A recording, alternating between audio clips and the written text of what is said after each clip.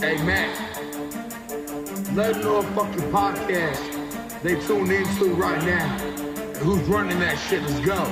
Hours of Chaos with Don Chaos. The Hours of Chaos with Don Chaos. The Hours of Chaos with Don Chaos. The Hours of Chaos with Don Chaos. The Hours of Chaos with Don Chaos. The Hours of Chaos with Don Chaos. The Hours of Chaos with Don Chaos. The hours of chaos. Jugs in this bitch, no jug shit.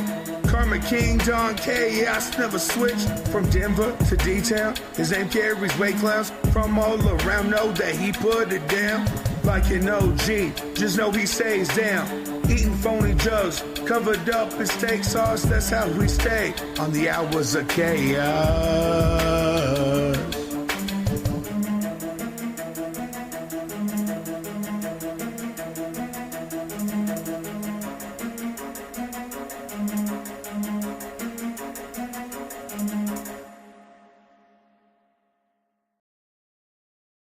Welcome back, everybody. It's your boy, Don Chaos. Hit that like button, smash, subscribe. Let's get weird. Say your prayers, check the mic. Got my notes, we're live tonight. Cameras rolling, chats on fire. Super chats taking me up higher. Yo, what's up? Let's break it down. Crazy theories all around. Conspiracy, some rap reviews and interviews with sketchy dudes. Enter podcast. Mic is hot, stream won't crash. Stream won't crash. Clickbait title, thumbnails rad. Tell your mom, tell your dad. Tell your dad. Wi-Fi strong, let's go in deep. Did Bigfoot take my Uber Eats? Aliens, ghostly vibes, or just some guy who's dead inside? Late night talks about rapping clowns. Don Chaos, don't mess around. If tech goes bad, then I might rage. But hey, like, comment, share this page. Enter podcast. Mic is hot, stream won't crash. Clickbait title, thumbnails red. Tell your mom, tell your dad. Shout out to the chat, y'all are wild tonight. Yo, who's trolling? Mods, get them out of here. What up, Evan? It's your boy, Don Chaos. We live, we raw. Hit that subscribe button or get the hell out. Wake your ass up, grab a drink. It's podcast time. What you think? Talking madness, going deep. Who stole my goddamn sleep? Clickbait title, views go high. UFOs and cryptids fly. Was Tupac clone, did Elvis die? Let's debate, don't ask me why.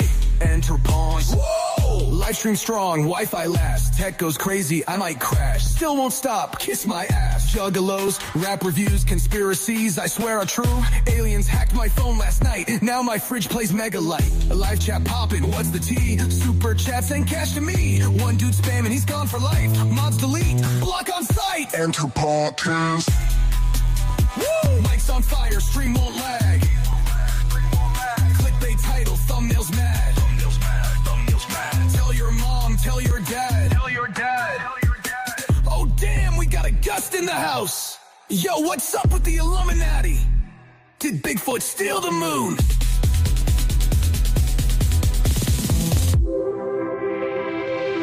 Did Bigfoot steal the moon?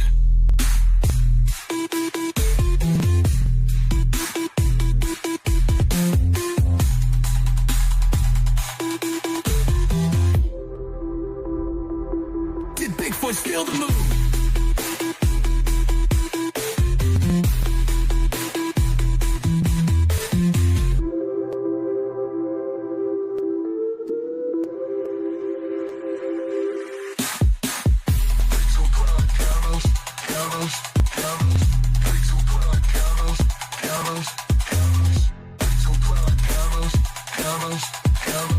Hangs your podcast. Live tap poppin', what's the D? Super chat sending cash to me. One dude spamming, he's gone for life. Mods delete, block on smite. Hangs your podcast.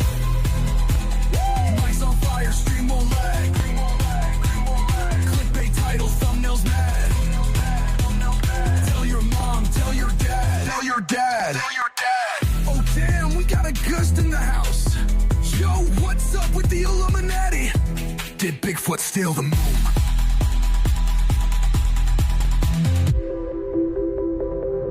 Did Bigfoot steal the moon?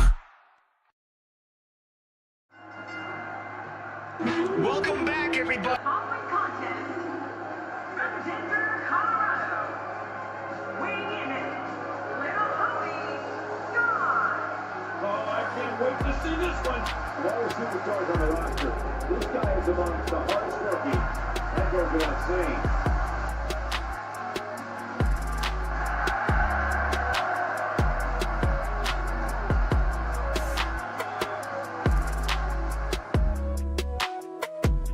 Definitely shout out to Don Chaos. Much love to Carnival Spirits. Shout out to you, Don Chaos. You've been putting in work, bro. Respect. Congrats to Don Chaos for 1,000 subscribers. Whoop, whoop. Keep it going, man. Congratulations, Don Chaos. Yes, keep it going, man. Good luck to you, fucking Don Chaos. And fucking hell yeah on your 1,000 fucking followers. Yeah, you know who it is. It's Ouija Mac, bitch. Shout out to Carnival Spirits. And fucking shout out to Don Chaos one time. You know what's going on. This is my brother.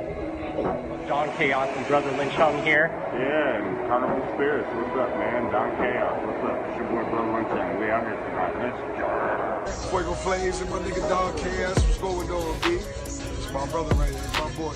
Excuse the left, excuse the left. Yo, what up, y'all? This is Don Chaos, and I'm with a very legendary man. Go ahead and introduce yourself. He's on. Hey, Sean. Yeah, we at the gathering, y'all.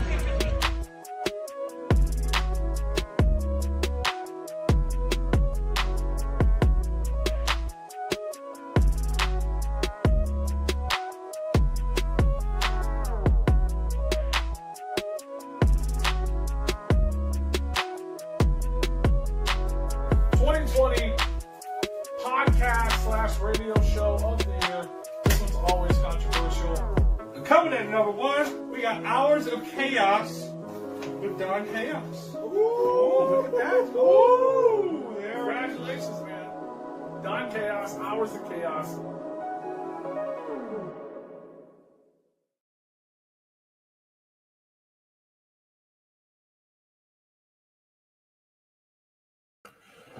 What is up, everyone? How is everyone today? What is everyone doing? Hopefully y'all are having a nice Thursday. So, yeah. Oh, let's fix the camera. It's lagging.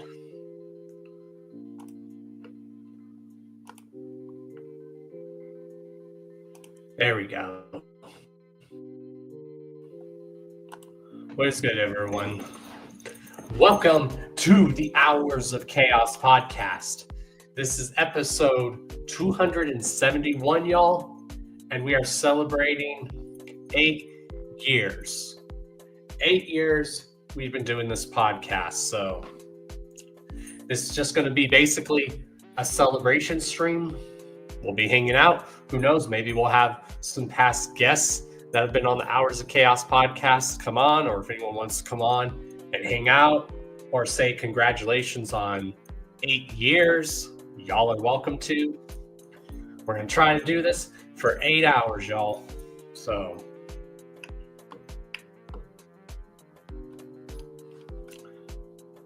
how is everyone? Hopefully y'all did fine 2 weeks without having me on. Let me catch up on the chat.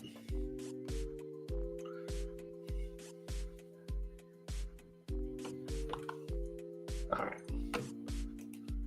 Oh yeah, what's up, EC? What's good, everyone in the chat?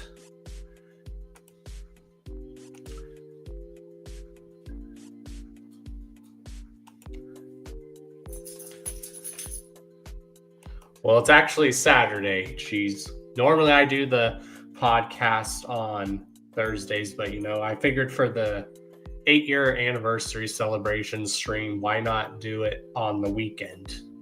So I figured to do it.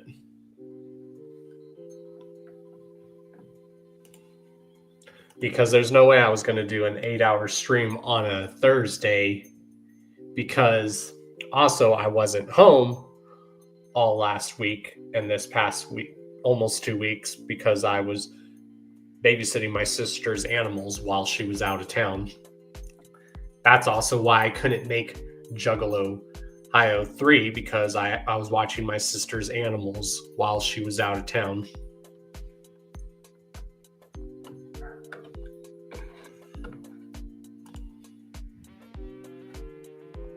Thank you. Yep, make sure you guys like, subscribe, share this everywhere. I think I did pin the link if anyone wants to join. Now, this is a celebration, y'all, so you have to at least be 21 or older because it's going to be just celebration. And we're also just going to be talking about some of y'all's favorite memories of the Hours of Chaos podcast. I want to know what some of y'all's favorite memories were, who have been some of y'all's favorite guests have been on the show, because we've had a lot of guests. Like, I was talking with Dungeon the other day. He's like, how many guests do you think you've had on your show? I was like, probably hundreds. I've definitely interviewed hundreds of people, and that's insane, right? That's why I figured rumor that I would go live too, because of how cold it is, and because it's better to just do long streams like this on the weekends. I can't like do it during the week. That's why when I do that usual Thursdays when I go live, I try to just go live for an hour or two, but sometimes I go over, and sometimes it ends up being a 3-4 hour stream. But it's because I just get so excited with the stuff I'm talking about that sometimes I go over the hour limit that I'm not supposed to, but that I try to go over. I try to do at least an hour or two stream usually. So I don't know if that means tomorrow I'll do a Chaotic Clown Lounge tomorrow. I probably still will. But we do have a guest lined up for this upcoming Thursday for the podcast. You guys can guarantee we do have a guest lined up for the Hours of Chaos podcast for next week. Today, we're just going to have a bunch of different guests.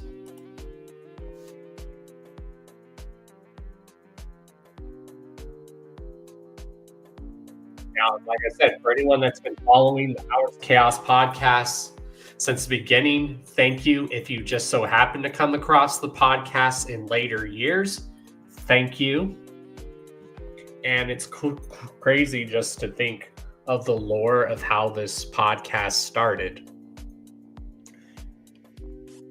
Now, for those that don't know, the lore of how I started doing this podcast was, at the time, before I decided to start doing this podcast, I'd been doing YouTube for 7 years at the time. So 8 years ago, I'd been doing YouTube for 7 years. Now, obviously, this year, I've been doing YouTube for 13 years. So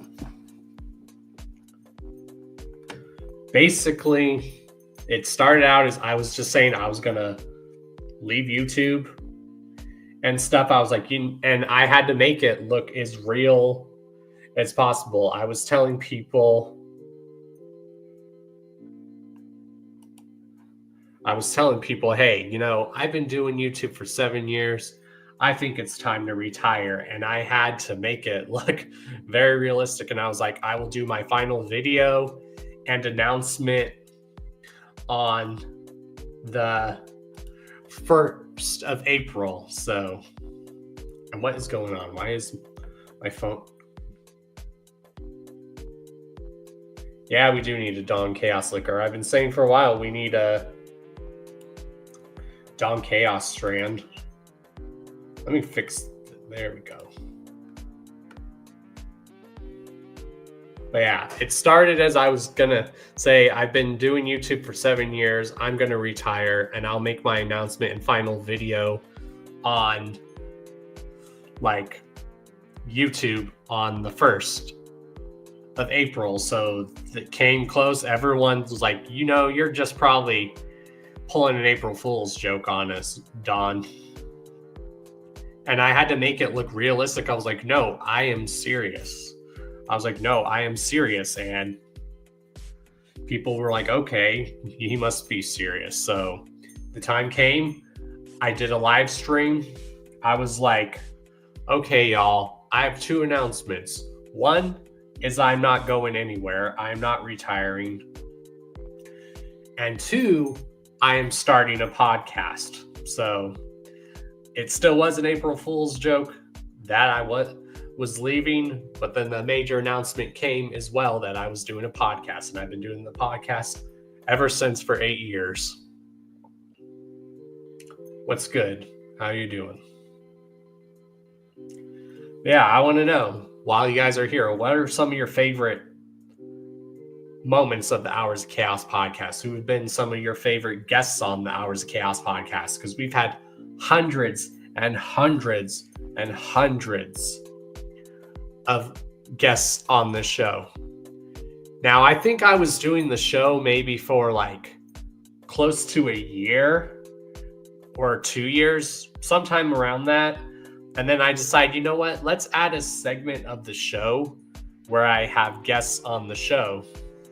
Because for a while, I would just do like before I did interviews, I would have my thoughts and opinions on stuff going on in the world and the community. And then I decided, you know what? Let's add to this show. Let's have guests on this show. And we've been having guests ever since. So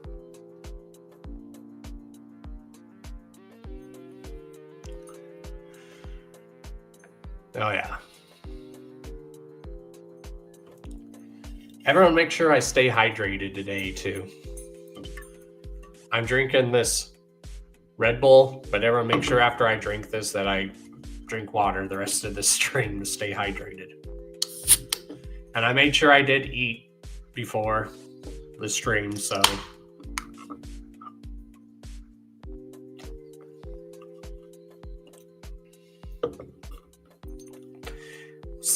I've had so many good guests, y'all. You know, some of those like guest spots that I've had, those interviews got deleted.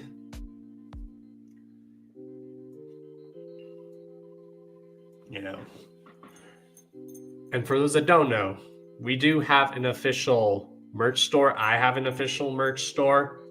So in celebration for the Hours of Chaos podcast, if you guys want, go ahead and get yourself some official Chaos strip, which is my own official merch store. You know, that would really help tremendously because there's a video project I want to do of people repping my official merchandise like Chaos strip. There's links to that down below as well as here on the main channel.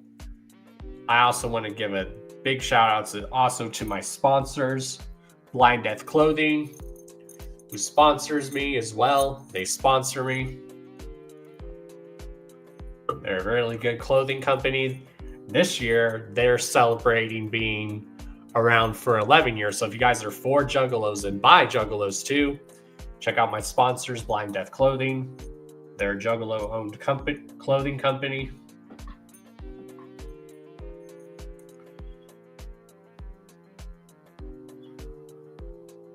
Yeah, basically, that's what happened.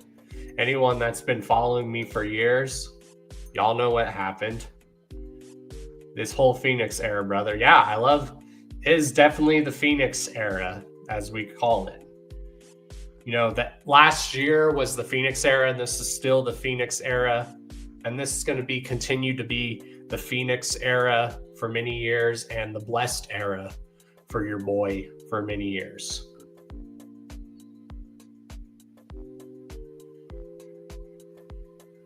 Yes, can confirm the shirts are good. And I can also show you guys the quality just by the hoodie. Where else can you say you can get a good hoodie, quality hoodie for $30 some? I know that's kind of hard to tell. There we go. Look at that quality, y'all. And this is a hoodie, and this is only $30 some. And then there's the back. Hold on. There we go. There's the back. So we have that as a hoodie. We have that as a shirt. We have vinyl stickers. Shouts to my lady, Twisted Taily, who made a lot of those designs.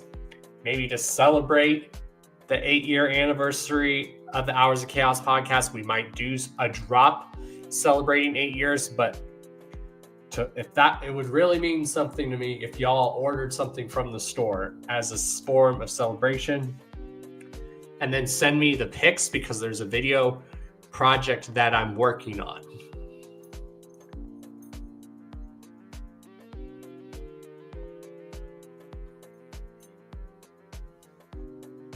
Because, you know, a lot of people are sometimes usually at the top and then they get knocked down. And then sometimes those people stay down. No, I'm one of those people throughout my whole life. Whenever I've gotten knocked down, I've gotten right back up. And I tell people, do not give up. And I do this, y'all, because I have such a passion for this culture and this community. This culture and community has been in my life for 27 years of my life. And I like to promote talented people because a lot of the talented people in our community and the world in general get overlooked. And I like to make sure that talented people aren't getting overlooked because that tends to happen a lot. A lot of the talented people, a lot of the humble people, the people that actually help people out, they get overlooked a lot. A lot of us that do positivity for the community get overlooked a lot, y'all. A lot. Because, you know, life is too short to be negative all the time. It is too short. And I can say out of many lives that I would never ever say in my lifetime or any other lifetime that I would say that I'm blessed. I am truly blessed.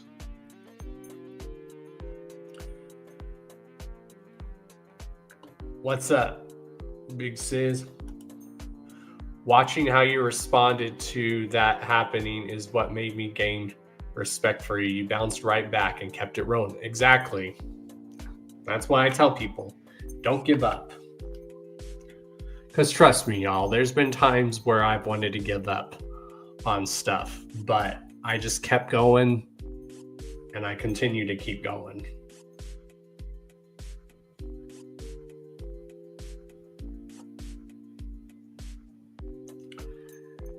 And there's a lot more good to come, you know, like I said, order from my official store. You know, the main goal is to get me and Taylor back to the gathering because we both haven't been to the gathering in years. She hasn't been, I think, since 22, I believe.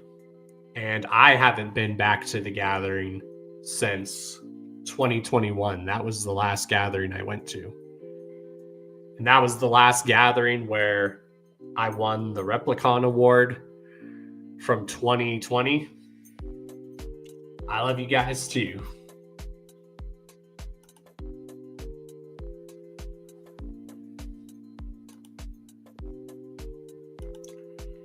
Oh yeah, 2021 was a magical year.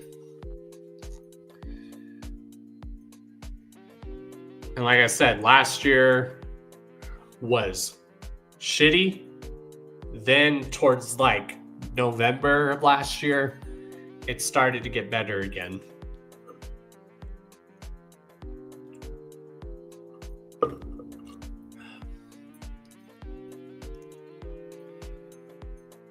So yeah, the link is there.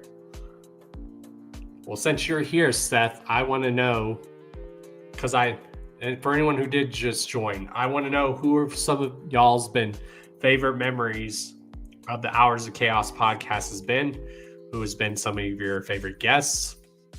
Because I've interviewed hundreds and hundreds of people. And I've been doing this podcast for almost 300 episodes, y'all. So that's going to be crazy when we get to the 300th episode of this show.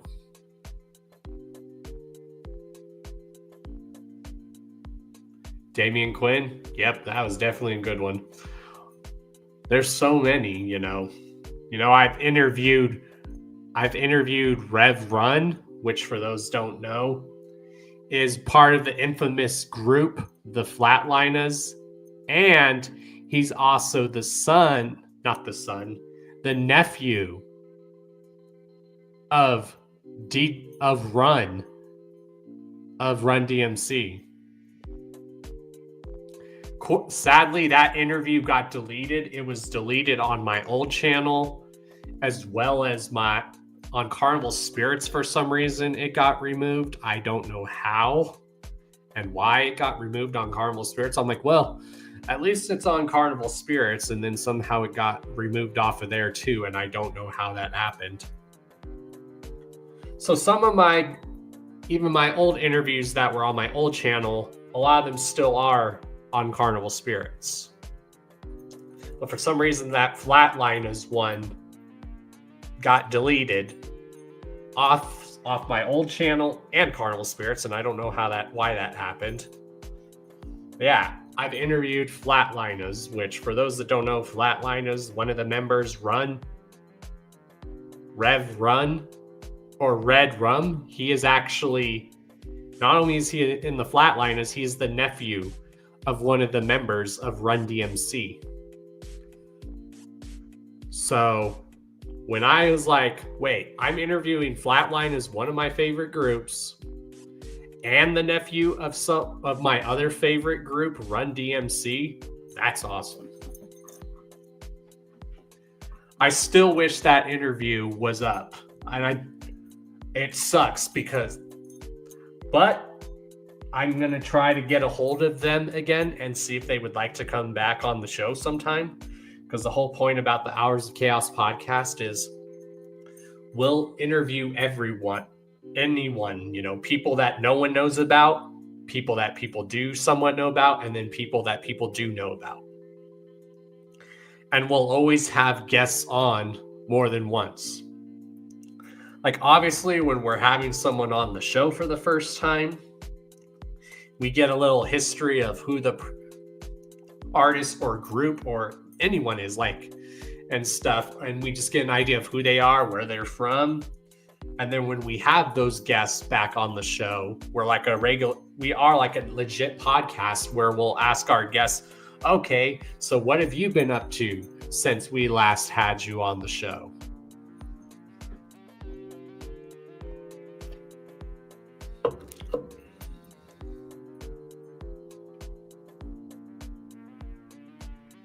I wish.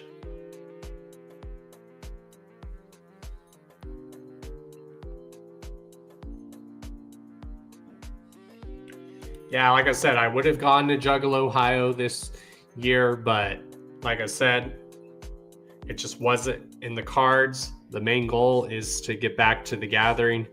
And because around the time Juggalo Ohio 3 was happening, I was watching my sister's animals while she was out of town. So I had to be there to watch them, which I didn't mind at all.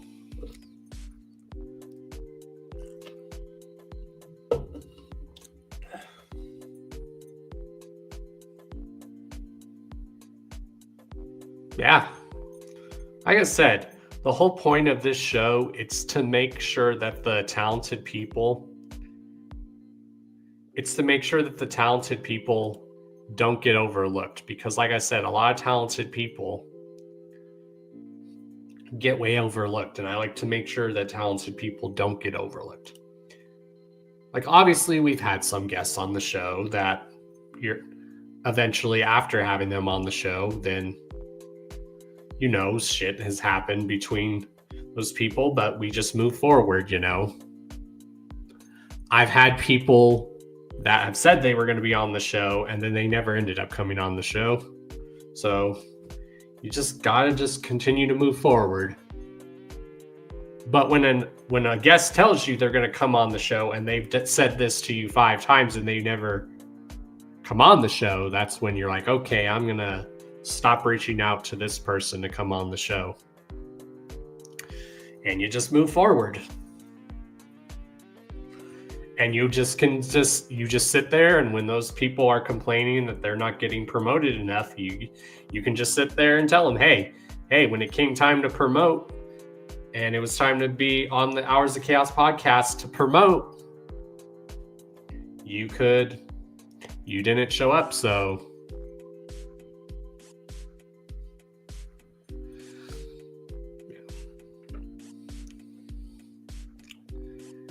Yeah, we do have the link pinned in the chat. So even if anyone wants to just come on for a little bit, hang out and say congratulations on 8 years, y'all are welcome to.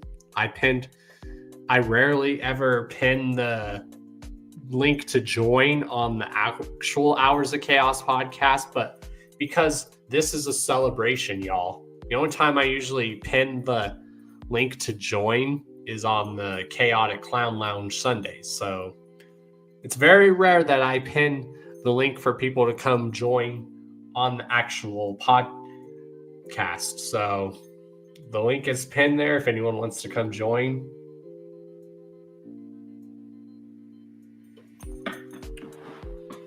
So yeah, and to celebrate 8 years, y'all, if you guys want, order something from the Hours of Chaos podcast. Order something from my official merch store, which is called Official Chaos Drip. And I want to bring up something that my girlfriend Taylor made in celebration for the Hours of Chaos podcast. Let me go pull it up.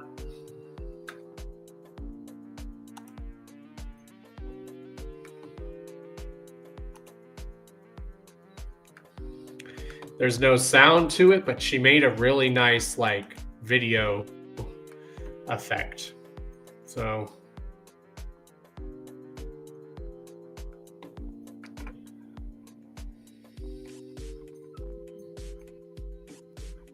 you guys know this. This is all a positive stream. We all just hang out. We're just chilling.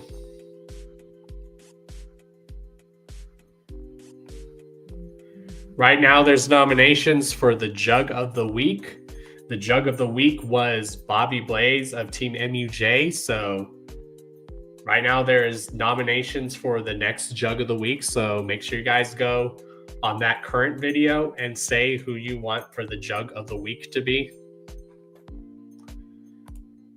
All right, let me pull up what my girlfriend made. It was really nice what she made. Shouts to Taylor.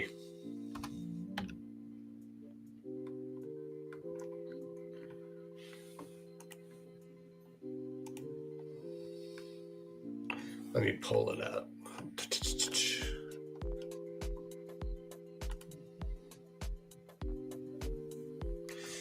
Shouts to Red Bull, Grapefruit, and Blossom. I have the other new flavor, which is wild berries. So after a few days, I'll do a reaction to that and see how that flavor tastes. All right.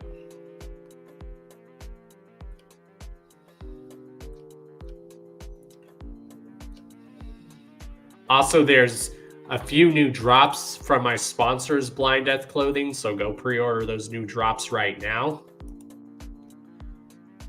Where is it?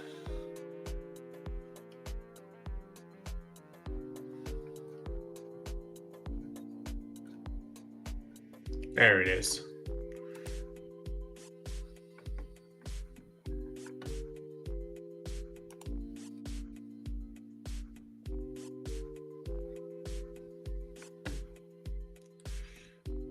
All right, what's going on here?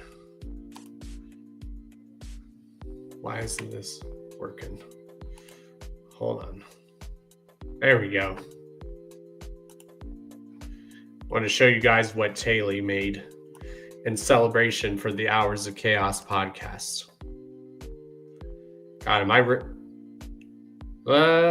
I haven't tried it yet, but I've heard the wild berry one is good. All right.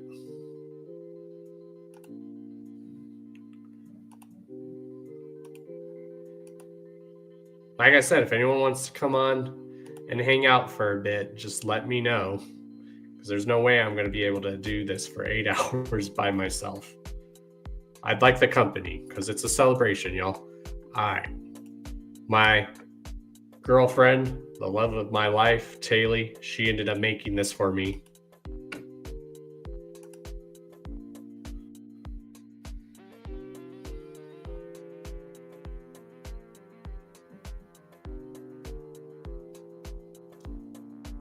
I love it. I love it.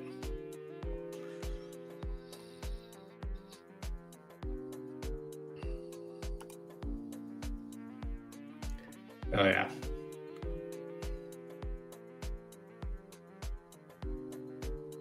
Yeah, go right ahead.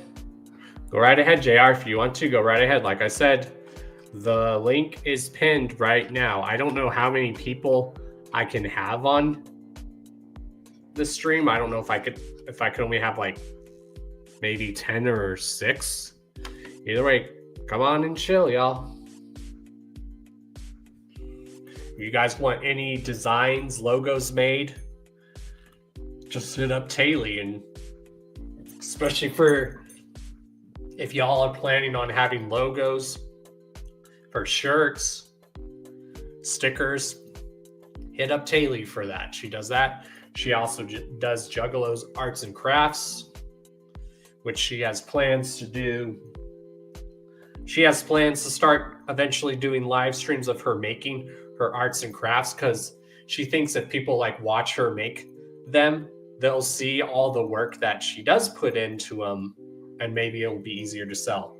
I mean, I already know she puts a lot into her arts and crafts because she puts her heart and soul into it. I already know that. I already know she does that. A lot of us here already know she does that. Because, you know, she's got to buy the materials to make stuff. So order something from her as well. Or you want something custom orderly made, hit her up.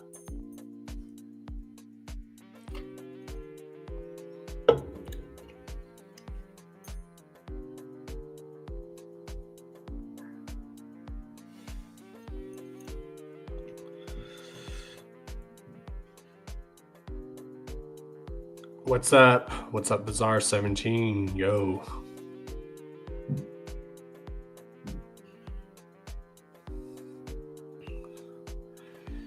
Yeah, 8 years, y'all. 8 years. Can I do an 8-hour stream? I mean, I was able to do a 7-hour one last year. And for those that are wondering, we aren't just live here on YouTube. We're live on Twitch as well. So we're live on Twitch as well as YouTube. What's up, MC Wig Splitter? How you doing?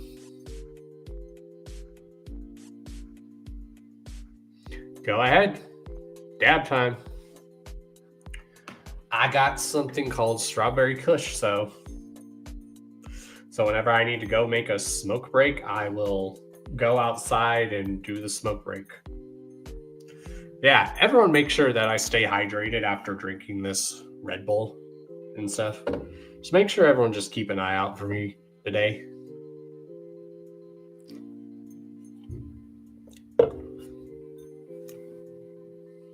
I do this because I love this, so. And if you guys do order something from my store, that would be greatly appreciated, and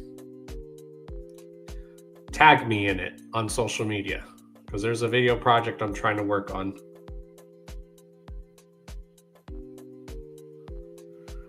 But like I said, when I go take a little smoke break with y'all, I'll go outside because I'm in the house and I don't like to smoke in the house. So, but I got something called Cherry Kush that I'm smoking right now.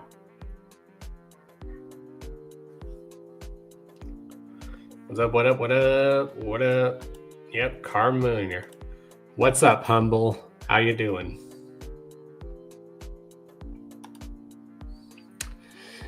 Eight years, y'all. 8 years of doing this podcast, 13 years of doing YouTube.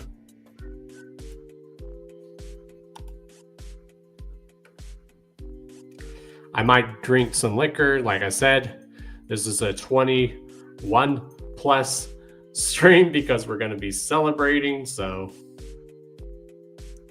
yeah. Pretty much.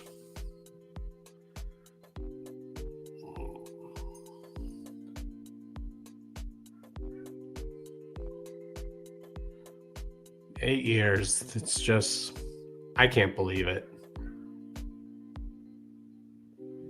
No, I'm not going to get spun the fuck out. No, you don't have to worry about that, Humble. I won't do that. I won't do that. I won't get that.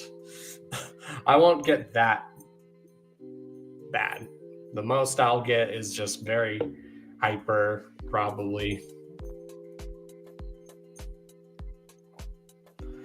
I don't like to do that.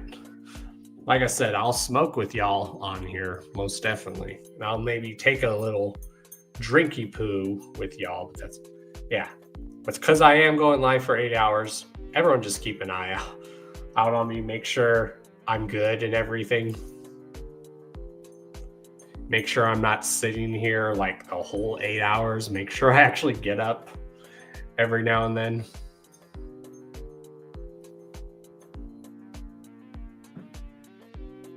Can I do this 8 hours? Can I do it? Can I do it? That is the question.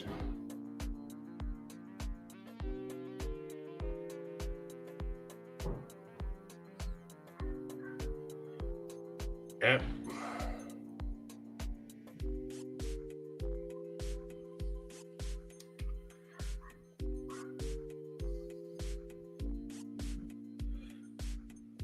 Yeah, I know. That's why I said everyone just got to keep an eye on me today. I will. I'll definitely drink some water. I will.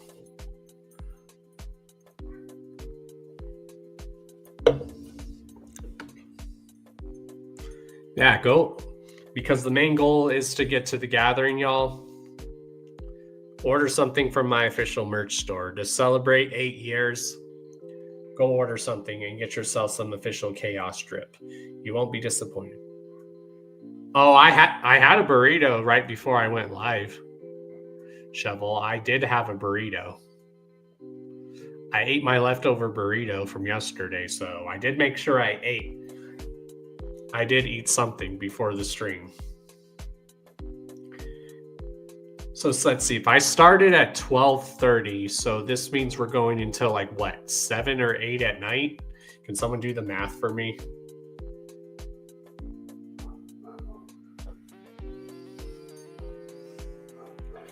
I bet then that's you, Prez, in the chat. I don't know who that is. Using the Midwest United Juggalos channel. I don't know if that's you, Jiggy, Blaze, or if that's you, Prez.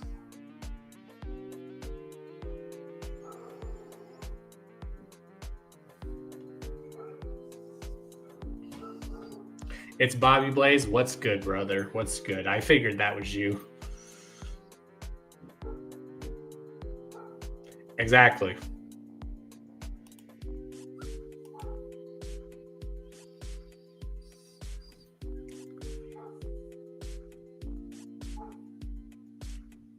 Hell yeah.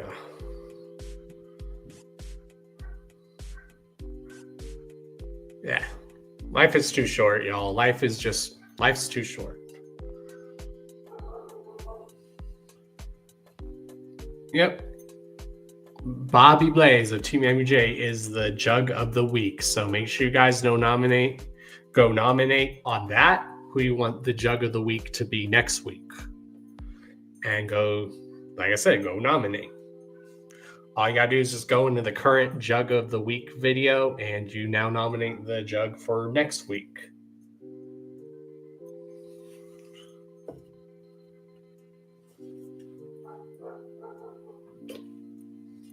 But yeah, this has been basically, as Dilly the God said, this has been known as the Phoenix era for Don Chaos. This is the Phoenix era for Don Chaos, and this is the blessed era for Don Chaos. Everything else from here on in, blessed, y'all.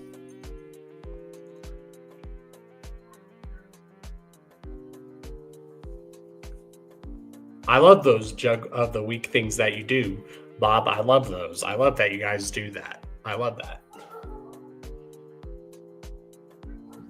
Like I said, I like to make sure, that's the whole point of why I started doing this podcast too, is I like to make sure that the talented people in this community don't get overlooked. because not just in this community, but the world, but especially in this community, a lot of talented people in this community get overlooked. You guys know this show is my baby. This is my pride and joy. I've done all this by myself. For the last 8 years, in the last couple years, I've started getting help with this show and everything. You know, we have this dope background, you know, that TJ made.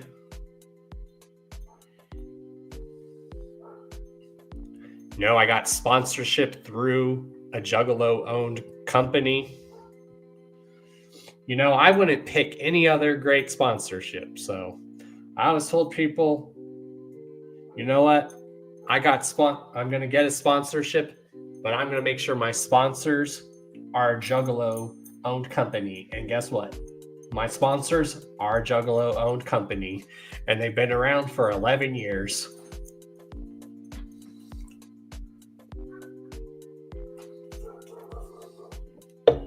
And we sponsor numerous people. I'm the first podcaster, YouTuber that they sponsor. We sponsor a lot of acts and artists in the underground. We also sponsor a metal band. I forget the name of them. We sponsor 2 pro skateboarders here at Blind Death. And then we sponsor 2 actual models.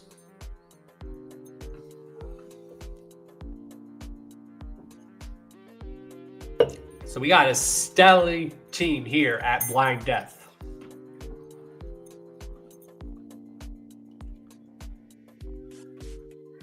It is a cool idea. You're very welcome, Weird Bob. Sorry. But shout outs to Chuckles. Chuckles is the one who hit up the guy who runs Blind Death. And I've been supporting Blind Death even before I got sponsorship through them. So hold on, y'all. I'll be right back. I do need to go get some water to balance that out. I'll be right back, y'all.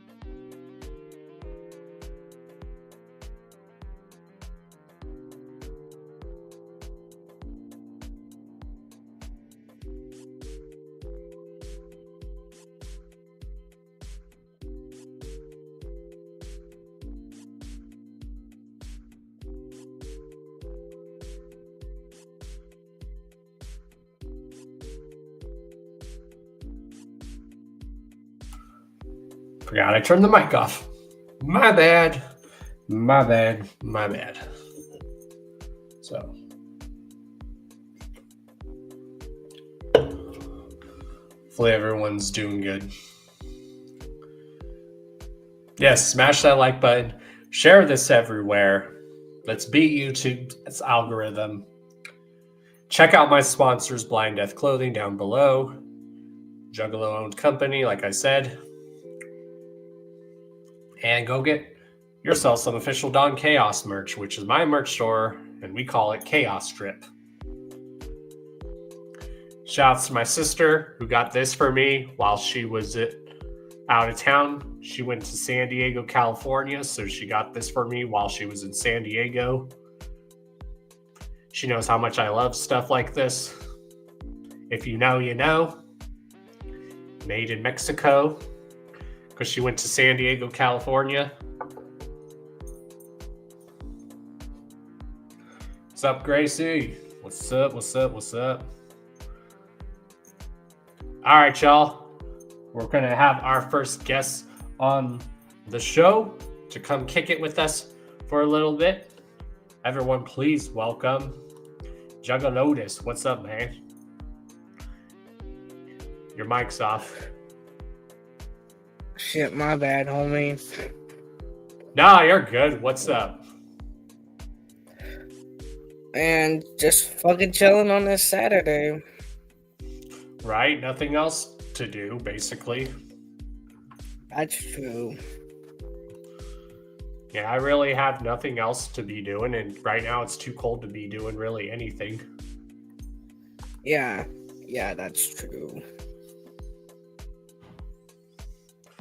Yes, pick that hoodie, Bob. It's really awesome. It's a really awesome shirt because I have it. Like I said, if you guys like Juggalo-owned companies, check out Blind Death. And because a lot of the artwork on there is done by hand, by a pencil, by the homie. So he puts a lot of work in making those designs because they're all hand-drawn with a pencil.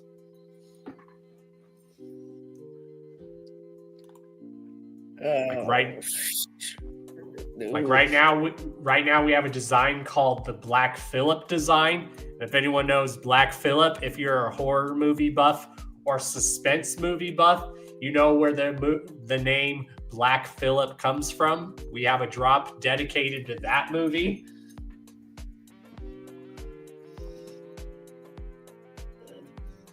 Which I still always joke with people, and I say if I get a black goat someday, I am going to name it Black Phillip or just Phillip. I mean, you don't want to name it the obvious. You don't want to name it Satan. Yeah, that's true. That is true. I mean, you could easily have named it Lucifer, but no, you don't want to give that away. People be like, why is your goat named Phillip? It's like, if you know and you've seen the movie, you would get it. Yeah. And for those that don't know the movie I'm talking about, I'll just say it's called The Witch. You guys need to watch it. It is a messed up movie. It is messed up. But it deals with the paranoia of how people felt in the 1600s, like with witches and stuff. So it hits like a tone. It's like, damn, people were really that paranoid back then? Yep.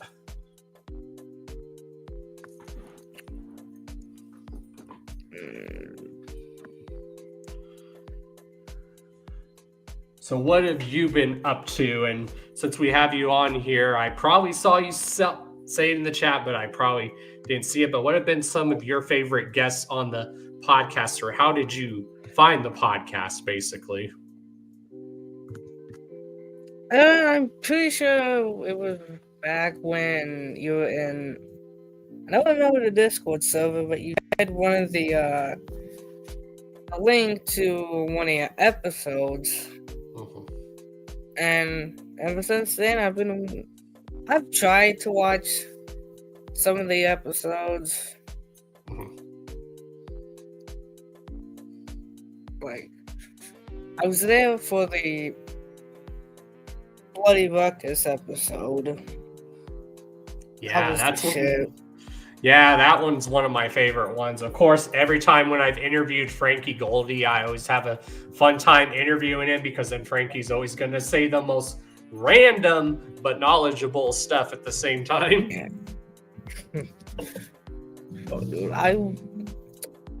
When I started out, it was like just like underrated motherfuckers that no one ever heard of.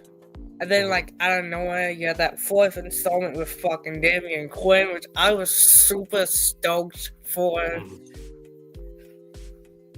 And in that interview, he said, if you're a Dogcat fan, get ready because this is the year for all the Dark Half projects. So hopefully we'll be getting sick at heart after almost a whole decade of waiting.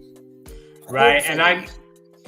and I know it's going to be hard. And I know when I interviewed Damien, he said that it's been hard for him to try to put this project together because he wants to make it perfect. But he says just hearing all this stuff from Gino that he did back in the day, it's hard to listen to because, for those that don't know, Gino's no longer with us, which is sad. And he was a talented artist, but he had so much unreleased music. It's crazy. Like, I have a homie who did a song with Gino, and he's like, yes, it is. I have a homie who did a song with Gino, and he's like, I don't know if I want to release this or just keep it personally for just me and my friends to hear.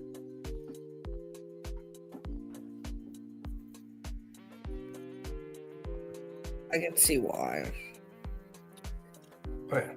Like, he had that unique voice. That dude, he had such a good singing voice. And when we lost him, I literally lost a homie because I would hang out with him during a lot of shows and stuff, and we would just talk for a little bit. So that's why it hit home for me a lot when he passed away. Yeah.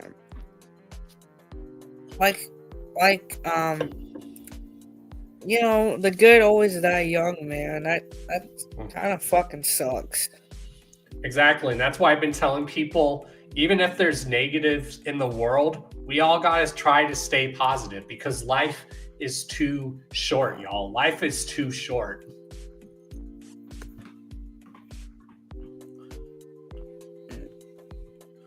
Or that's why I always tell people to reach out to someone. If you know someone who struggles with mental health, even if that person is telling you, I'm okay, I'm fine, just check on them just to make sure. Yeah.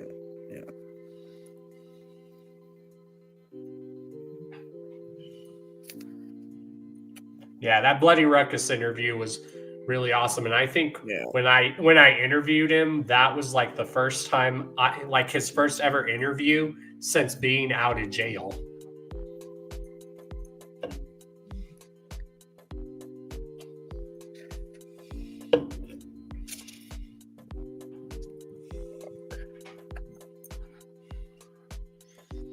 So what would probably be since we're on the topic of Bloody Ruckus, who would actually be what would be one of your favorite Bloody Ruckus songs if you had to pick some? One of mine is Child of Grimm. I love that song.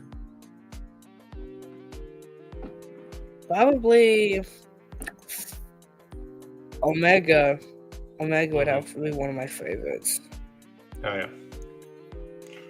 And a little fun thing that people don't know, because I said how Blind Death, how we sponsor a lot of people in the underground too. One of the guys on our team that we sponsor here at Blind Death is actually Bloody Ruckus. That's fresh as fuck. Yep.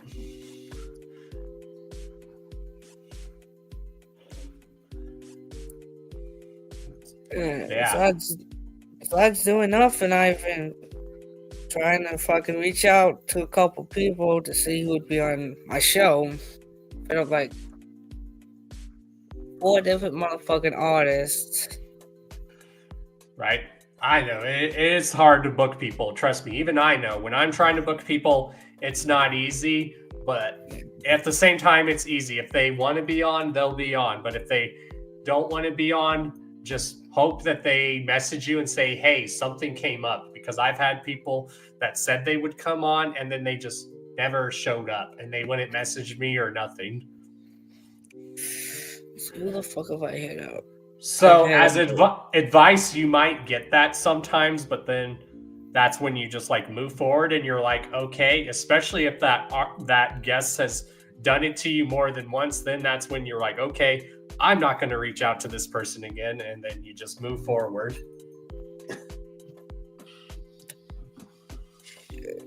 I know I've hit up Bloody Ruckus.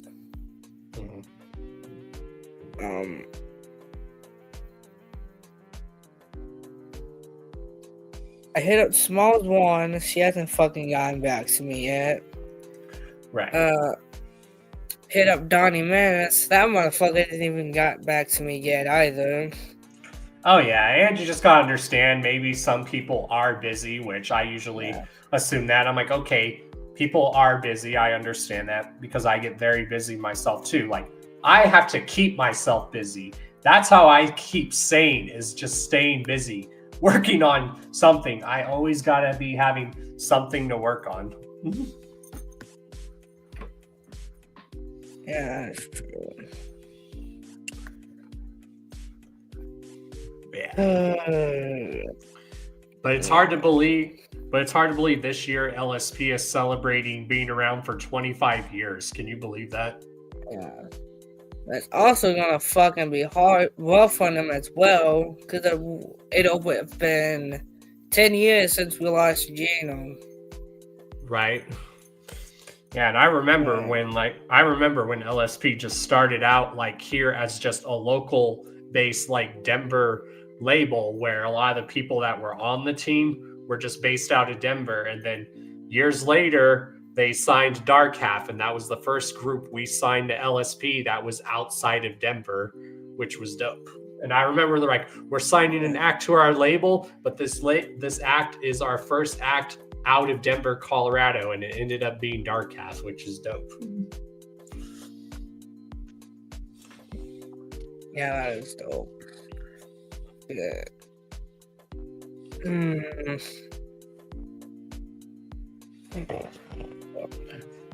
But yeah, when people always ask me I'm always asked who my favorite guests are. I'm like, it's hard to pick because I've interviewed so many people.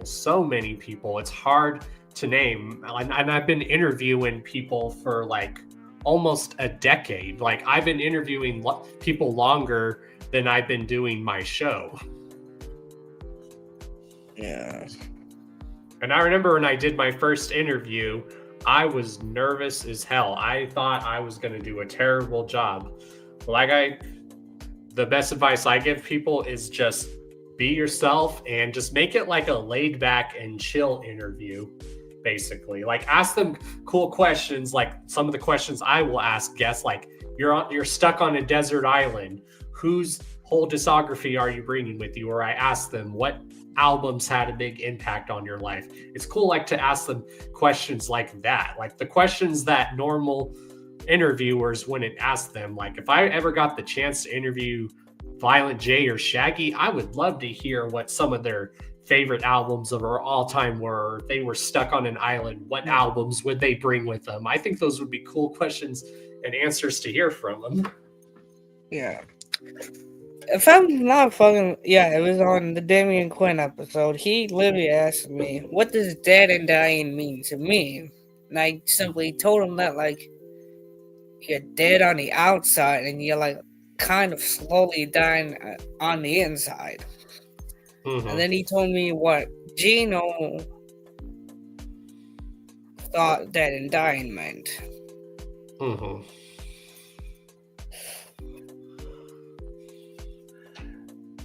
Yeah, that's what I tell people. Life in this life, and just the way the world is now, I always tell people I understand it's hard to be positive, but you got to be you got to be able to stay positive, even if it's like so hard.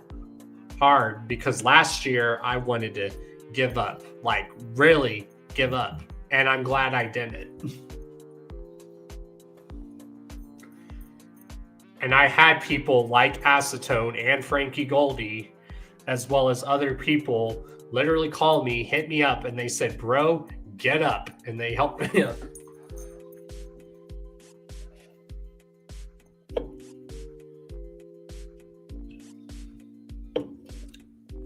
I didn't think I would ever come back from the situation that I was in, because mostly once someone gets knocked down, they usually stay down. I told people, never do that. When you get knocked down, you get right back up.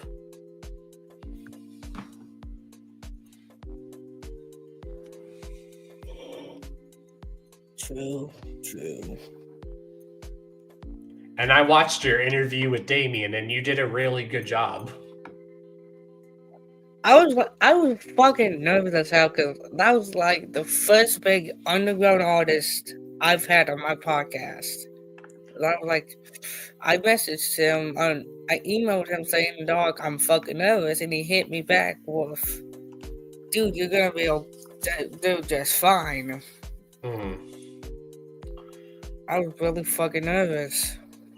I hear you. I mean, I still get nervous. Even when I'm about to just go on, I still get nervous. But the fun thing that always makes doing this podcast fun is I'm helping promote people, but it's also helping me. It helps with my anxiety because growing up, I hated public speaking. I hated it. When I was in school, I was a terrible public speaker. And doing this, a lot of this stuff has helped me become like a better public speaker. Yeah. So I don't just do this to help people out. I do it because I also love this culture and community, but I do it because I used to hate speaking. If I wasn't around the people I knew, I would just shut down and I would just keep to myself. But now I'm not afraid to like approach people and meet new people, or if someone approaches me and talks to me, I'm usually chill now. I'm like all not nervous as hell. I mean, I still get nervous, but I don't get as nervous as I used to.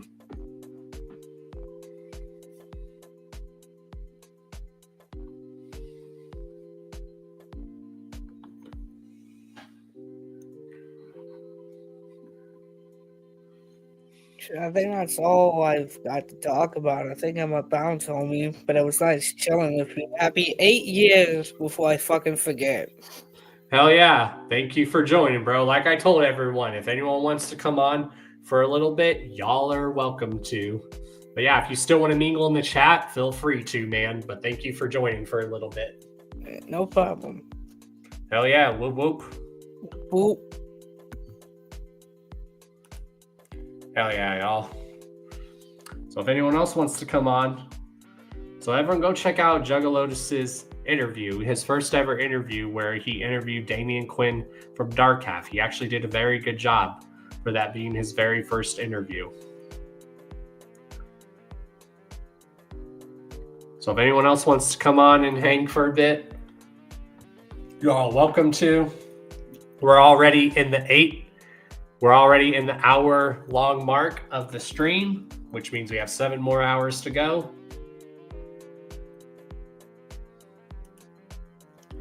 So let's get some little music going, shall we? And if you're still here, Gracie, I know you're going to love this song because I know how much you love Bloody Ruckus too. So I'm going to play this song. This is one of my favorite Bloody Ruckus songs.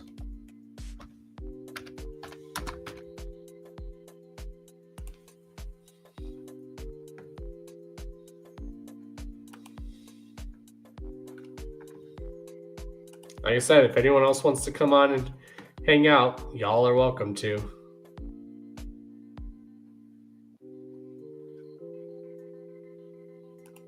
All right, let me get the song ready. Let's do one of our first jam sessions. We might not play music all through the show, obviously, but I'm definitely going to play this song. Y'all would love this song. All right, let me get it ready. Shouts to my bro, Bloody Ruckus. Like I said, we've had him on the show.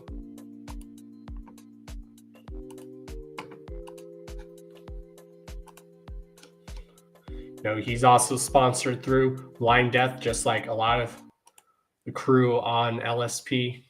A lot of us, the crew on LSP, are sponsored through Blind Death. So, yeah. Now I gotta play Daughter of Grimm by Bloody Ruckus because I love this song.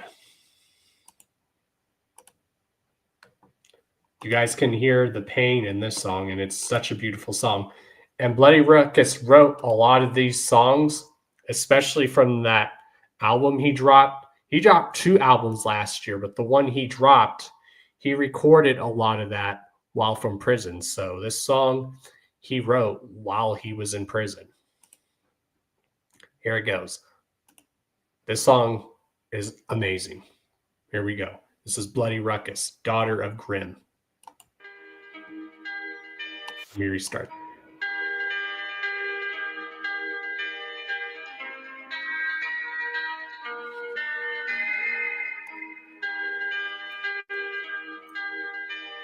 Let me see them L's in the chat, y'all.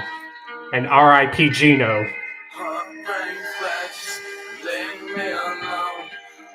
Just a corpse with nowhere to roam. With a touch of death, I can feel her breath up and down my neck as I'm dying slow. Looking at the stars in the moonlight, in the cemetery where we dance. I can feel her on my hand. All that love, right with her body in the trunk.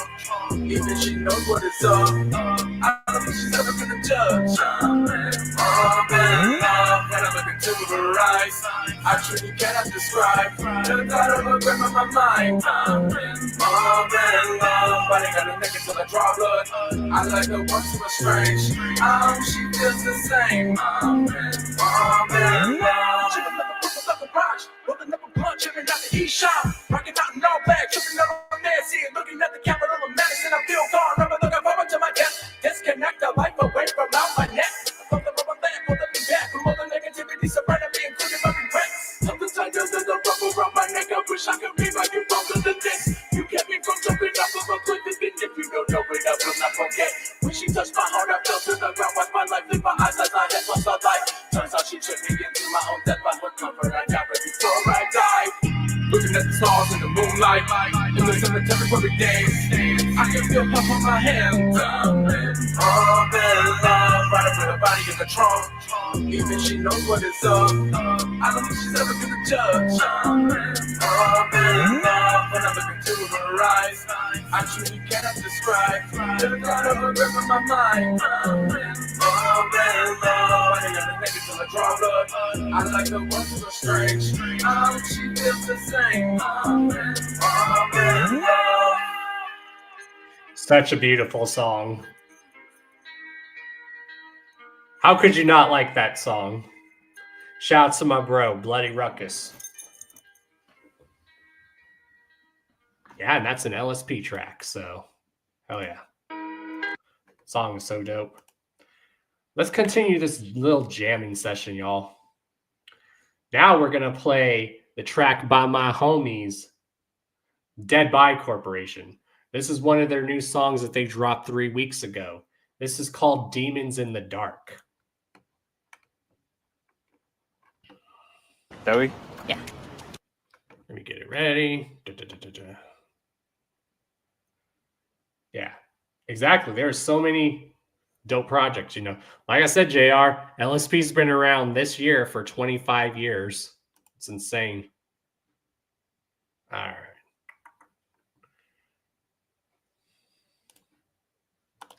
Now we're going to play Demons in the Dark by my homies, Dead Body Corporation. My homies from down in Florida. Y'all are going to love this song too. I know some of y'all have heard this, but if you haven't heard it, enjoy this song. Again, this is Demon in the Dark by Dead Body Corporation. Demons in the Dark. There we go.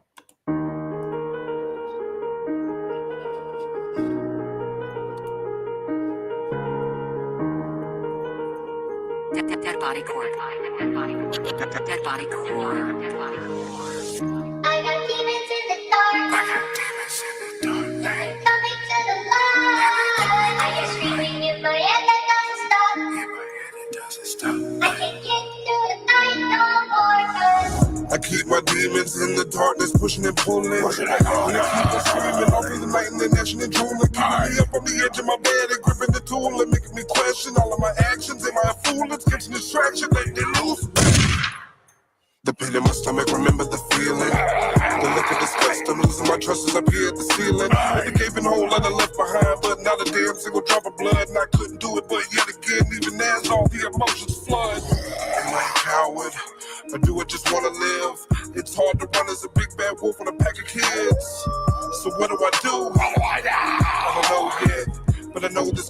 making it worse. We should go back. Remembering these year times before the canines when we was chasing dimes. Now we got hunger pulling us under, keeping us in a bind. The only concession to this infection is that I'm not alone. As long as my brother's out in these streets with me, I got a home. Yeah.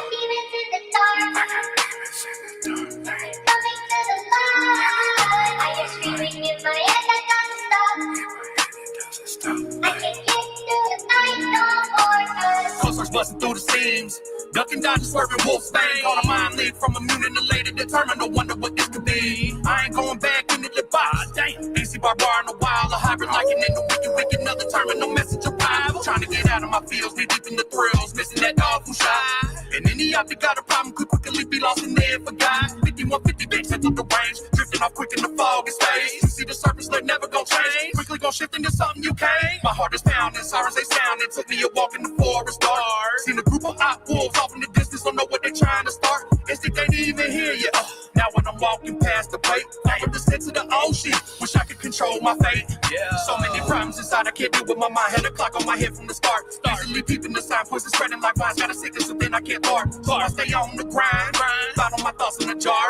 I hear these voices every time. Demons in the dark. I got demons in the dark. Coming to the light.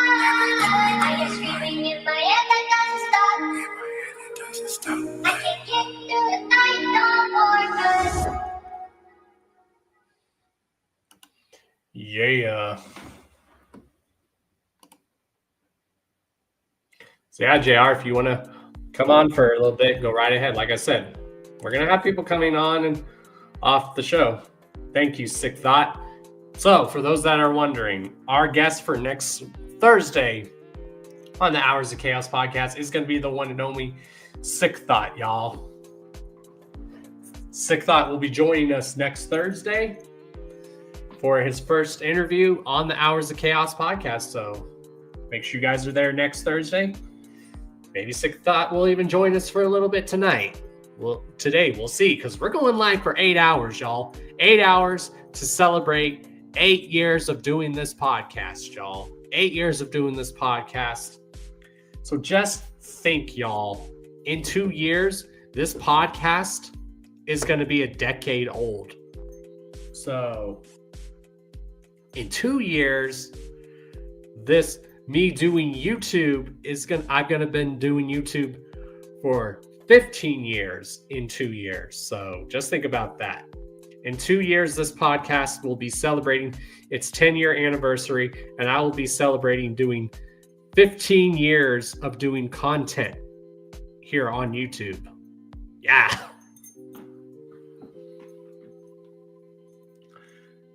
Hell yeah. What you eating for lunch, JR? Like I said, I had my leftover bean and chicharron burrito. What's up, Taffy? Was a goodie. Yeah, we're going live for 8 hours today. Can I do it? Can I do it? I mean, I went live for 7 hours last year, so. Again, y'all, just so you guys know, we're not just live here on YouTube. We're live on Twitch as well. We're live on Twitch. So for those that don't know, I do have a Twitch as well. And I think that's how I got affiliate on Twitch when I went live for 7 hours last year. That's probably how I got affiliate on Twitch from doing that. Ribeye, potato wedges. Ooh, as in ribeye steak. Yes, please. I love some good ribeye steak. What's up, Wakanda? What's good? Wakanda and Taffy in the house. In his ass. Oh, the Red Bull's starting to kick in. Uh-oh.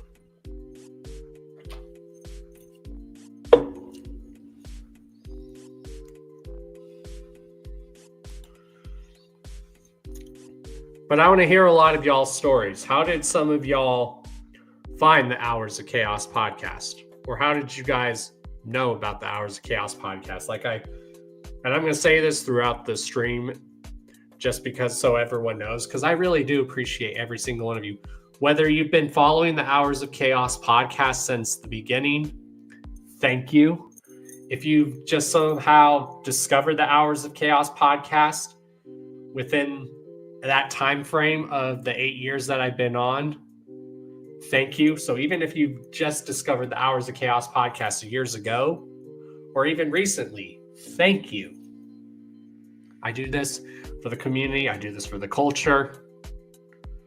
Like I said, this whole Juggalo underground culture has been in my life for 27 years, y'all. I've been into this since I was 8 years old. I'll be 35 this year. Holy shit. Just imagine that, y'all. I've been into this shit since I was 8. I'll be 35 this year. 27 years is a long ass time. Oh yeah, I got my water here. Thank you. Thank you. Like I said, everyone keep an eye out for me today. Sure, yeah.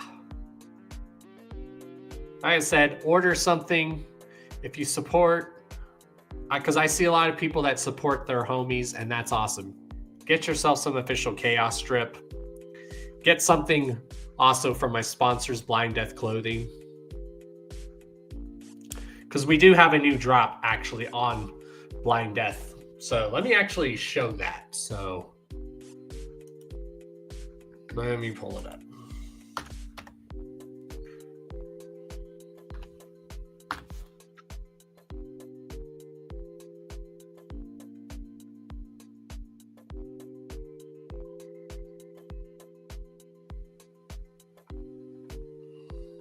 I'm going to show you guys the new drop that we have from Blind Death. So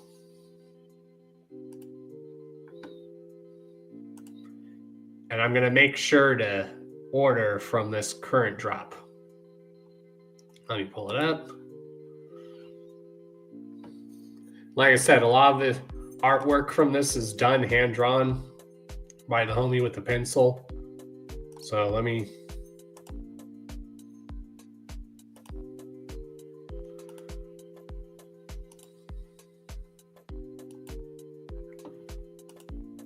All right, here's some of the new stuff that we have from Blind Death. We have this new logo, which is the logo for, it's called the Lord of Logos. This is one of the new Blind Death logos for 2025. Again, there's link to them in the description, as well as here on the main channel.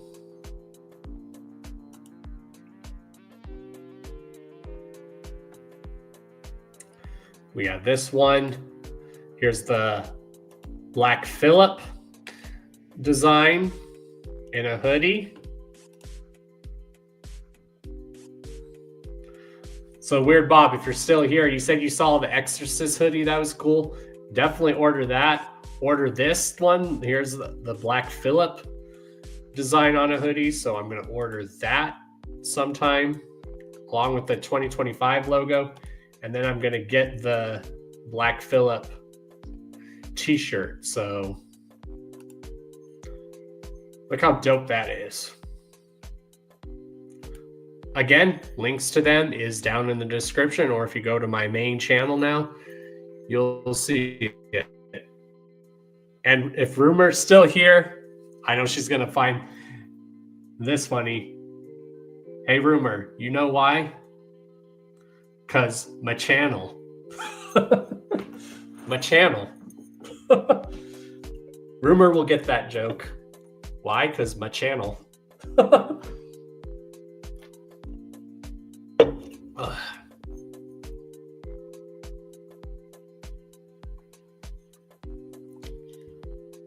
8 years, y'all. Cheers.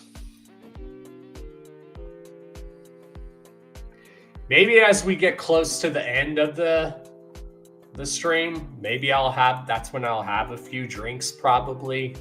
We'll see. We'll see.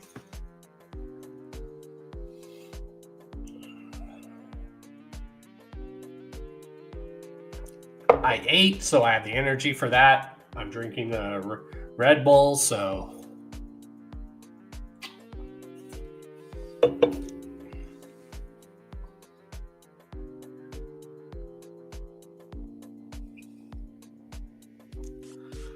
Let's see. Who's other people that I've interviewed? I've interviewed Cheesegate. Like I said, I've interviewed Scum. I've interviewed Damien Quinn. I've interviewed Bloody Ruckus. I've interviewed Donnie Menace. I've interviewed Acetone.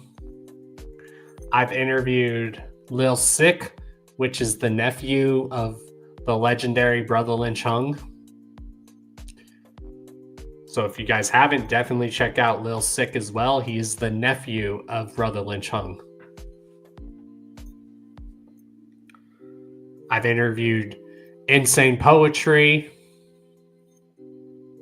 So many people. I've interviewed up-and-coming people that people know, and then I've interviewed legends and veterans and people that do know, because we have a lot of different types of guests on this show. A lot. And the main purpose is to just drop my news and thoughts on stuff going on in the Juggalo underground community and culture, just sharing my thoughts on stuff, as well as helping to promote people. Not just musically, but if you have your own company or you're a Juggalo that does arts and crafts, we will interview you. Again, it's to make sure that the talented people in our community don't get overlooked, because that does happen. It's giving recognition to those that deserve it.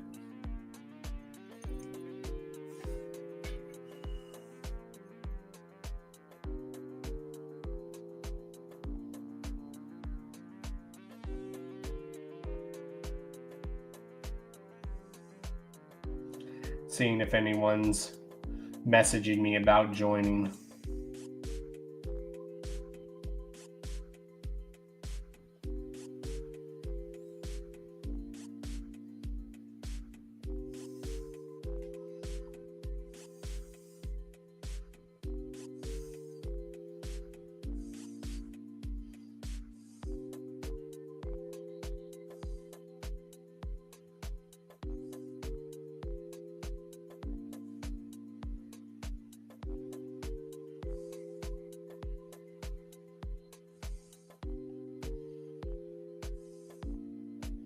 Thank you, everyone who's been sharing the stream everywhere on your socials. Thank you.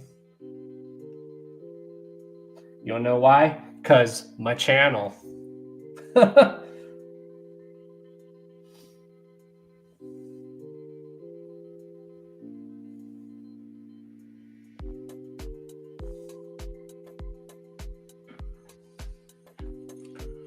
yeah. So what else do y'all want to talk about? Yeah, it's hard to believe I've been doing even interviews for almost a decade. Like, I started doing interviews even before. I was doing interviews around the same time as I was doing the Hours of Chaos podcast during the early days, but I didn't add the interview segment of the Hours of Chaos podcast. I added that segment later on. That was probably after doing the podcast for maybe a couple months or maybe a year at least, or half a year. But I was doing interviews even before I added that segment to the show. Because on Carnival Spirits, we would do an underground interview segment where we would interview people. And that interview segment is how I started doing interviews. And it was called, what was it called? Shoot. In the Tunnels, that's what it was called. It slipped my mind for a second, but yeah.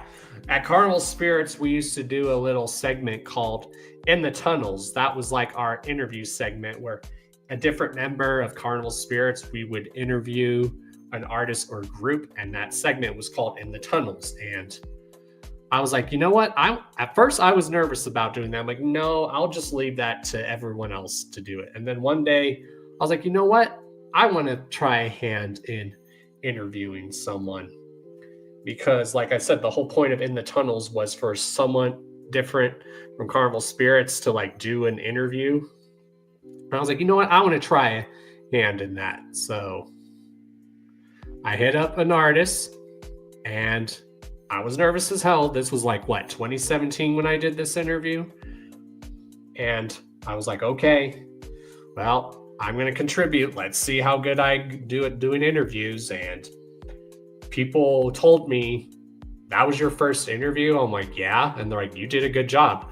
And at the time, I didn't know if people were just being nice telling me I did a good job, or that I really was doing a terrible job and people were just telling me I did a good job just to be nice.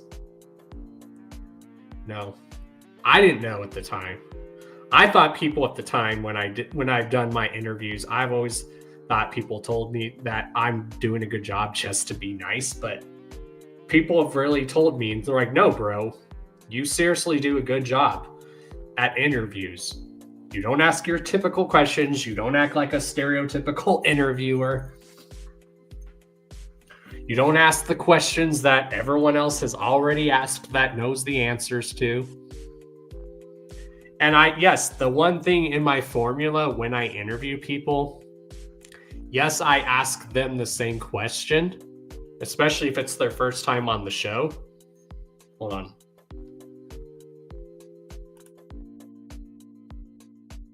All right.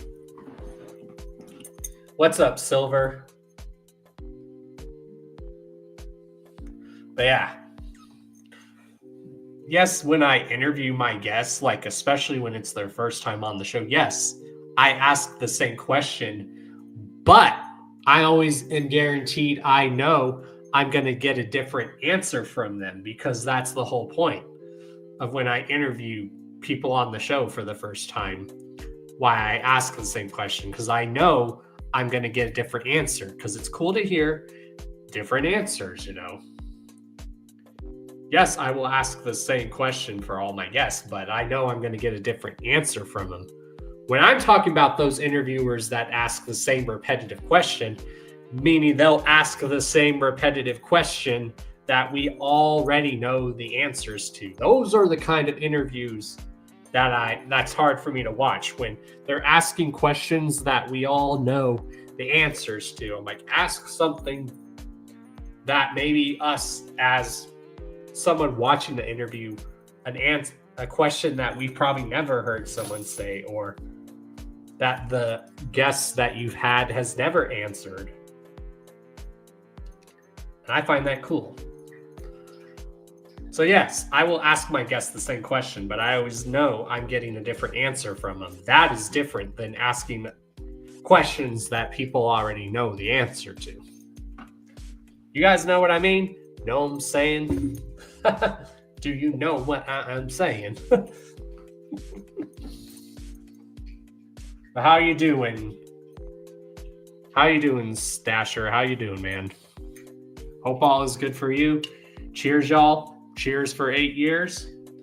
In 2 years, we've been doing this podcast for a decade in 2 years. And then in 2 years, I've been doing YouTube for 15 years. Wow.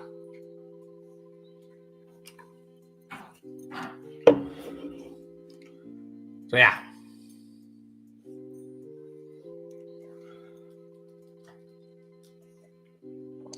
Stasher, you've been here for a while. Who have been some of your favorite guests on the Hours of Chaos podcast? What are some of your favorite memories of the Hours of Chaos podcast?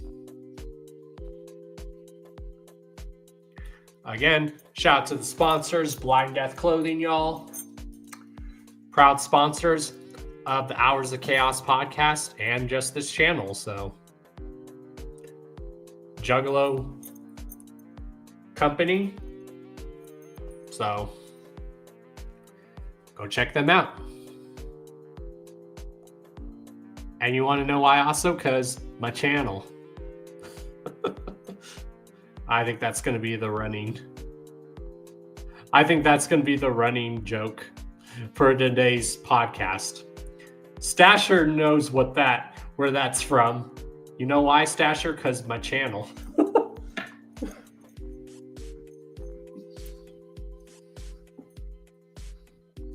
Thank you. Yeah, Chuckles has always been awesome whenever Chuckles has come on the show.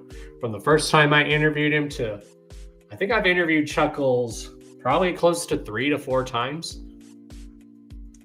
And like I tell people, I like having my guests on more than once. Because I don't know if anyone else does this, but does anyone else, if you watch a certain podcast where people get interviewed, am I the only one who actually goes and watches like all these interviews that people have done with like guests on their show? Am I the only one who likes to binge watch interviews by certain people?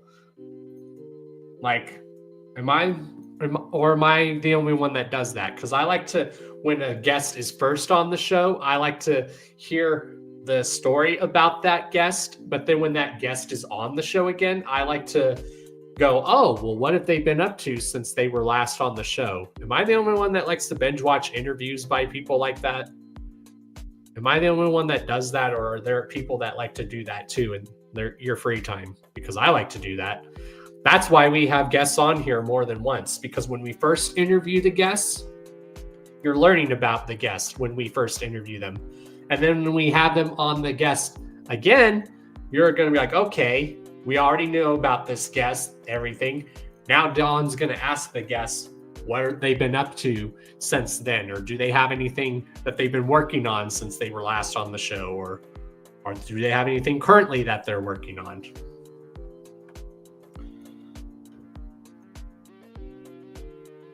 Bloody Ruckus, yeah. Bloody Ruckus is amazing. We were just playing some Bloody Ruckus earlier. We've actually interviewed Bloody Ruckus too. Definitely got to get at him to come back on the show. Like I said, right now there is the link to join y'all is pinned at the top of the chat. Like I said, I normally don't pin the link for people to join on the podcast. I usually only do that for the Chaotic Clown Lounge Sundays. But I figure because it's an 8-year celebration, you know, let's do it. Like, who knows? Maybe people that have been guests on the podcast will show up, you know. Bobby, I know you were in here, and I know you messaged me earlier in the week, said that you were going to come on for a bit. So Bobby, if you want to come on, the link is pinned. So hell yeah.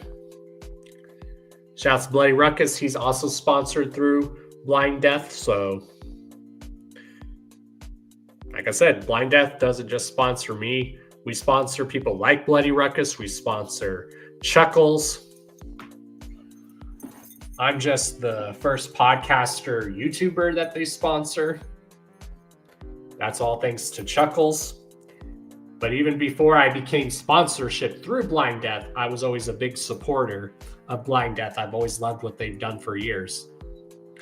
And I was like, you know what? It would be cool to get sponsorship through them, because I've been following Blind Death and supporting them for years. And then one day Chuckles hit me up and he was like, bro, I just talked to them, and us at Blind Death, we want to sponsor Don Chaos and the Hours of Chaos podcast and just sponsor Don Chaos. And I was like, well, the stars aligned here, because Blind Death is a Juggalo-owned company. So there you go. What's up, Frankie? The big announcement, y'all. It's official. The Jug Awards are going down July 5th, y'all. July 5th. If you're not busy, Frankie, if you want to come on for a little bit, the link is at the top of the chat. Because we all love when Frankie Goldie makes his appearance on the Hours of Chaos podcast. Because we need you to come on and school people, Frankie. Tell people how it is. Because we love that. But since you're here, Frankie, cheers for 8 years of the Hours of Chaos podcast.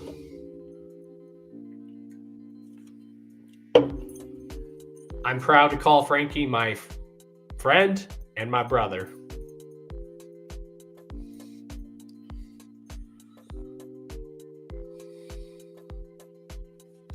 But yes, y'all, July 5th is when the Jug Awards go down. Oh yeah, definitely, bro. Thank you. I will. Like I said, I'm going live for 8 hours, so we're already almost at the 2-hour mark.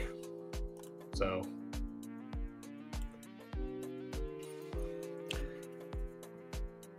Frankie's my bro, y'all. That dude is one of my best friends, so that dude's my friend, so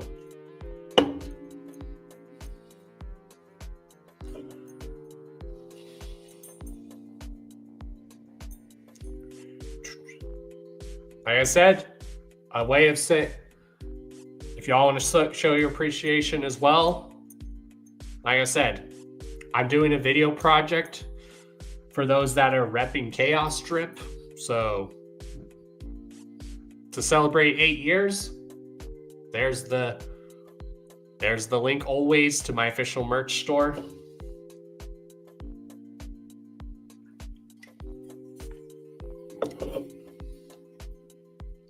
EC's another dope person.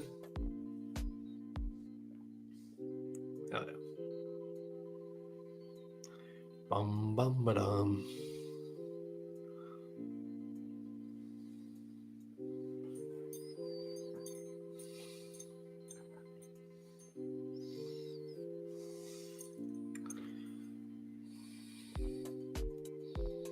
Yeah, we've had so many guests on the show. Like I said, I was talking with Dungeon and he's like, I think you've interviewed like probably close to like over 100 people. I'm like, you're right. I have. Damn. That's insane. I didn't even think this show would last 8 years, y'all. I really did not think this show would last 8 years. I did not think that this show would make it. Right now, we're at the 271 episode, y'all. So just think, in the next coming weeks, y'all, this show is going to be celebrating its 300th episode, y'all. Its 300th episode. I want to go see it. Like, a part of me wants to go see it. A part of me wants to. I'm trying to think what movies are coming out that I want to go see. Because the last movie I saw recently was the new Captain America. That's the recent movie that I've seen. And then before that, I saw Deadpool and Wolverine, I believe. My girlfriend kind of wants to go see it. I'll have to ask her if she still wants to go see it. I do want to go see the IMAX because you guys know how they do phantom movie events where they'll like bring an old movie back to theaters for a limited time. I know everyone's going to enjoy this, especially Frankie, because we all love Studio Ghibli, so I don't know if they're still doing this, but at certain select theaters in IMAX, they're bringing the movie Princess Mononoke back into theaters, but it's going to be playing in IMAX on the very big screen. So, if I want to go see any movie right now, I want to go see Princess Mononoke in IMAX because that is one of my favorite Japanese animation movies. I am a sucker for the Marvel movies. Yeah, I am. But then again, I've always been a fan of Marvel comics, even when I was a kid. So even as a kid, I loved Marvel comics before there was like full-on the Marvel movies that came out when I was growing up. I've always been a fan of Marvel comics growing up. Like I grew up watching the 90s Spider-Man animated series. I grew up watching the 90s Incredible Hulk series, the 90s Iron Man series. I grew up watching the 90s X-Men animated series. I've always just been a fan of Marvel just growing up. Yeah, Princess Mononoke. Yeah, you know. You know.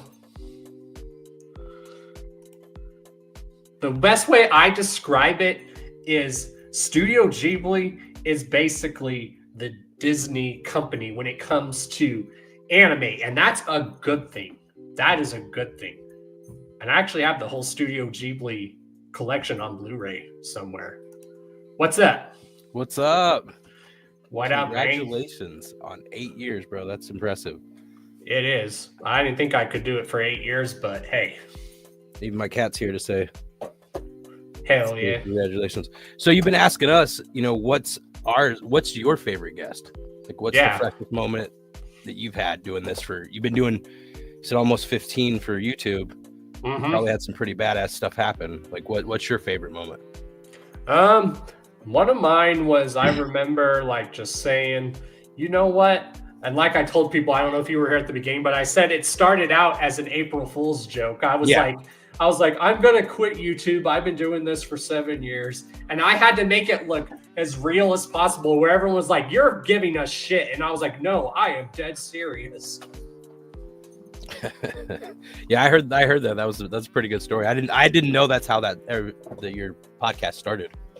Yep, I was like, I have 2 announcements though. And I was like, and I'll make the announcement April 1st. So I was like, well, the first news is I'm not going anywhere. But the second news is I'm going to start doing a podcast, y'all. And I've been doing it ever since. Oh, yeah. Who's your, if you could interview anybody, who's your, dream guest? Let's see. God, that is tough. I've interviewed so many people. Like, I've interviewed a lot of the people that I've wanted to interview, and it's just And like I tell people, I think that's why everyone loves my interviews, because I don't act like you're a typical interviewer. I ask my guests the same questions, but I always know I'm going to get a different answer from them. Yeah. Oh no, I enjoy your interview style. I've gone back and binged a little bit, so. I mean, I'm not going to lie. I would love to interview Jay, Shaggy, maybe even Ouija, because who doesn't want to hear, if ICP or Ouija was on a desert island, what albums would they bring with them? Yeah. I mean, I'm definitely interested to know what all 3 of them, their answers would be. Because I feel like Jay would have some crazy shit. Exactly. I know most people will just say 5 albums, but I do my own twist on it. I always tell people, which artists or groups discography are you bringing with you? Oh, yeah. Obviously, I always pick ICP's discography because it's a big discography. Yeah, that's a lot of albums. I pick Ouija's, and then I pick Wu-Tang, and not just their I mean, those 3 alone give you a wide range of, God, that's probably got to be over 100 albums between the 3 of them, I bet. Well, and with Wu-Tang, I don't just go with their studio albums. I also go with their solo albums, the people that are affiliated with them. Yeah. Oh, yeah. Yeah, that alone is probably about 60 albums, I'm pretty sure. It's got to be, by the time you include solo albums. Exactly. Well, then we were talking about that. Who was your biggest, the first wow, oh, I got this person. You know what I mean? You said you got a lot of people you wanted off your list. Probably when I did interview Flatliners. Yeah, that's a hell of a pull. I didn't realize you had interviewed them. That's legendary. They're pioneers of horrorcore right there. Yeah, they were the ones who were the first group called horrorcore, and when I interviewed them, they were like, "Wow, you know your history." People like to shit on horrorcore, but when you look at it, horrorcore back in the day, it wasn't all horror. It was showing society in the form of a horror movie. It would talk about that. It was conspiracy theories. It always wasn't just murder, death, kill. It was the level after gangster rap, more extreme. Yeah, it was just the next degree. I mean, and that was some of the stuff, Young Jug, Enjoyer, the Little Wicked shit. That's the stuff that I studied back in the day. We'd go to, the funny thing is I'm actually still going to the same record store. It's in its 6th location, but ever since I was, 12, 13 years old, asking them to order Brother Lynch and because that's the only way you could get Brother Lynch back then. And that's why I tell people I don't think one person invented the genre. I think everyone, no matter where they were, invented their own style. Because you got Ice Cube did a bunch of real horrorcore stuff. I got really into him because of that. Even Eazy-E was doing horrorcore back in the day. Mm-hmm. like everyone was experimenting with horror rap back then. I'm glad to see it's still alive too. You know what I mean? We were talking about LSP, and shout out them. They definitely help keep the horrorcore scene. Yeah, and a lot of the albums I've been listening to is bringing me back to the days to where you can just listen to an album from beginning to end. You don't need to skip it. I love that. Like I've been doing that with a lot of old albums back in the day, like just listening to them and vibing out from beginning to end. So when I want to get lost in music, I just put on some MF Doom or something. Yeah, yeah. Or if I really want to vibe out and chill, I put on some Tribe Called Quest. Hell yeah. I love Q-Tip. That in my rotation. Been a while since I listened to any. Yeah, Q-Tip is like one of those people, like when people say, what's one of your probably favorite artists / producers? I was like, Q-Tip is probably one of them. No, yeah. And even Def Jam, like, because Flatliners was on Def Jam, but Def Jam was going to create another sub-label back in the day that was just going to pertain to horror rap, and it was going to be called Def Jam, like the word death. Def Jam, yeah. That's pretty cool. I didn't know that. Yeah. It makes sense. They did have a lot of people that were doing it all at the same time. Exactly. And what's cool about Flatliners is when I interviewed them, I had no idea that one of the members is actually the nephew of Russell Simmons and the nephew of one of the members of Run DMC. That's crazy. I never knew that either. But then I'm like, wait, Rev Rum from Run DMC, and his nephew was called Rev Rum. I'm like, yeah, it kind of makes sense. As soon as you said that earlier, I was like, oh, okay, I get it now. Kind of felt like one of them things, you know what I mean? I've heard it forever, and I just thought it was, a play on his name. Didn't know a play on his name and they're related. Right. And then when you add what the name of their album, USA, what it stood for Under Satan's Authority. Oh, yeah. Yeah, I didn't think I knew that either. Yes, Q-Tip does have good verses. Yeah, that last Tribe album was amazing. And I think that was a good send-off, because usually when a member of a group passes away, some groups continue and go on, which is fine. But when Fife from Tribe passed away, they're like, no, we're just going to retire comfortably out of respect for this. That's the way to do it. Like, I mean, it's completely different genre drop, but the whole Pantera thing, like, it kind of bothers me as somebody who was a big Pantera guy growing up that... you've got two members of Pantera. You don't have Pantera. They should be calling themselves, tribute to Pantera or something. Right. And that's why I tell people I've never seen Slipknot live, and I'm still adding them to my list. But I know when I go see them that two members of the original band aren't going to be in there, but I still want to see them live. Yeah, they still put on a good show. I am lucky to have seen them with the original members a couple of times. I went to a lot of metal shows growing up, especially, Ozfest. I was pretty much every Ozfest from, I don't know, like 98 on till it stopped. Oh, yeah. And I always go back and rewatch that footage of Slipknot where it had Joey playing the drums while upside down. That shit's crazy. I saw that live, the one show. The funny thing is we went and saw them. They headlined Mayhem Fest in like maybe 2006, 2007, something like that. And my buddy left because he thought the show was over, because it looked like they ended the show. Everything went dark. I'm like, I'm not doing anything yet. And they came out and did one more track, and he went upside down in that track. So my buddy missed it. He was so pissed. I saw him, 2 hours later, and I'm like, bro, did you see that? He went upside down. He's like, what? I fucking left. I was trying to beat the traffic. Yeah, there's always those groups where I was like, especially because I know how stuff is expensive, I was like, some of those groups, like, I'll just see once. And then there's some of those groups I'll always see no matter what. Like, I'll always see ICP no matter how many times I've seen them. I'll see Ouija no matter how many times. But Metallica, I only have to probably go see them once because I know how expensive their shows are. So I was like, I'll just do that once and say, hey, I've seen Metallica. Yeah. I've seen Metallica, but I've never seen him with James Hetfield. I saw him at the Summer Sanitarium tour, and he got in a jet ski accident. It was in a full body cast.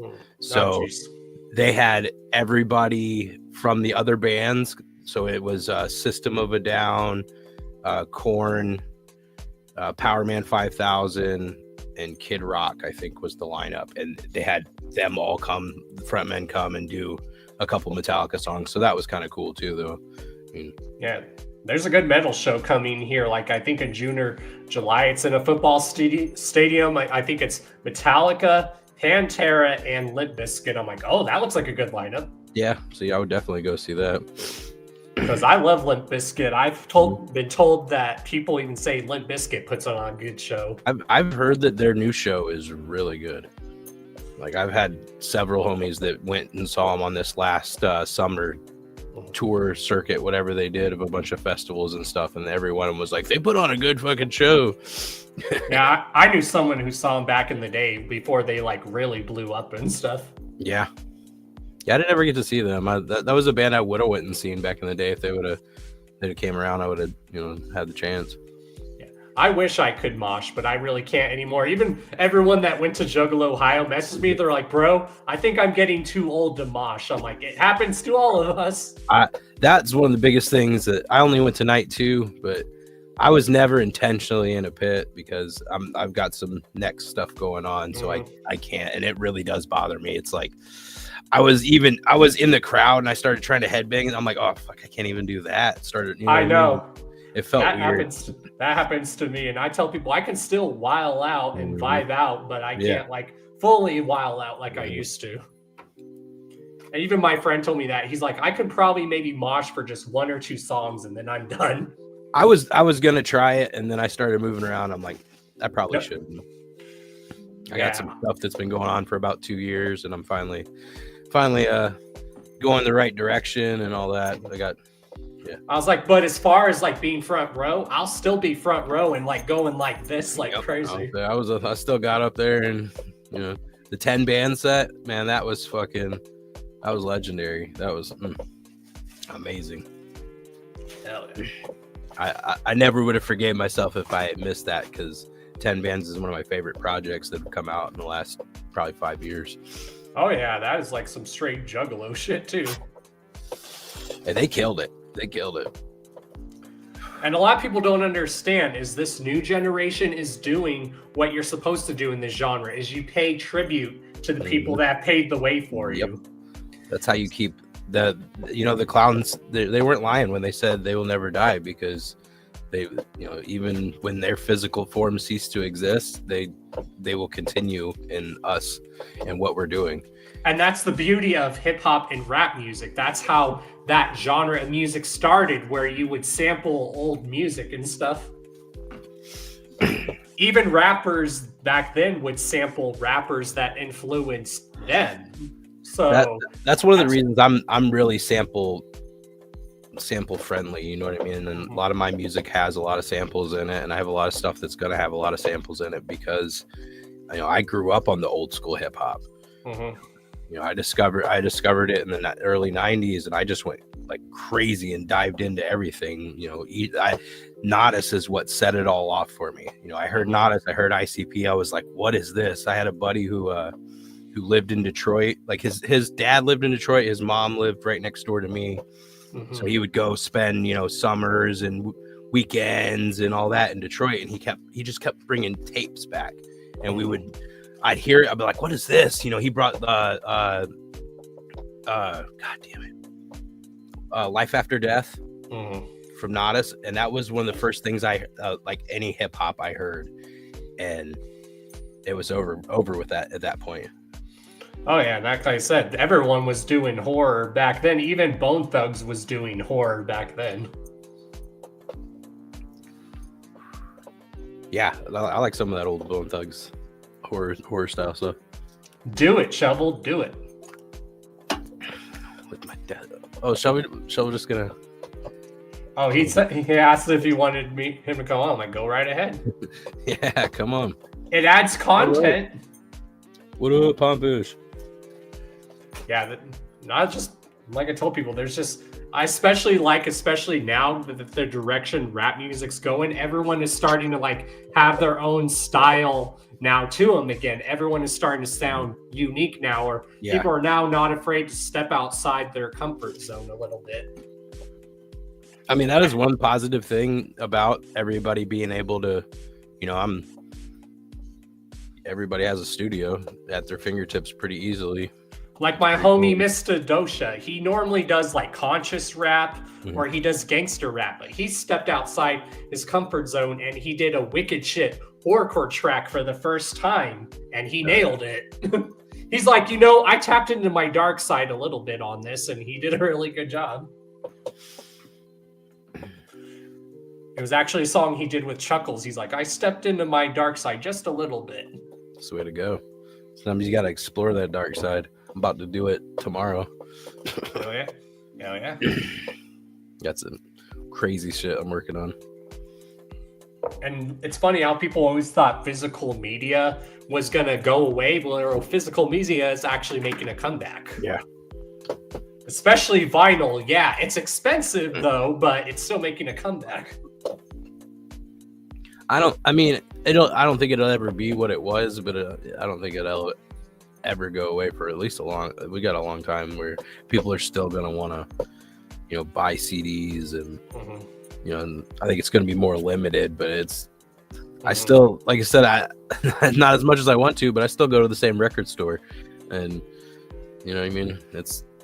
Oh yeah, I still go to local mom and pop shops here too. Yeah, shout out Karma. They gave me my first like official jug stuff way back in the day, and they were always cool. Like we bought a couple of the like the displays.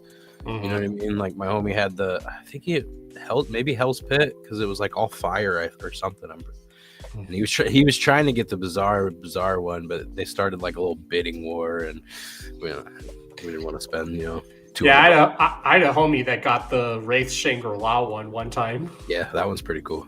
I've seen that one. It's all like clouds and stuff. Yep. Yeah.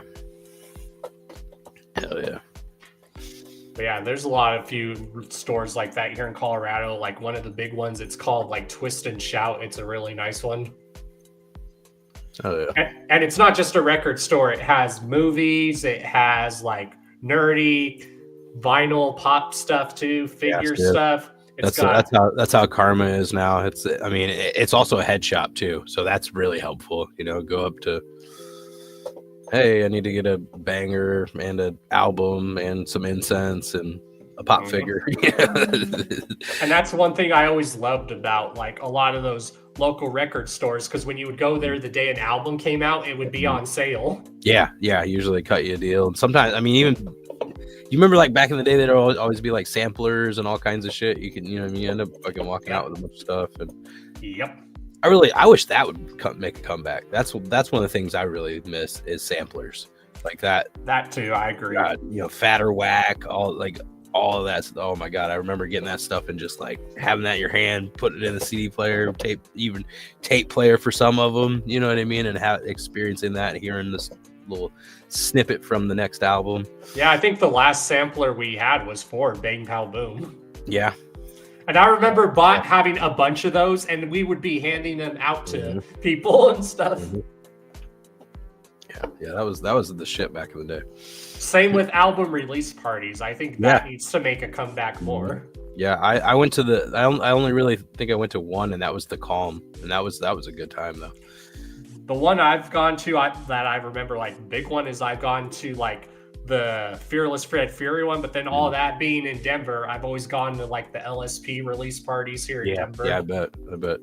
If I was in Denver, I'd be going to those for sure. And what's cool about those release parties, even now, when you would go, you would get like a free copy of the album as you like went in. Oh yeah, yeah. That's the way to do it. Like that's the Calm. When I went to the Calm, you know what I mean. It was back in the day. It was $10, and the CD was $10. So I'm like, we're buying the CD. You know what I mean, basically.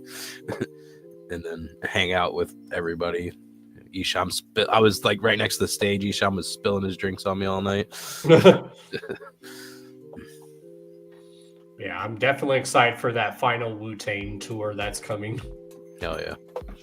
I was like, I have to. It's their final tour as a group. Last chance. I was like, I'm sure they're going to tour separately, but this is like the last time I think they're touring as a group ever. Oh, yeah. Now, I'm sure they're still going to release music here and there. Because supposedly this month they have a new release coming out. That would make sense. Like it'd be like right before the tour, right? Right, and it has Run the Jewels on the tour. That's awesome. Yeah. That when I saw that lineup, I was like, man, if my my financial situation changes between now and this, then I'm gonna try to make that because that's a legendary show. I even told my friend, I'm like, now just add Redman to that, and whew. Mm-hmm. Yeah, that would be, yeah. And I'm excited because, I've watched footage, like they have ODB's son. I don't know if they're doing that on this tour, but from what I've seen, when they do, they usually bring ODB's son on, and he does his dad's verses perfectly. That's awesome. Yeah, because I mean, that is one big missing hole there. Mm-hmm. I mean, personally, always my favorite member. Exactly. That was like my sister. When she saw Sublime a few years ago, she was worried. But then when she saw that the new lead singer of Sublime was the original singer's son, she's like, he did a good job. Yeah, I would check out Sublime with his son. I never really, no offense to Rome, I was just never a big Rome guy, and I didn't like the Sublime. He didn't sound right to me when he did the Sublime songs that he did, but now, yeah, if I get a chance, that's another band I would definitely go check out. Is Sublime with I'm blanking on his name, but it's Brad's son. Yeah, just like I would go see Linkin Park, but I don't want to go see them now because of their new vocalist. I love the original vocalist. That's another. I mean, it's big shoes to fill, so it's hard to. I really feel like a lot of times if you take out a pivotal, somebody who defines your sound, you should change your band's name, or what I mean, really. And it's not like, I mean, if you changed it, it's a tribute to Linkin Park, that even would be okay. You know what I mean? Same thing with the Pantera, a tribute to Pantera. And that's why I've always told people I love D-Lo. I love his solo work and some of his work with Sabbath, but in my opinion, it's not Black Sabbath without Ozzy. Yeah, exactly. Yep. But it's also because I'm very big into Ozzy. I love Ozzy to death. Yeah, and I mean, he was. Tell me behind. Oh, there's that handsome dude. What up? Oh, hi. What up? I was trying to send it with this camera, but it had it upside down. So I was gonna let you just watch me paint this scene, but you'll just watch me stare at my desk, I guess. There we go. I'll just stare at you while you stare at your desk. Right. We're gonna stare at you while staring at your desk. I also just got a package. Hell yeah. Live unboxing, y'all. Yeah. I'm on the edge of everybody that's so excited about the cats I just did. That just went viral. I just got some more cats. Nice. So I'll be making more Jug of Cats coming real soon. Hell yeah. But anyway, you guys keep talking. I'm just gonna paint. Oh yeah. Since you're here though, real quick. Mm-hmm. I might have located the new Faygo. Heyo. Okay, that's so what I'm talking about. I won't be able to get it till this week, but I did find a Meyer that shows it in stock. And there's one a little further. I don't want to go to the one that's 3 hours away, but I'll go to the one 2 hours away. So I'm gonna work on securing that. I already have a package that I've been putting together for you for about a month anyway. So yeah, I've had homies tell me that too. They're like, hey, if you don't get certain flavors, just let me know and I'll send it to you. I'm like, no, and they're like, yes, I want to. I do it all the time.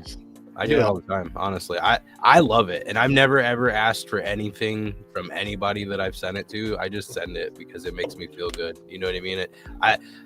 I'm lucky, and I can drive an hour, 2 hours one direction and find almost any kind of Faygo.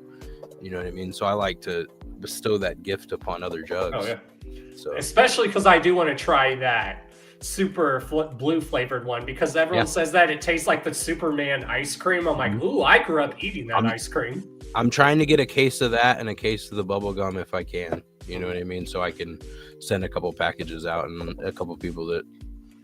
Now I'm curious how the bubble gum's gonna taste. Is it gonna? Me too. I'm wondering. It might be good. I'm not a huge bubble gum. I really think that's gonna be one of the ones that, like, no offense to all the cotton candy lovers, but I like a sip of cotton candy, and that's all I like of cotton candy. Right. You know, so I think the bubble gum is gonna be the same way. I'm gonna like want one drink. I'm like, oh, that's good, and I'm probably not gonna want any more of it. Now, when it comes to bubblegum flavored stuff, I do love bubblegum flavored ice cream. Yeah, no, that's pretty good. So that's So if it's good, so if it tastes like that, then maybe it might taste good. Yeah, it might be good. That's why I'm still like I'm gonna reserve anything until I actually get to try it. Oh yeah, that's why even one of my friends, they'll drink Faygo, but they say they gotta be careful because of how much like sugar is in it now. So they literally call it diabetes in a bottle. Hey, did you guys see that today Faygo had a pop-up for the new flavors in Detroit? And Jay went there and was given a VIP pass and fucking a tour factory and was talking to the vice president of Faygo. I wonder if he's gonna get endorsement finally. Come on, Faygo, fuck with us. We need that, bro. I've been waiting for Wicked Clown Cherry Cola since the 90s. Right, same. Was it candy apple? Whatever flavor. One of the new flavors came out, and it was the contest or whatever. And every Juggalo across the country was spamming Wicked Clown Cherry Cola. Right. Well, I mean, they've said in interviews that when the other CEO steps down and his son takes over, his son's gonna probably endorse them, which is good. And I mean, they brought Dreamin' to Hollow Wicked and gave it out for free to Jugs. You know what I mean? They gifted both the clowns a box of Dreamin' with a bunch of merch and stuff. So we've got, and there was another event. I think maybe the Juggalo weekend after that, they also had a Faygo like booth or whatever that was like an official Faygo booth. So we're getting there. We're getting closer and closer. Yep.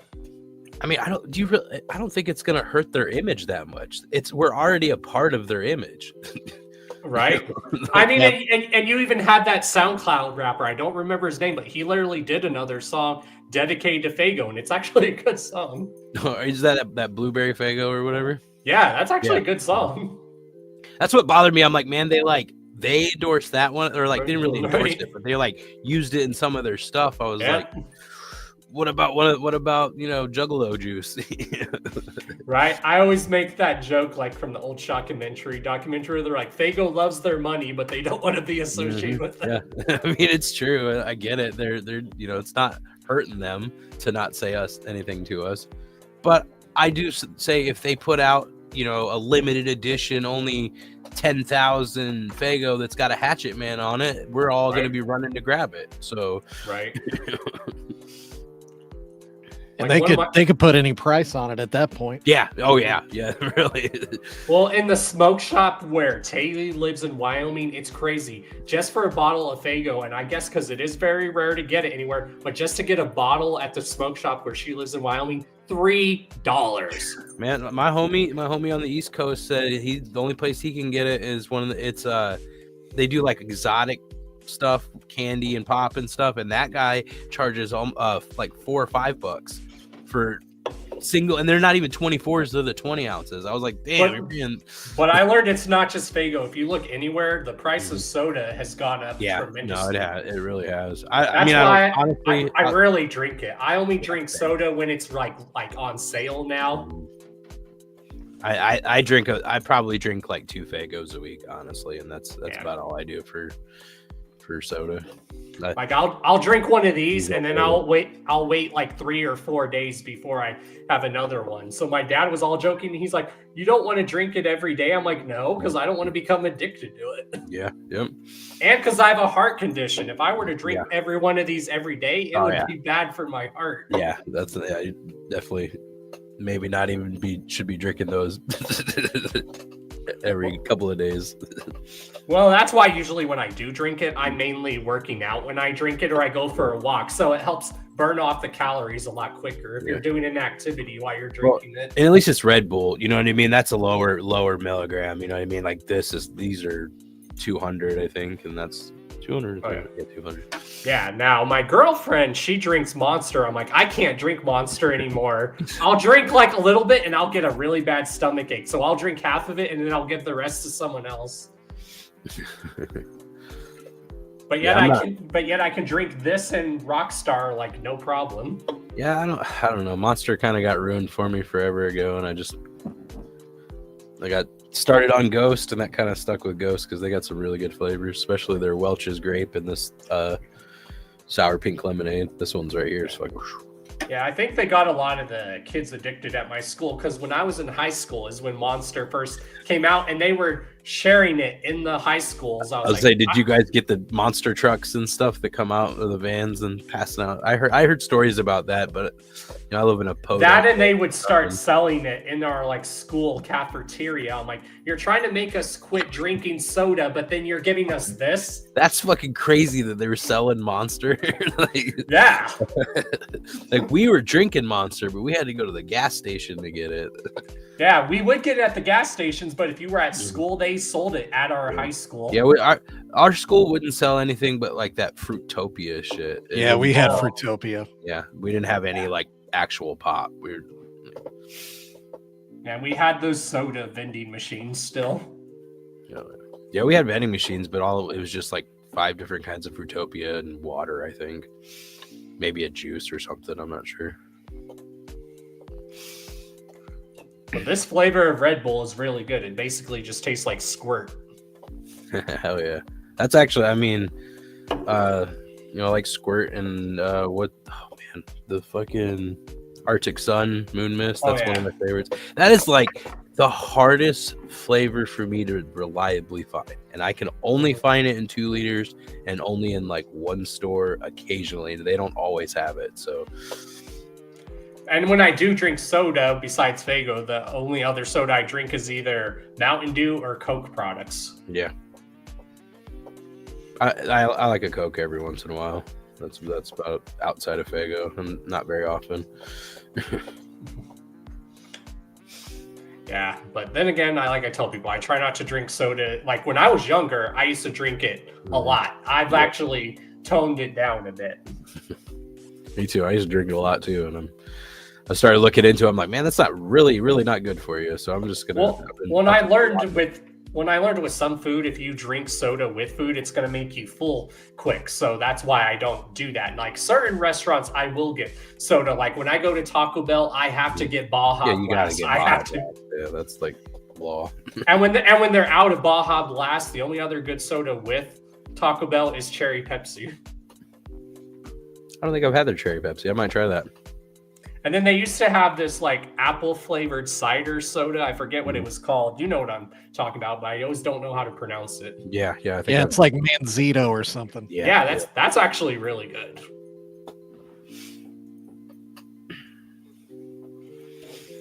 Man, I went to Taco Bell yesterday. I haven't been in forever, and I get the spicy potato soft tacos. I'm like, give me 3 of those, but put it in a 10-inch shell.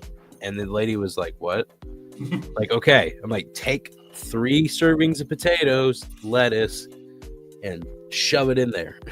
And she's like, okay. I'm like, then do that, but with all the toppings. I got to get a vegan version and a non-vegan version. Yeah, I had Taco Bell 2 days ago. I just got the chips and cheese, and then I just got a regular burrito. And I don't know what it is, but their burritos lately, just eating their burrito is filling. I don't know what it is.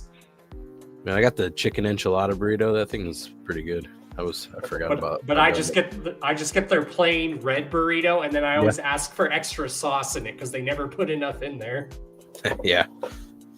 They're like, it's going to be messy. I was like, I don't care. I mean, it's a burrito. It's supposed to be a little messy. When I said even the best food in the world is messy, and that's how you know it's good. Buffalo wings. Yeah, barbecue ribs. They're messy, but they're supposed to be messy. That's the whole point. Yeah, if you're not covered at the end, then you didn't really wing right. Yeah, I used to always joke with my dad when he'd be eating his buffalo wings with a knife and fork. I'm like, really, Dad? Just eat it with your hands. A fork, though? Like, yeah. So I used to always give him crap for that. I'm like, I understand you don't want to get your hands with sauce and you accidentally rub your eye because I've done that before and it sucks. That sucks. Oh, yeah. I did that when I was a kid and I was like, my eyes are burning. And then my mom's like, did you rub your hands after eating buffalo wings? I'm like, yeah. And I learned since then, never do that again. Oh, I've had some run-ins with I'm a pretty big fan of spice. So I've always been since I was a little guy. You know what I mean? My mom always had a big garden. She was really big on not eating like preservatives and stuff. So we made almost everything at home. She grew a lot, and she grew habaneros, jalapenos, you know, so I've always had. I've always loved spice too, but as I've gotten older, I have to limit it now. Like, I'll still eat spicy, but as far as super spicy, I can't. Yeah, I don't go above like ghost pepper very often, but I eat ghost pepper every day. Yeah, I was like, when I eat my wings, I want to taste the chicken and the sauce. I don't just want to taste the sauce. Yeah, I'm not going to go to the 10 anymore. I used to go, give me a couple of the 10s and then like a bunch of the 8s, you know? Like, I would know people that would eat wings so hot that they'd be sweating. I'm like, why would you do that to yourself? Like, this one place, this one place made you sign a waiver to eat these hot wings. You had to sign a waiver before. I remember you could eat back them. in the day when B-dubs like first had the like whatever it was, volcano, or I don't remember the name of it, but the super hot, you can't eat more. Then they made me sign a waiver for it too. And I mean, yeah, it made me sweat and stuff and cry, but I was like, this isn't even as bad as I thought it was going to be. And I'm pretty sure it was just like an habanero sauce. I would love to have seen like Jay and Shaggy on that hot wing challenge show back in the day, trying to eat hot wings with their makeup on and it's slowly coming off. I still want to see them go on there. I'll be right back. All right. Yeah, I would love to see the clowns on. Oh, that's cool. Oh yeah. Yeah, I'd love to see the clowns on Hot Ones. One of my favorite interviews is when they were interviewed by Be Real and they're just getting baked in the car. Yeah. And Shaggy doesn't even smoke and he's all getting secondhand high and stuff. I would say as much as the smoke was in there, he was catching a buzz. Yep, he was just sitting there and he's trying to play it cool, and you were like, nope, we still know you're high, Shaggy. We can tell. See what Sis just said? That right there. That's how I know that's my brother right there, because that's my favorite. That's my top. Like I if I'm walking through the store and I see Arctic Sun, I'm grabbing it no matter what. You know what I mean? I don't even fuck with Meijer usually, but I will go to Meijer just to check because that's the only place around here that ever has it. Yeah, I had a homie who actually is the owner of the company that sponsors me, and he was wondering if Arctic Sun is good. I'm like, it's okay, but everyone has a different taste. So I'm like, when I first tried it, though, it was warm at the gathering. It tasted flat, so I was like, ugh. Yeah, I could see warm and flat. It wouldn't be that good. You know what I mean? But then I went to Detroit and I got to try a fresh cold one. I'm like, okay, that's not bad at all. I was like, because the first time I tried it, it was warm and flat. And as far as I know, it's the only one that has the old logo. Hold on, I'll be right back. I have one. It's empty, but I have one.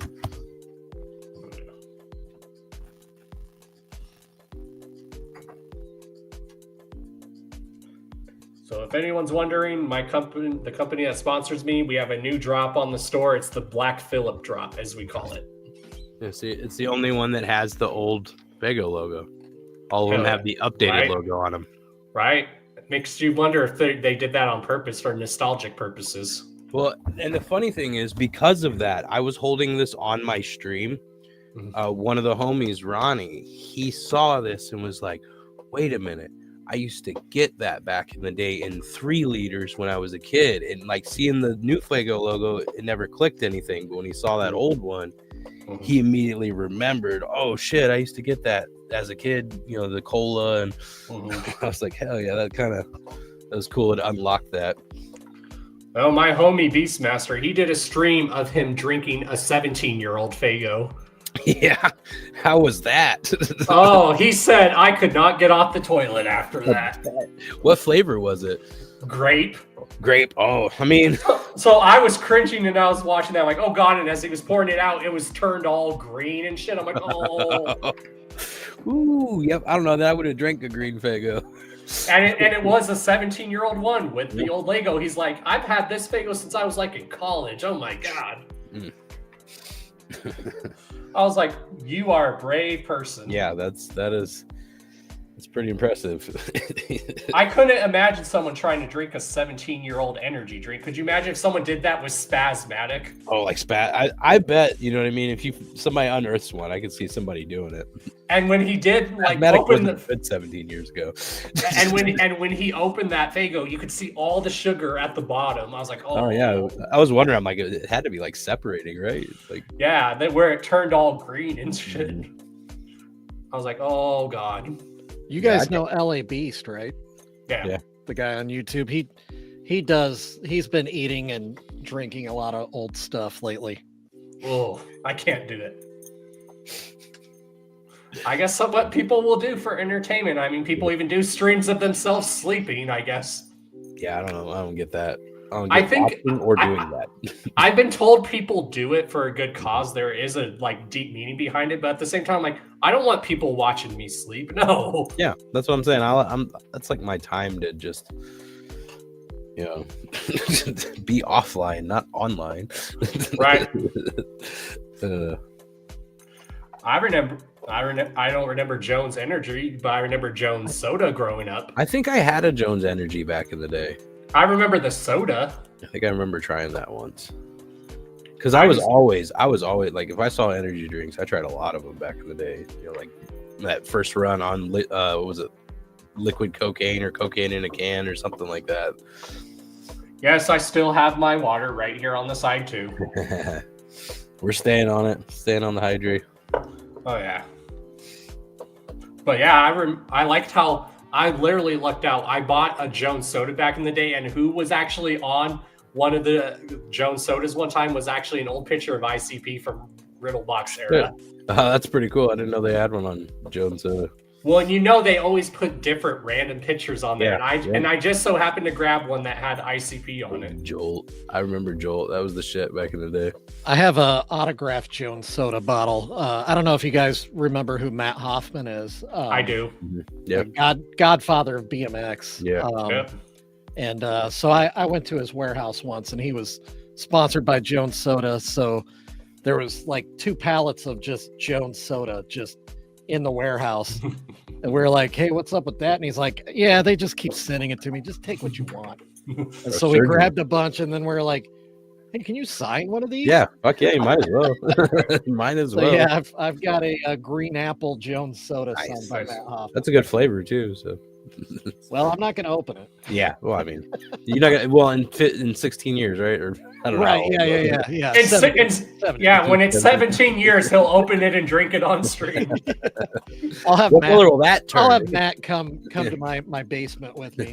It's already green, so what color is that going to turn? Purple? You got the opposite. Brown. Yeah, probably brown. So then, if Shovel falls down during the stream, we'll hear commentary of someone going, "By God!" Look at that 96 Surge in WCW. I feel that one. I feel that one in my soul because those are 2 of my favorite things in 96. Yeah. Saying that, one of our soda machines in high school, I remember we had a Surge machine. Hell yeah. Yeah. Damn, sir. They had that where they brought it back for a couple of years. Like I bought the shit out of that when they brought it back because they used to have it at even Taco Bell back in the day. Mm-hmm. Yeah, Surge was awesome. That's kind of like what he was talking about too. You know, Jolt Cola. That's like the original kind of energy drink. Mm-hmm. Yeah.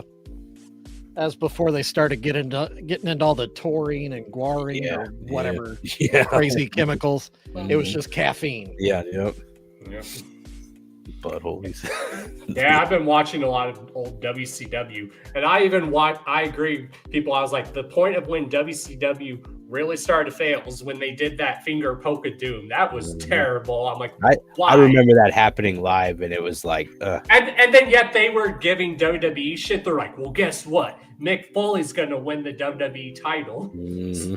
And then we actually go back and watch that, and we're like, Mick Foley winning the WWE title? That's actually awesome. Yeah, that's a huge deal. That was, Mick Foley, that's one of my favorites. I'd put him at the top of the list for GOAT status. Like, I don't feel like he gets his flowers enough. And that's why I tell people I like Mike Tenay as an announcer sometimes, but sometimes he acts like a complete tool when he's commentating. Yeah.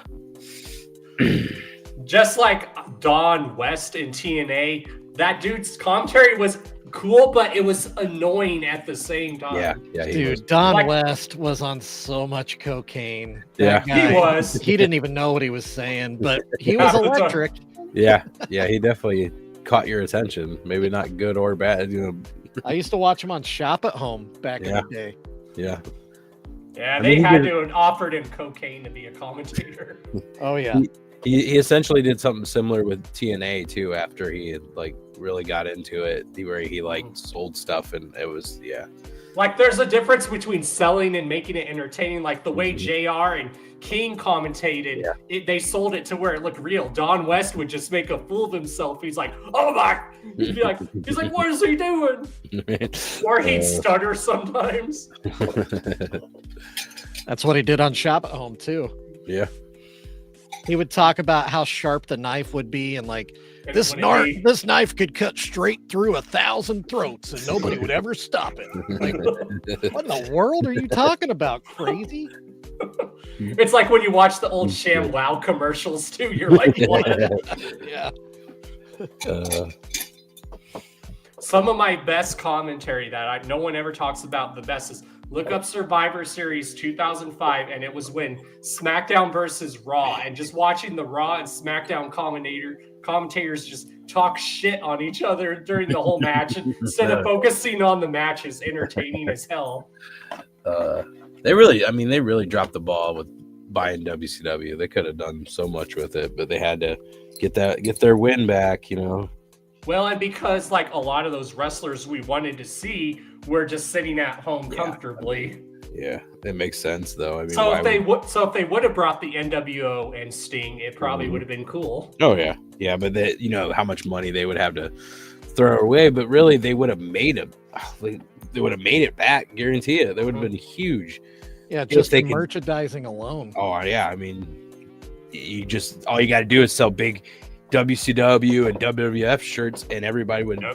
Oh, got to buy your side. You know what I mean during the match. So Yeah, I think out of the whole invasion thing, the only person who really came out of it really good was Rob Van Dam. yeah, maybe I would say Booker T too. And Booker. Yeah, especially the Booker T and Stone Cold feud. Yeah, I mean they did do Booker dirty later, but he still, you know, he got a bunch of belts out of it, championship runs. So.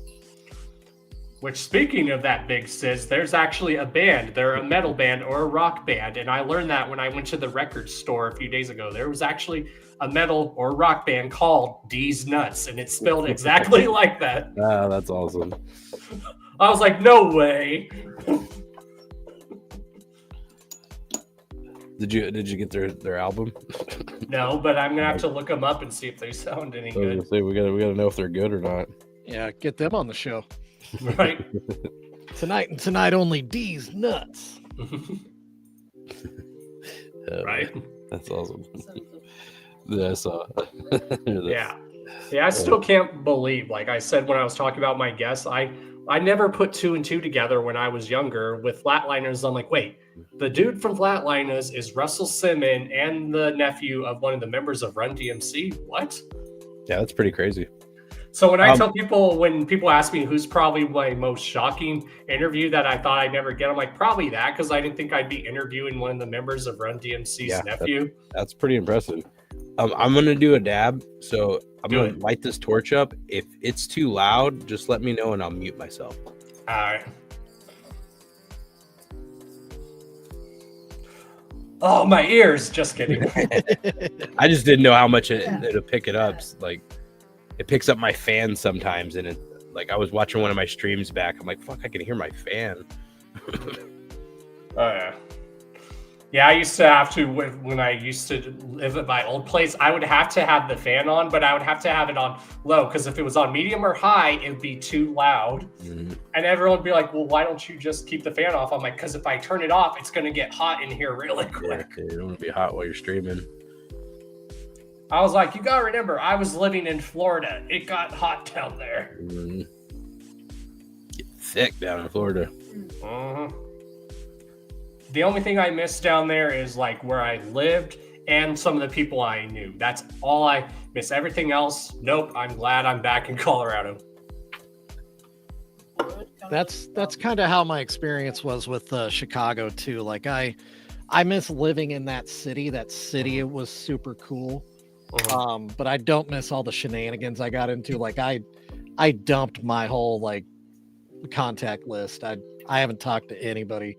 There was one pizza delivery guy, oddly enough, that I talked to for a little bit, but I couldn't keep up contact with any of those folks, or I would have just never come back. See, my homie. Plus, you ain't got to drive to Chicago anymore. Yeah. And it gets wind, and I know it gets really windy there in Chicago. Oh, it gets cold, dude. I always joke with my homies. Right outside Chicago. I always joke with my homies that live near Chicago. When it gets windy here, I'm like, can you guys call your wind back, please? I mean, I don't mind a slight breeze, but like strong wind, I'm like, no.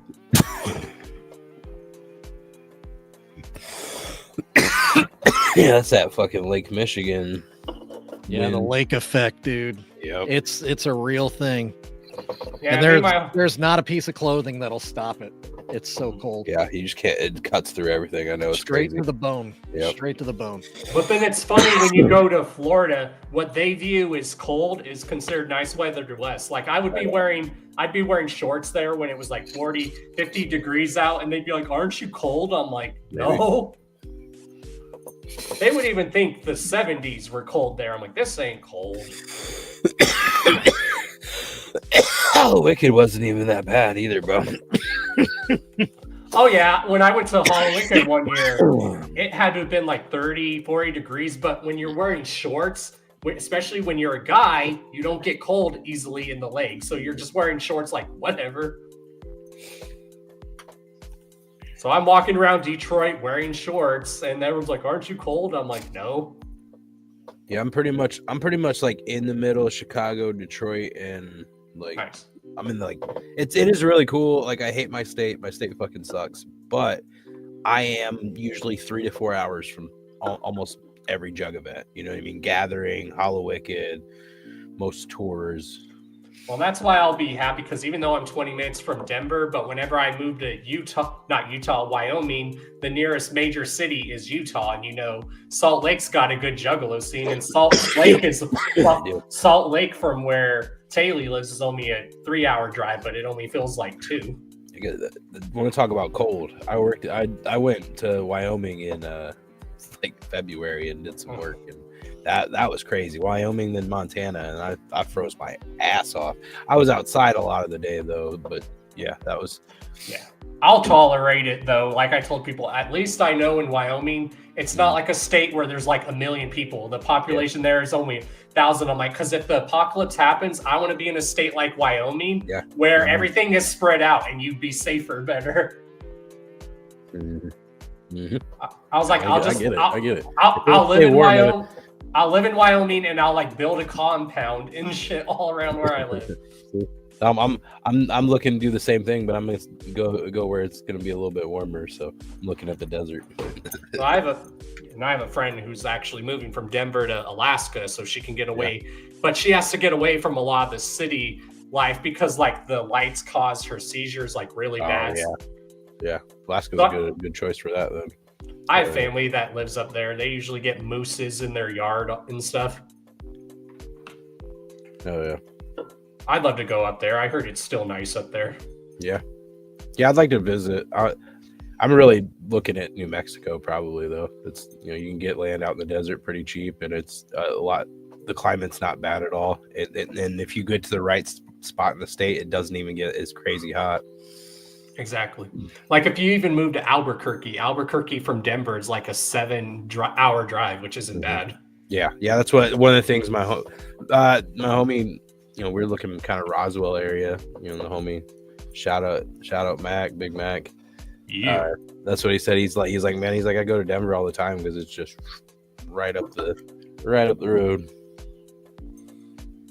And there's just something about like New Mexico juggalos, like they're like something different. Yeah, and that's another thing. I'm like, man, I everything I've heard and they wild out. Yeah, I was like, you guys look like a lot of fun out there, so I wouldn't have a problem. And that's one of the things we've talked about is like a possible, venue, which that'd be pretty cool. Well, and especially like people don't even think there's a Juggalo scene in Wyoming, but there is. I was like, for some reason, Juggalos in Wyoming, Utah, and New Mexico were all like tight like that. For some reason, I got in the middle of nowhere. I got whoops in both Wyoming and Montana when I was out there working. I thought that was pretty cool because I was always wearing something with a Hatchet Man or something. Hell yeah. They drove cross country doing bag house work, and everywhere. They'll get it everywhere. It was pretty cool. Oh yeah. But for those that are wondering, my girlfriend Taylor, she is currently working on new music, and she's actually working on a concept album. So wait till you guys see what it's going to be about. Oh yeah. And that's why I'm glad, because I've been telling people I love concept albums. I do too. because it's basically like a movie, but in the form of an album.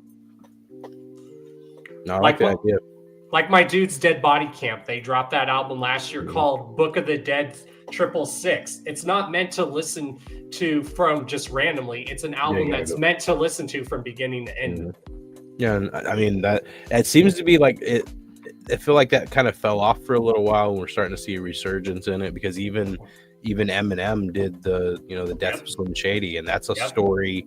If you you could pick it out, and it's a good song, but to really experience it, you need to listen to the whole album front to back to see the whole fight between him and Slim Shady. Yep, and I've showed someone like that Eminem song, like Bad Guy, because they haven't heard Eminem in a while, and I showed them that song, and after they heard, they're like, I love that. I'm like, did you get any of the references in that song? And they're like, kind of. I'm like, actually, a lot of people don't know that's actually a sequel song to the song Stan. Yeah. Oh, yeah. And that's why I tell people, yes, Eminem has those friendly radio hits, but you listen to a full-length Eminem album, he talks about some crazy shit. He is literally the wicked shit. I don't care what anyone says. I mean, he fucking grew up on Esham and shit, so hell yeah. We got our 13 faces. Yeah. And I even like early Eminem, like you could tell he was influenced by even Brother Lynch Hung. You can hear it. Yeah. Oh yeah.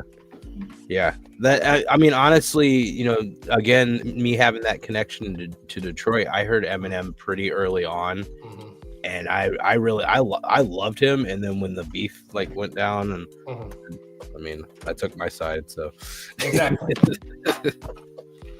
And that I've known people like that too. That they would do that, but everyone will still be like, he is lyrically talented. I'll give him that. It took me a little while to come back because honestly, I really, really did love him. And then when he started talking shit about, my idols, it really hurt me for a little while. But I was young. I mean, God, I was like 14, 15 when all that went down. So I came back to him pretty quick. But yeah, there's a couple years where I'm like, fuck that motherfucker. I don't care if he can rap. He can fucking eat shit and die.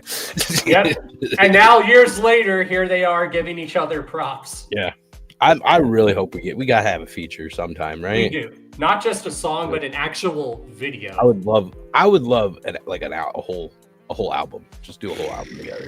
I was like, especially because the way ICP's been rapping and the way Eminem raps, they would sound perfect. And they're both doing, some story type shit. So God, man, you can imagine getting Eminem and Jay in a room and just letting them fucking tell a story together. Well, and like I've been telling people, yes, Eminem will still do a radio song, but he'll still touch on some dark stuff if you buy a whole album. Oh yeah.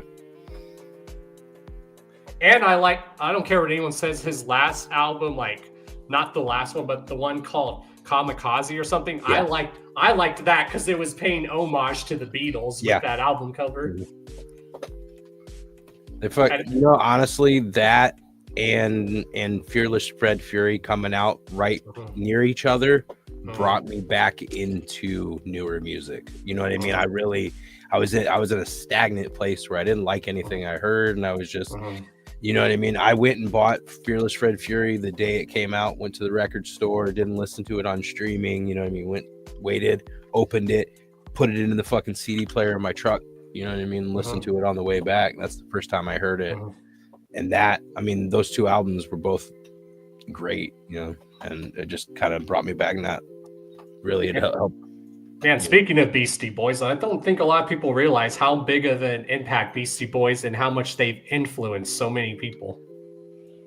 Like, I was watching this documentary that this dude did. You know, everyone's wondering where the alternative lifestyle came from. It was actually Beastie Boys that invented that lifestyle. They just don't get enough credit for it when they should.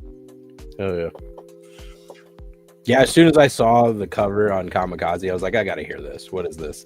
And there is some really good songs off of there. Yeah. I mean, that's one of those albums that I put on. When I listen to that, I listen to the whole album. It's front to back. There's one skip on it, and that's it. And that's only because it's just too slow and sad for me. And it's funny because, yes, Eminem he claims Detroit, but a lot of people don't know. He was actually born in Missouri. I didn't know. Yeah. Yep, he's a Missouri native, but he would go back and forth between Detroit and Missouri, but he claims Detroit as his home, but everyone does know he's actually a Missouri native, which is okay. Yeah, well, was it Independence, Missouri? That sounds fucking crazy. I have to look it up. Yeah, me too. I feel like I should have known that. Like, I don't know how I missed that one. What's up, Swills? Oh no, St. Joe. That's right, St. Joe. How far is that from you?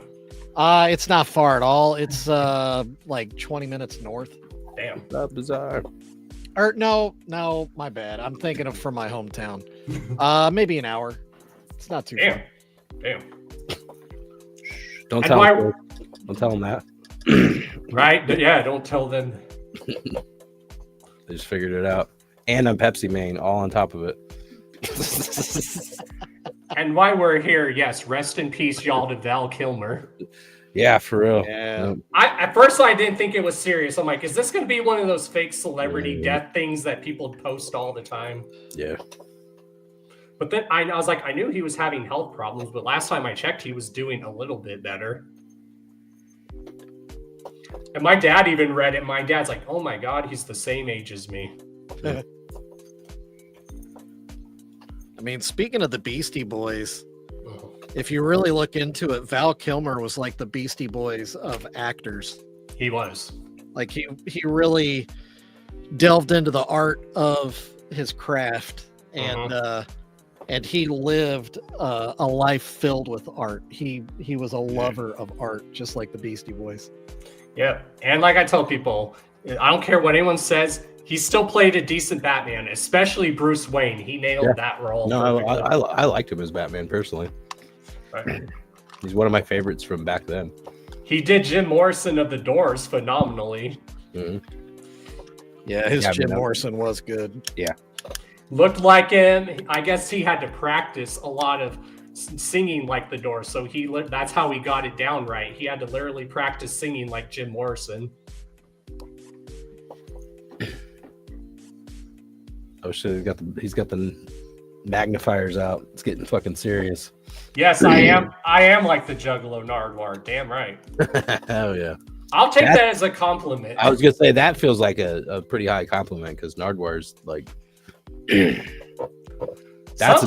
Sometimes when he interviews people, though, I'm like, how the hell did he know that? Yeah, and I didn't even know that.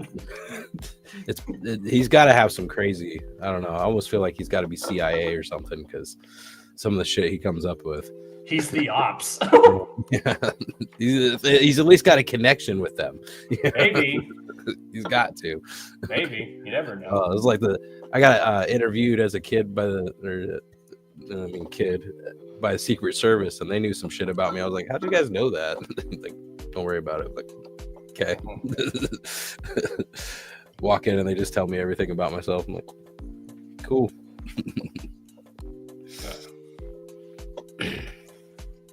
Hey, he fell off with me too, and then came back, and he's been back on a roll for me, honestly.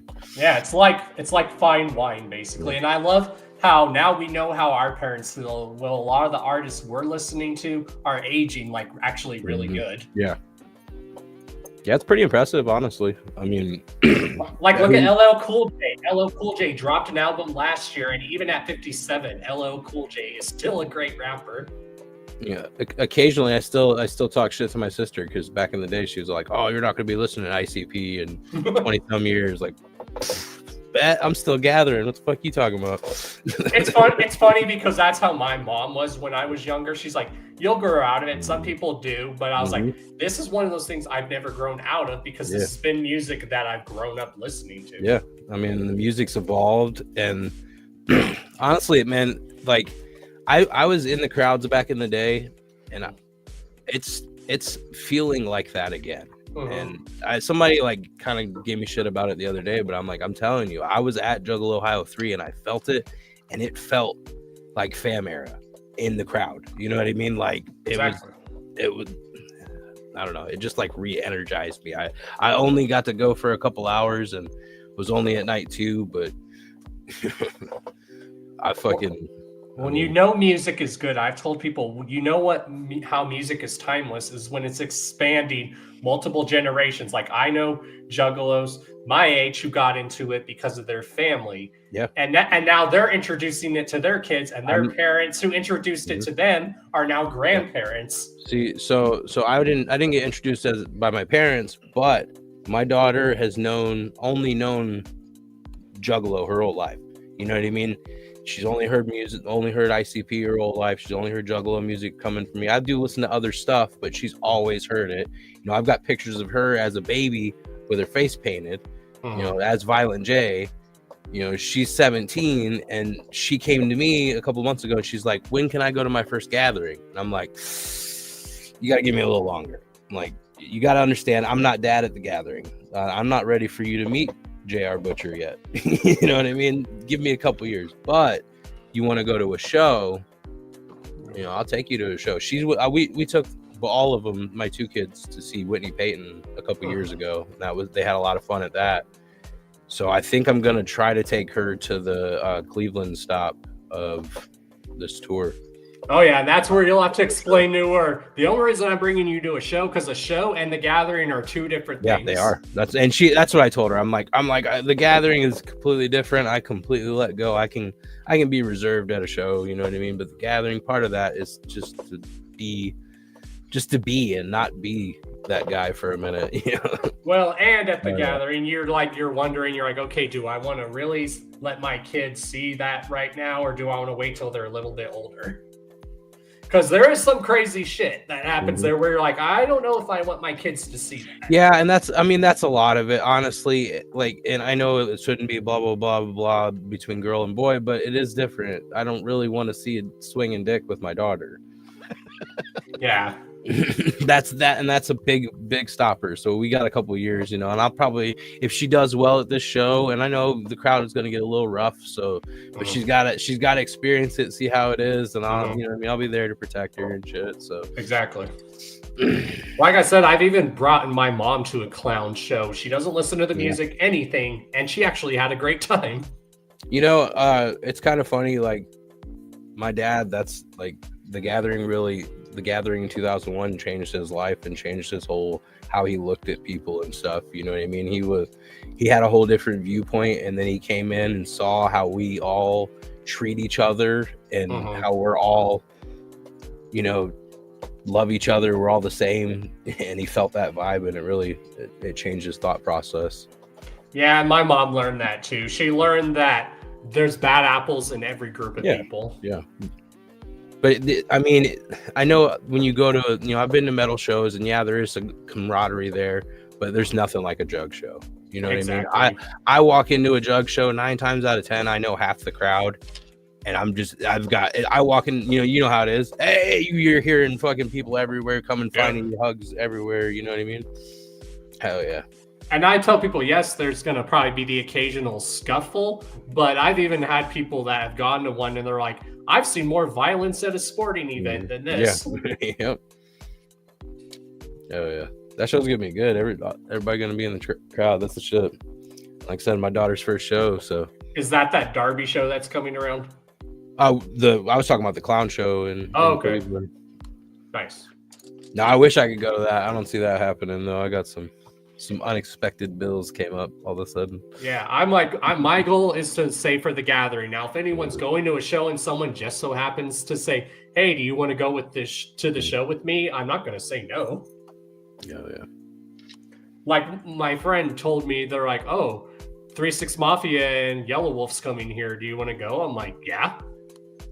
I was like, see, if I'm offered to go to a show, I'll go. But as far as like saving, I'm trying to save for the gathering. Yeah, same.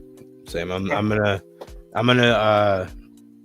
do this tour, and then that'll probably be my last thing for till the gathering, because I'm trying to go big this year. I get another birthday at the gathering. That's 2 in a row. So that's funny because my birthday's going to be at the gathering this year on one of the dates too. Yeah. Oh yeah.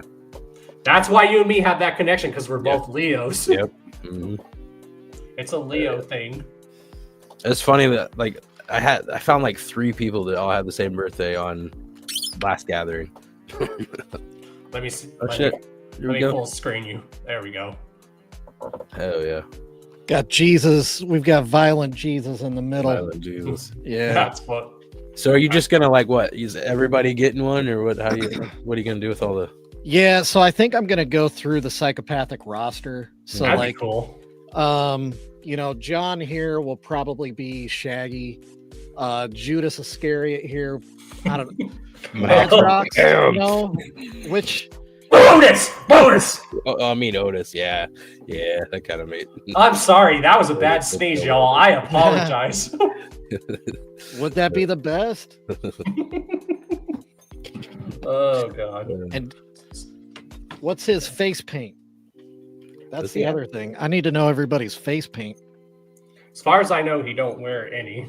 Yeah, That's the problem. I gotta have people with face paint. But from what I remember back in the day, before the bullshit happened, every now and then he would paint his face. did, Every now and yeah. then, every now and then they would. Well, and that's like Jump Steady too. Like Jump Steady to me would be like Peter in this situation. But Yeah. did Jump Steady ever wear? I don't think I've ever seen Jump Steady face paint up. Yeah, I tried to look him up, and I couldn't find anything with him wearing paint. I know he's been on stage with them, and he's performed with the clowns, but I could have swore when he's performed, sometimes he wore like a ninja mask or something. man, I don't know if I can do a mask. Right. Oh, look who's joining us. Oh, hey now. What's up? Hey. What's up, Ruby? Not shit. Came to congratulate you on what is it, like 38 years? Good job. Close. Pretty much. Yep, right. It feels like 38. So Cool. Well, good. Glad you did it. You're a pillar of the Juggalo community for real. Hope you can gather again real soon. yep, we'll make it happen. Like I told people, come hell or high water. Even people told me, I don't care if we have to do something to help you get there. We are getting you there. Same with my girlfriend. We definitely want to get her there because she wants to sell a lot of her artwork. So that's why we're telling anyone, if you want a custom order, hit her up right now. What kind of artwork she do? She does everything. She'll she'll do logos. She'll just do any type of arts and crafts. She makes custom purses. She does So these everything. purses are awesome that she made. Her That logo Cat work Candy is one. really good. Yeah, the logo work is badass too. And she still has that Lardy B like purse if anyone wants it. Does she? Damn, She I was can't like, believe- That's surprising. Yeah. she's like, you think $70 is a lot? I'm like, no, because you're putting all your materials in it. That's not. Yeah, for all the work she did on that thing, Mm. shoot, come on. I was like, if someone's going to complain about that being 70, but then they're paying $200 for a purse, what the? Yeah, that's like a pre-made already. You know what I mean? That's custom. She did a really good job. That came out really good. And that's why I understand why Shovel does that, because he's literally getting the materials and he's putting his heart and soul to it. So I even told told Taylor that I'm like, if someone's gonna think $70 for a custom made purse is a lot, then I don't know what to tell those people. I mean, that's a one of one. Yeah. Which means it's priceless. So Exactly, and I told her, and you're gonna do custom purses, so whatever someone wants, you're gonna try to incorporate it for them. yeah, it's a hard lesson, but you know, you gotta your price determines your value too. So if you're pricing all your stuff low, that's telling people that you're not of high value. So Exactly. and I'm not saying, make it $1 million. Don't be an idiot or anything, Right. but that purse Make to it me, that's 500,000 though. That purse could be a bill 50 to the right person, easily 125, and then clearanced out $100. Right. Like I've watched someone like that uses the same web store I use, and get this person was trying to charge $100 for a hoodie. I'm like, what? I wonder how many they sold. Probably. I was like, everyone knows the one they bought for themselves. I was like, everyone knows the average hoodie is Guaranteed anywhere. sale. The average hoodie is between like 60 to like $40 at least. Sure. Sounds right. Links I right don't there, know. bro. I'm about to drop a line and everything's like over $100. I'm kind of nervous. So I'll let you know how it goes.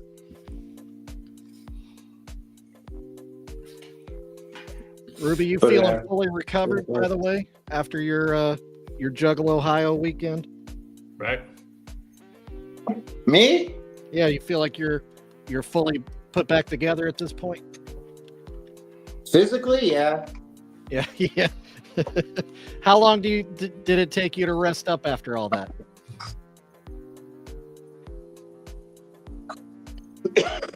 I came back on the right to work. Did you for real?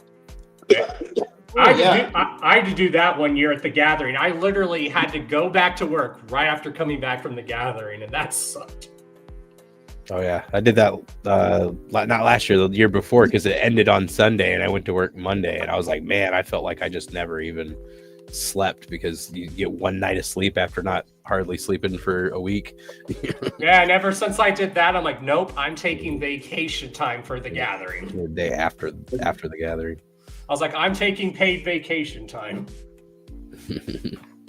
So that way, even though I know I'm not there and I'm taking a week recovering, I'm at least still getting paid for it. No, yeah. That's the smart way to do it, Don. I've worked through the gathering. Matter of fact, at the gathering, I'm working. I'm always working. Too much time. Right. Well, that's why I told people I'm going to get footage here and there at the gathering and obviously pics. But most of the time, since it's going to be my first gathering back, I'm just going to enjoy myself. Just breathe in. Which that's how the gathering was in 2021, because it was the first gathering pre-COVID. It was more like a laid back and chill gathering. I really enjoyed that gathering, because it really felt like if you were there, you were just there to gather. You weren't there. Yeah, you were just chilling. You were seeing people you hadn't seen in a while. You're like, give me a hug. Mm-hmm. Yeah, and because there was hardly any events and everything, it felt like we had more time to just hang out with everybody, and you weren't running here and there, you know what I mean? So it kind of felt a little bit better sometimes. And we had shows here during COVID, but there was like limited capacity. You had to do a limited capacity. Yeah. You had to do the other things that businesses had to do. We didn't have any shows around here except for what MUJ was doing, which that was the shit. They did Clown Apocalypse. That was awesome. Cat jumping up here. I swear your cat likes being on camera or something. Oh yeah, they both do. I was gonna say that wasn't Orangey, is it? No, that's Pumpkin. That's the white cat. That's the boy cat. Oh, he jumped up, trying to get on the computer. I need like a little block to go over my keyboard, because they'll jump on it and start hitting buttons, and then all of a sudden I'm closing streams and. Oh yeah, my old cats would do that sometimes. Or they would just chill on the chair behind me, and they'd be like just chilling there. Well, my cat, the orange fluffy one, she gets jealous of my computer, and she just starts. Yeah, she'll get on it and just lay on it and shit. If I'm over here like spending a while editing something or doing something on my computer for a long period of time, she'll come sit on it. No, your cat knows that eventually technology will probably be the downfall of humanity, so she's already like, no. Maybe she's like, it's enough. The AI is coming. Oh yeah, when they were just joking about like there being actual artificial robots, me and my girlfriend were like, oh, time to get ready for Terminator and iRobot. That's when I started stacking ammo. I was like, it's gonna be iRobot, it's coming.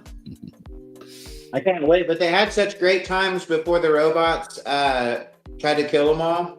Like the houses were clean and everything was pretty nice. That sounds good. I'm hella ready to sign up for that.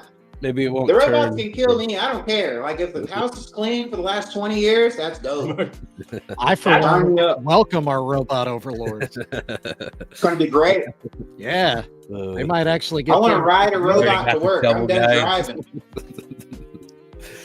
They already I can't wait. There you go. I don't give a fuck if Will Smith is going to show up 20 years from now and be like, yo, that one's sentient. I don't give a fuck. Couldn't give a shit. That is a very Hey, underrated. Don, how long you been on? Already 3 hours. It doesn't feel like it. You only got 5 hours to go. Pretty good. I do love iRobot though. That movie is very underrated. Oh, I hella fuck with iRobot. Hell, I love all that futuristic shit. That's like I just Same. love all that shit. How about Bicentennial Man? That's one of my faves. Oh, that movie makes me cry. Yeah, it is a bit of a tearjerker, and you really Yeah. care for the robot at the end. See, I think it's going to be more like that.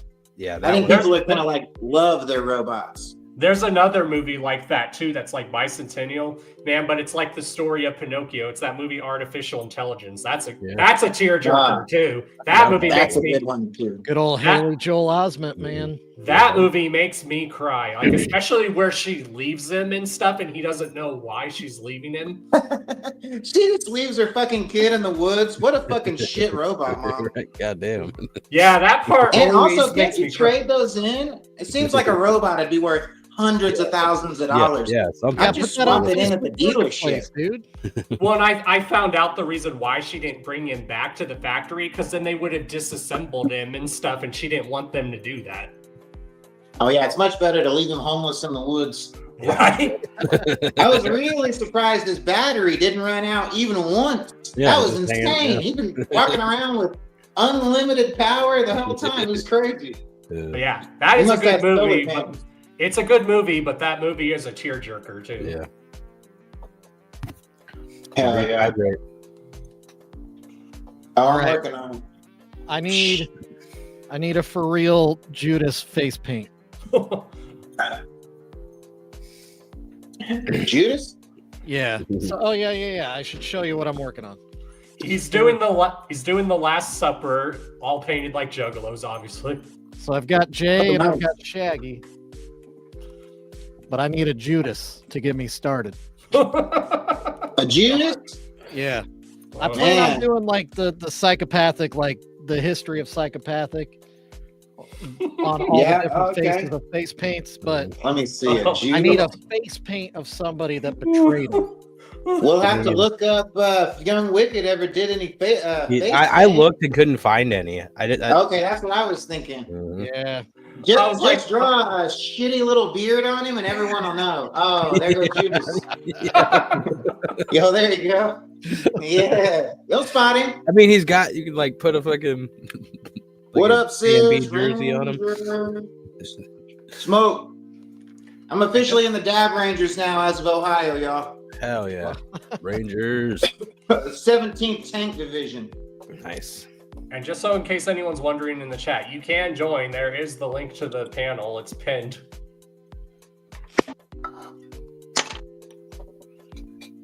Well, really, when it comes down to Madrox and Monoxide, both their paints are pretty much the same, right? Yeah, pretty much. I mean, they did have Yeah. a couple of several like different ones, but they Yeah, like each era they would change it up a Yeah. bit. because But they had like predominantly, originally it's the for, like, eyes, corpse eyes. Yeah. and then they started doing the mouth, and Yeah. then they had a couple times where they did the whole face. I'm just gonna do the eyes. Yeah, that's probably. I I was think gonna that's say like it's the so standard. small. It's Yeah. so small. It'd be hard to do the mouth and shit. Yeah, even Yeah. Blaze would change up his style back in the day a little bit.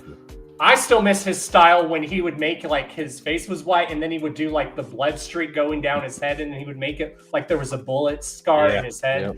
I think the first time I saw him, he did the Pantyhose and fucking baby powder. I think it was. Yep. way back in the day. That was Bizarre Tour, maybe even before that. Yeah, it was around the Bizarre, like Yeah. Jekyll Brothers era. Mm-hmm. And then he would wear like the two bandanas and shit. Mm-hmm. That's somebody I feel like doesn't get a lot of credit. That has some pretty dope music. Who? Blaze. Wow. Ruby's just like, nah. Well, I mean, he said the N-word like 36 times. His first album I ever heard, and I was pretty good on that. Maybe he did something better later. I don't know, but I was like, ah. Well, that's the weird thing about him, though. Like that, because it was like a concept character, and the character was African American. Like, and I'm not. Don't hear me. I'm not excusing any of it. Like, that's not what I'm saying. He was playing a black character the whole time, and I didn't know. Yeah. Did he say that or that's the something? backstory. Who said that? Who did? Blaze did. Oh, Blaze did? Yeah. Yeah. That's probably some shit I'd say too about a decade later after my most successful album says the N-word 35 times. That'll cover it. I was just acting. What do you mean, you people? I don't know.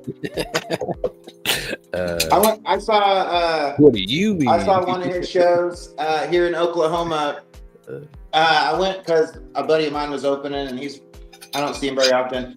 Anyway, not that I have to explain, but anyway, all the white people in the crowd. Who was the whole crowd? All said the N-word part, except me. I'm just like standing my gay ass in the back, hanging out with the owner's wife, like we're drinking shit. And she was like, "Who is this?" I'm like, "He's just some old rapper." And they were all like, and then, but he did not say the N-word. But 38 or fucking 40 white dudes was like, and I was like, I am uncomfortable. I need to leave. It was a very small town in Oklahoma. Not where I normally hang out. Makes sense. Where at in Oklahoma? I'm surprised there weren't some hard R over there. Where at in Oklahoma? I don't remember where that one was. I live in OKC. Oh, yeah? I used to live in Joplin. Misery? Yes, you know.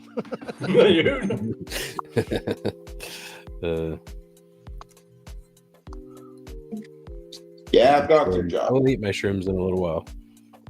No, we're telling you to eat shrooms on here right now. Right now? It's still a little early. Yeah, I was going to wait a couple hours before I eat it. Yeah, that's what everyone was trying to tell me. I was like, I'm not going to have a drink until when it gets close to the end. Because if I do it now, I'm going to be really tired. That'd be pretty funny if you fell asleep on your own 8-hour stream, though, right? The last 7 hours.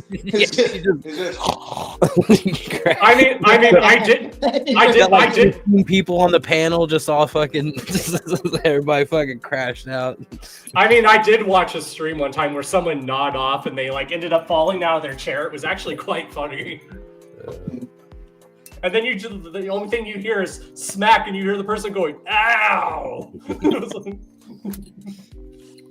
Hey, if this goes well, Don, are we gonna run that 17-hour stream idea?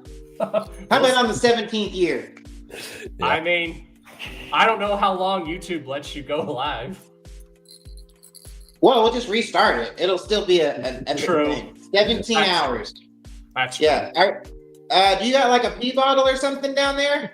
What's your plan here? Well, if I have to go to the bathroom, I just get up and go to the bathroom. Just go, man. Just go. I mean, that's what Shovel did. I want to do 17 hours uninterrupted. I want to leave the peas in. I think it'll be artistic. I mean, Shovel did that a few times during history, and he's like, "I'll be back." But I made a break screen. Yeah. I guess what I would do is I would just play music or something. Oh, shit. Dope. I got a new album out. It's called Throw Rocks, featuring Bridget Bites narrating. And it's a good release. So it looks like 12 hours is your limit before it archives your stream. I thought I'd heard that before. Yeah. Right. So you'd have to restart at 12. So you'd have to do a 12-hour stream and a 5-hour stream. Gotcha. That makes sense. Easy peasy, Don. And I'll do all the peeing part. Just gonna pee for him. Yeah. I wanted to that's a true friend right there. Yeah. Oh, I've offered to do all kinds of things to Don.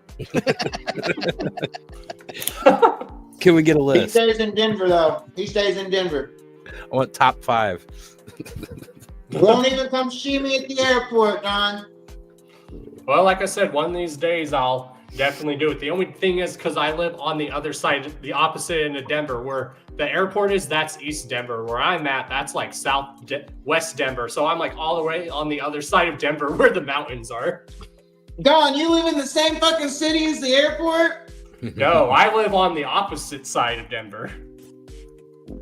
Oh, okay. And the airport. You're still in the area. Yeah. Dude, I flew 5 fucking states away to come see you. I was so sad. I had to go to Las Vegas and get my dick sucked and lose a bunch of money blackjack table till I felt better. But I was like, Don hates me. Nah, we'll hang out though, I promise. Good. Let's do it at the fucking Gather. Meet me Hilltop. Well, and I did tell you there is a lot of nice arcade bars here in Denver. Especially there's one in Denver. It's an there's one in the airport. There's one in Denver. It's an 80s retro arcade bar. So it's all 80s music and it's all 80s retro arcade games. That one's really fun. Sounds cool. And then there's a Japanese arcade bar where they literally play anime at the bar, which is awesome. And then it's all Japanese inspired games. So they have that Japanese dance game from back in the day. Huh. What was it called? Crap. It's Dance Dance Revolution. There we go. Yeah, there you go. I can't do that now. And because when I would try to do it, I'd be looking at where my feet was and stuff. Now, Guitar Hero, I can do that no problem sometimes. Hell yeah. But then again, you remember Rock Band? Remember Rock Band? It was like another version of that, but this one had drums. I loved playing those drums. You know, it was actually made by the same guy. He made Guitar Hero, sold it off, and then made Rock Band. That was smart. No, I liked the full band thing. Yeah, that was cool. They're like bringing 4 that homies back. over there and fucking all rock out together. They're actually bringing that game series back. Yep. Shit, they should put it in like VR. That would be the shit in VR. Now when they did, like, was it Guitar Hero or Rock Band? But which one was the Metallica one? Was that Rock Band or Guitar Hero? I'm pretty sure the main one was Guitar Hero. Yeah, I think it was Guitar Hero. Yeah, so I think they did the Aerosmith and Metallica and fucking everybody. That Aerosmith one was actually quite fun. Mainly because when you would play Rock This Way, it would have like Run DMC like on there and stuff. Oh yeah. Even though it wasn't an Aerosmith song, you could still play like the song King of Rock by Run DMC, the guitar part of the song, which is cool. Nice. This dab. What they need is a Rock Band or Guitar Hero where you can download any of your music that has like guitar riffs and like play any of those songs. That would be cool. Like, could you imagine? Like, could you imagine playing Chicken Hunting on Guitar Hero, like with the guitar riff?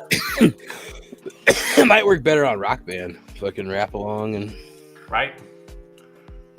That's one of my favorite memories of an ICP show. Like when they would do their guitar riffs for their songs, they would have Mikey Clark and Legs Diamond come out and playing the guitars as they were performing. Yep, I remember that back in the day. That was the shit. That was like what, the Happy Days tour, I think, when they did that. And then they had like those Faygo spraying cannons on stage where they're like those squirt gun cannons, but they would fill them with Faygo and stuff. Oh yeah. They used to bring out a water or like a big ass hose at the end sometimes, like a freaking fireman hose. There'd be one guy that's just like destroying your body. Yeah, I would say 2019 they did that, and I was like on stage, and it like pushed me off stage because I was, you know what I mean, like pushed me to the front. And it's like a big fucking dude just fireman hose. Yeah, I was like, this is not a good idea. It was refreshing if you'd been in the pit all night, but I'm telling you. Yeah. It was a fucking water ass hose, a fucking fire hydrant ass fucking hose. Bullshit. That's a good movie, School of Rock. I love that movie. Oh yeah, that is a good movie. School of Rock. I love Jack Black. That he's entertaining. I got one of them squirters. Bam! Check that one out, Don. You should bring it to the gathering this year. I was afraid No to way, look it's up when you fucking said you rebel. had a He squirter. saved you. So then when someone's performing, you can like squirt them with water or something. I found my OG Super Soaker from when I was a kid, and I'm gonna see if I can like retrofit it for Faygo bottles. Dude, those are worth money. I looked at the one I've got. If it was in better condition, it might be worth like $60, but it's not really in great condition. All the seals are busted out and all that, so I've got to redo it anyway. So I'm like, fuck it, I'm gonna keep it, and if I can get it to hook a Faygo bottle into it, it'll be worth it. Yeah, my nephew was watching TV and he saw one of those old Nerf guns, and I was watching. I'm like, they don't say they're saying anymore. My nephew was like, well, what was the saying? I'd be like, it's Nerf or nothing.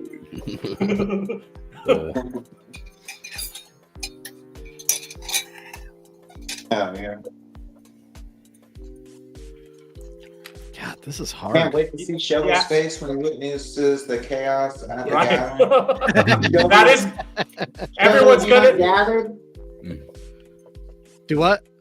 Have you not gathered? Nah, I never have. Nah. He will be for the Be first the time first this one. year. Yep. It's not that great. Don't want to oversell it. Yeah, I heard it's just like a snooze fest for 3 days or whatever. You just like sit around and chit chat and stuff. I tell you, I've had better naps. Yeah. It's just a typical camping trip. No big deal. Yeah, pretty It's just a camping trip with music in the background. That's all. Barely camping. It's nothing. I mean, it makes me feel comfortable. The idea is comfortable to me because I have been able to like be in things like this and kind of get to know some folks. So, if I was just coming in as a complete like unknown 45-year-old dude that, I mean, I look like a cop because I wore a badge for a while. So nobody would want to talk to me. But now people know. Now there's actually a heart inside this guy that looks like he's trying to get me arrested. FYI, I'm You're not trying to get fucking anybody cop? arrested, by the way. Yeah, Did you say you're a cop? There was a time, yeah. I wore a Was. badge Holy for 5 years. shit. Yeah, 5 years. Holy Yeah. fuck. that's all I could take. That it wore me I down. It You can wore only me take down. 5 years. 5 years was a rough 5 years. Okay. I bet. That job, it'll make you a mean person, and I didn't want to be that guy. I don't. Right? Yeah, my uncle was a firefighter and he went through so much, and I always would give him props. I'm like, props to you for being a firefighter because that job is dangerous.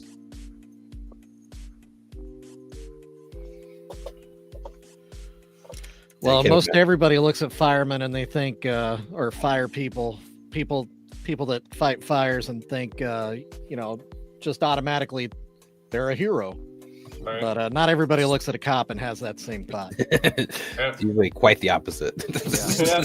Yeah. I don't have firemen hanging on my arm. You know what I mean? Yeah. Yeah, a fireman didn't shoot my cousin or send me to prison, so yeah, it was the cops. Yeah, Well, just so actually, it you was the know, cops. that wasn't me. I wasn't there. That wasn't me. Are you sure? You said you've been through this area. Man, I know well enough. I would not be wearing a badge in Oklahoma. Shoot. Yeah, our officers, like when I was in school, our school officers were bad. They were just bad. Oklahoma's got weird jurisdictional issues too that I wouldn't want to deal with.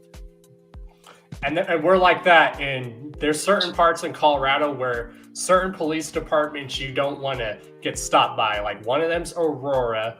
Federal Heights is considered the worst police department. And back then, Denver Police Department was really bad. Yeah, I've heard some stuff.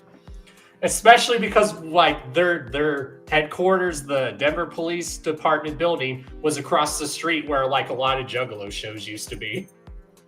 Oh, that's fun. Yeah, who planned that? Right? Probably the people who built the venue. It's a dumb place to put a venue. Yeah, that's, Right? that's And of awful. course, it's in Colfax, which anyone that knows anything about Colfax in Denver, yeah. Little rundown, but it's nice at the same time. It's more chill than it used to be in the 90s and 2000s. But you still got to be safe down there. Like I always tell people, don't be down there by yourself. Be at least like with a group of people. Or have some sort of protection on you, which I usually always do. I want to get caught slipping, that's for sure. I don't. I had to do that to someone one time. I had to lift up my shirt. I'm like, don't even think about it. And they backed away. I was like, are you sure you want to do this? And they backed away. I'm like, yeah. I just say, have you not heard of me? Don't you know who I am? My name is Shovel, fool. Have you not heard that name? And then they go, every time. Huh? Oh, yeah. Actually, it's not because they've heard that name. It's just that name is scary. It's nuts. That's why I like the nickname. I know, because then when you hear your name like that, people are like, oh, it's like when people hear my name Chaos, they're like, what? I'm like, no, it's reverse psychology, but I don't tell a lot of people that until I get to know them. All right, so I went ahead.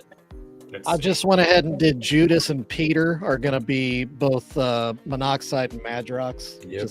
Just, side by side, whatever. What Peter did? Some poetic license. Full screen it. Let me see. Hold on. There we go. What did Peter do? Peter was like so Jesus's best buddy was John. There we go. And then Peter was like the after Jesus died, Peter was like the one that really like organized the church. Mm-hmm. So he was like the I don't know, like the leader after Jesus. So he was kind of a big deal. Uh-huh. But whatever. And supposedly, like I tell people, I'm not religious, but I studied that stuff, and I believe Peter was the dude who didn't think he was worthy to die like Jesus, so he made them crucify him upside down. Yeah, he got crucified upside down. Yeah. Yeah. He's credited as the founder of like the Catholic Church. So they pray to Jesus, they pray to Mary, but they also revere Peter. He's like a pillar of the church. Yeah. Boy, interesting conversations in here today, Don. We're covering all the topics. It's been everywhere. Well, it's funny, all this is coming up with Easter coming up, so I guess I was raised Catholic, so this time of year I always crave fish. Well, like I tell people, I may not be go to church. I don't go to church anymore, but I'm more spiritual. But I've studied all that stuff to where it's still implanted in my brain, to where I can still explain it to people. I'm like, now, do I believe it's real? Some of it might be, and some of it might be fiction. You got to take that into consideration. All right, it's time for Blaze You Dead, homie. Or as I tell people when I watch Ancient Aliens, I tell people, you got to take into consideration, there's always some bit of truth to mythology, some bit of truth. I wonder if it was the magic part. Maybe. Magic the Gathering? Yeah. Jesus was tapping mana in his day. There's a lot of unaccounted years, man. He probably had a real nice deck, too.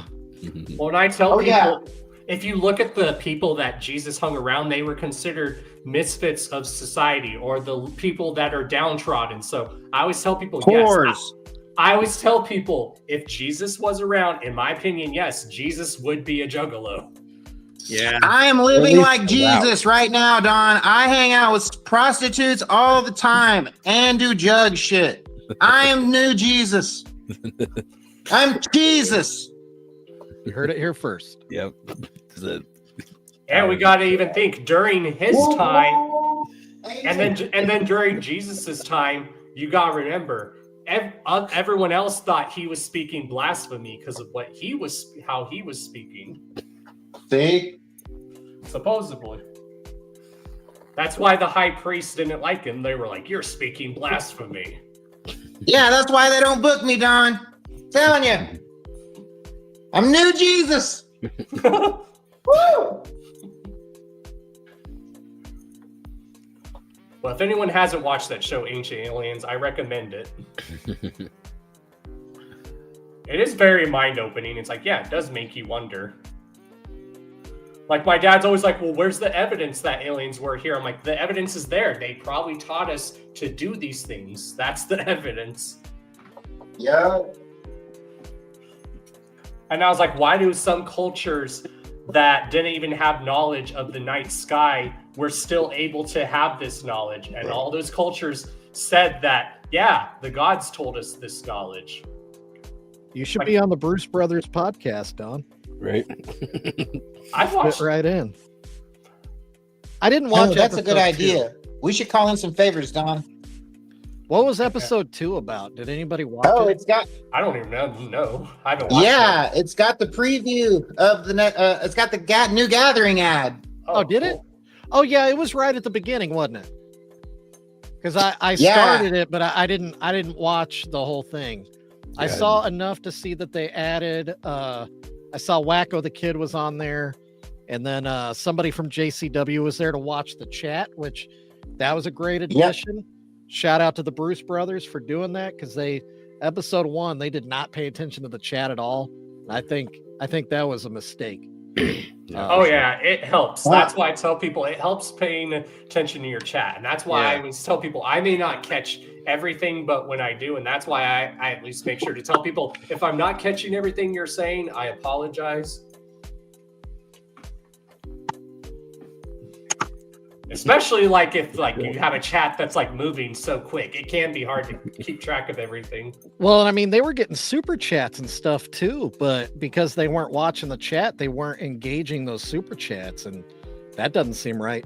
Maybe Shaggy was watching and he gave them advice. He's like, "Hey, watch your super chats." Right. Hey, is that a vintage Dinobot? Looks like it. Nah, this is the 20th anniversary Grimlock. Okay. Man. When Grimlock and the gang showed up, that changed Transformers for my little kid brain. I loved it. I love that stuff. Oh yeah. That's one thing I've always loved. Like I talk about everything. That's why I tell people I can talk about aliens. I can talk about lore from stuff that I'm into. Like I've always liked G.I. Joe and Transformers because the whole lore behind it. Like the G.I. Joe movie, that movie is like, for an 80s cartoon movie, that movie is dark. I own a copy. And I remember some nights when it would be on Cartoon Network late at night because of how dark it was considered. Did you ever see the Transformers G.I. Joe? I was just going to say, did you see Transformers? It had a curse word and a death. Yeah. Oh yeah, that traumatized me watching in the movie with what happened to Optimus. That traumatized me. The whole thing fucked me up. Like right when it first starts, I was like, whoa, why are the lasers working? Why is everyone dying immediately? It was insane to me. It was insane. And then everyone died.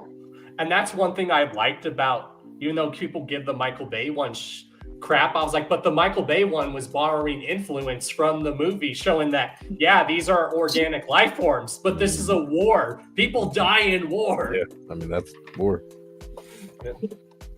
I mean, yeah, fuck Michael Bay for doing that, but yeah.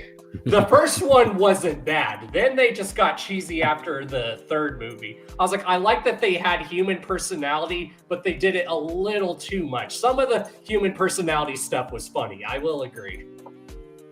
I'll tell you, my favorite one, no one agrees with me. No one agrees with me, Don, but my favorite one was that Bumblebee movie. That standalone that was definitely different. I love that shit. That actually was good. I enjoyed it too. I think that one was for like actual Transformers people. I think that one was made for Transformer fans and stuff. Yeah, definitely. I felt that way. And that's one thing about movies I think people worry about is sometimes it's good to have what's it called when you're doing stuff for the fans? Fan service. Yeah, I was like, fan service is good, but it's a double-edged sword. It's good, but if you overdo it, it can be bad. It just depends on the movie. Like when I go to movies still, I like to be surprised. Like I won't watch any reviews, or sometimes I'll like hear someone's opinion, and I've actually enjoyed some stuff that people ended up hating, and then there's stuff that everyone loves that I actually ended up hating. Yeah, like Friends. I know what you mean. I love Friends. I love that. God damn it. Everyone loves Friends. I don't get it, but okay, cool. Just Yeah, like shout out Friends. Just like I don't care what anyone says, I love Golden Girls. That show is funny. I love Son, Golden Girls, the best thing that ever fucking happened to TV cinema. Of course, everyone loves Golden Girls. I just like Friends because they kept the temperature on the set very low. Oh, I know what you're talking about. There is free pornography. You can see them like just any way you want to. I'm just saying.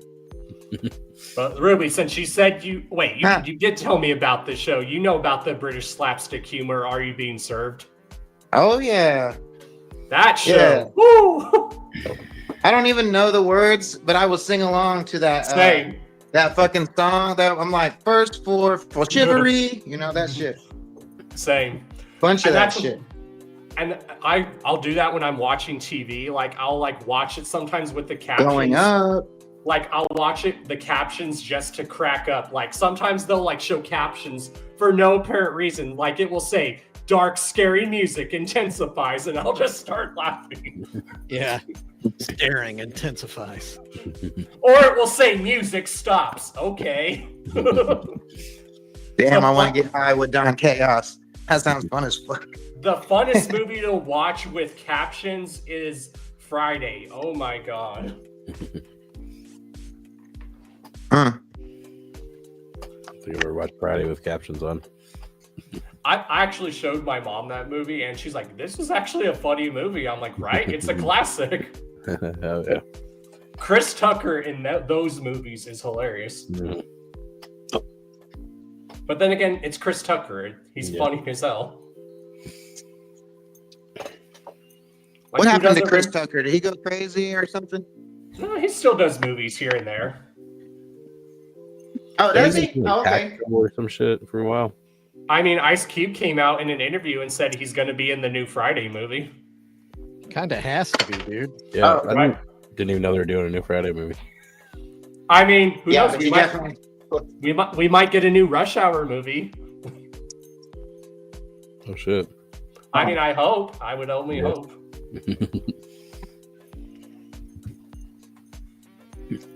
All right, y'all. I got to roll, but hey, thanks for having me on. Here's to another 17 for you.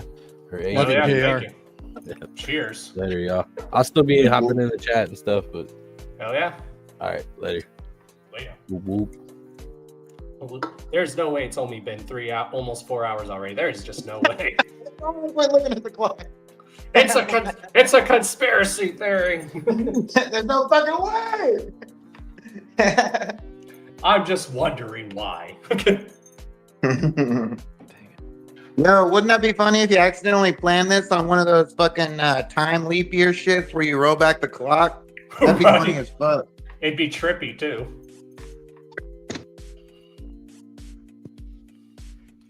Well, what do they call that? Where sometimes every few years, like the following month of whatever month it is, all the dates will be on the exact same day of the week. What's that called when that happens sometimes?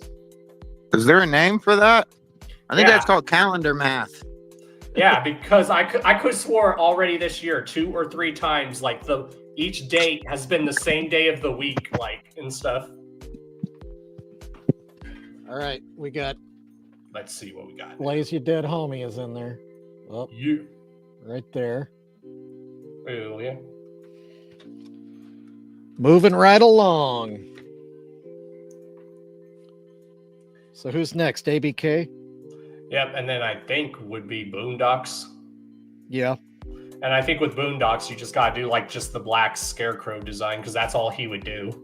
Yeah, his is intense, man. I like his paint. It's too bad he sucks as a human being. Mm-hmm. Especially because he did one of my homies dirty, which we all know who that is. I won't get into it.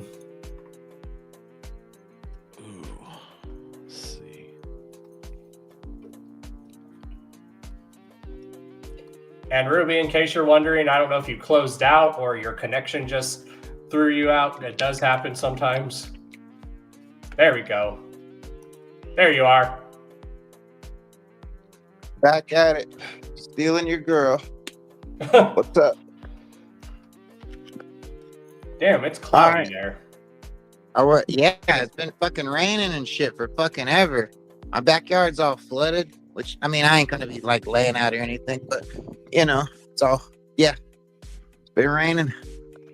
Yeah, it's been all snowy and cloudy here, and now the sun's finally starting to come out. Which is fine by me, because all this cold weather the last few weeks has really been messing with my back really badly. Shit. You gotta get better drugs, huh? Oh, If the wind is messing with you, you ain't taking the right stuff, bro. Oh, I take some pretty strong weed, trust me. All right, cool. Oh, shit. Shout out to my sister. She got this for me while she was on her trip while I was watching her animals. Oh, that's cool. She knows You I go to love those Mexico? stories. Yeah, I was gonna say, did she go down south?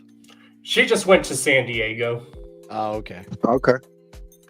Which you San know, Diego's Tijuana is not too far from San Diego. Yeah. You been to Mexico, Don? Nope. I would like to someday. How about you, Ruby?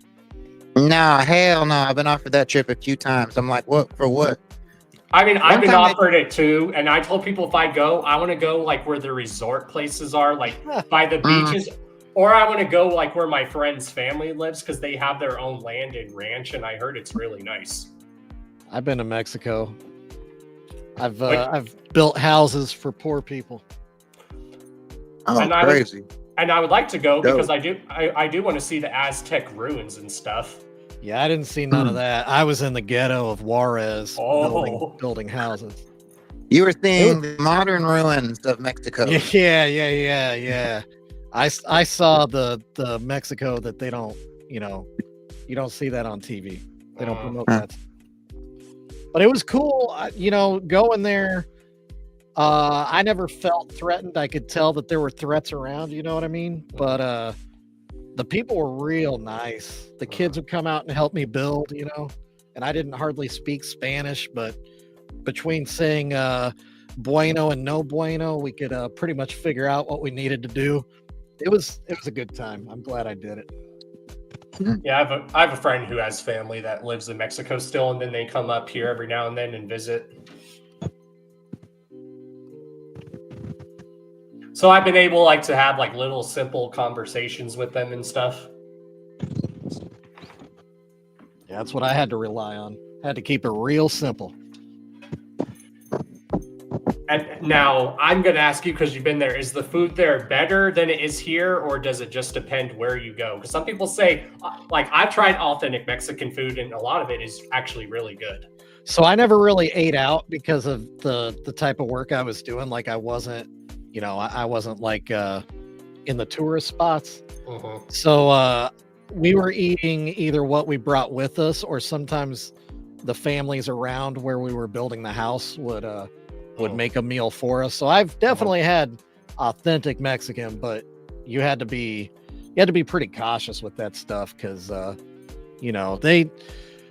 not knocking them, but their water treatment is different from ours, and so their body has adapted to it. So if they cooked anything and they used their tap water or whatever, man, you would definitely get the squirts. It's a real thing.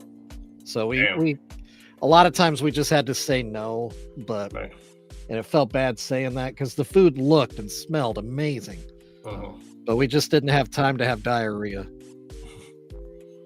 Can't build a house when you're filling your pants.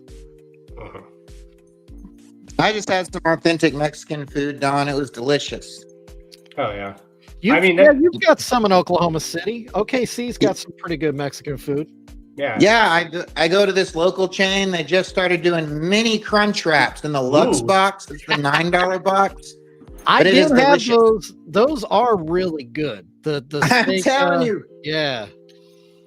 Have you not had any of the street tacos down there though? You've had to have had some of the real stuff.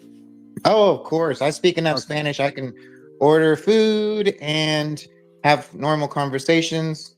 You got to know more Spanish the closer you live to the border, and I'm in Oklahoma. Yeah. Holy! We have a lot Look of at good these places tiny here. fucking stickers I just found in my pocket. That's fucking dope. Where'd you I don't get know. those? They must be from Ohio. Man, they are tiny. Damn. That's dope. I think they say Juggalo, but I don't have my glasses Yeah, on. it looks like Juggalo. Those Oh, are yeah. so small though. I wonder if they're like purpose made. Maybe. Wow. Those are Wow. cool, I got though. 3 of them. Dope. Just Well, it's shout like- out just finding things. Yeah.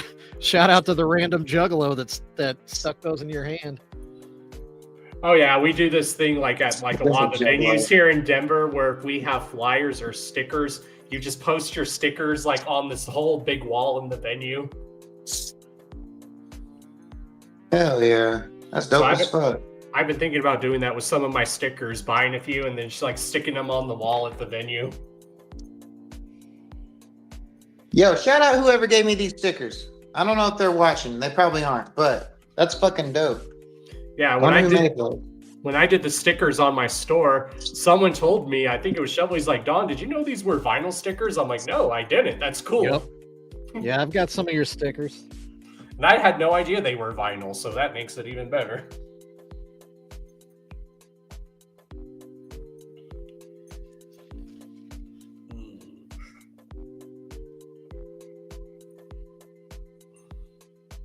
Well, I will be right back, y'all.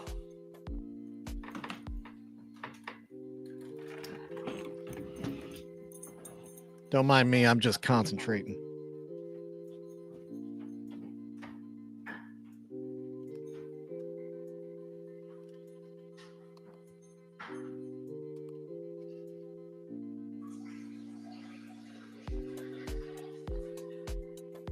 Somebody went to the bathroom with the door open.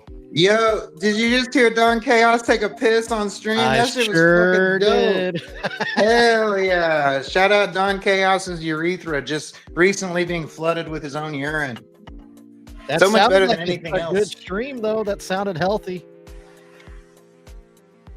I'm saying you can't leave the stream out the stream, bro. And he did not. Look at my cat, Roger. Let me see that cat. Oh, yeah, there you go. Gotta love a good tabby cat.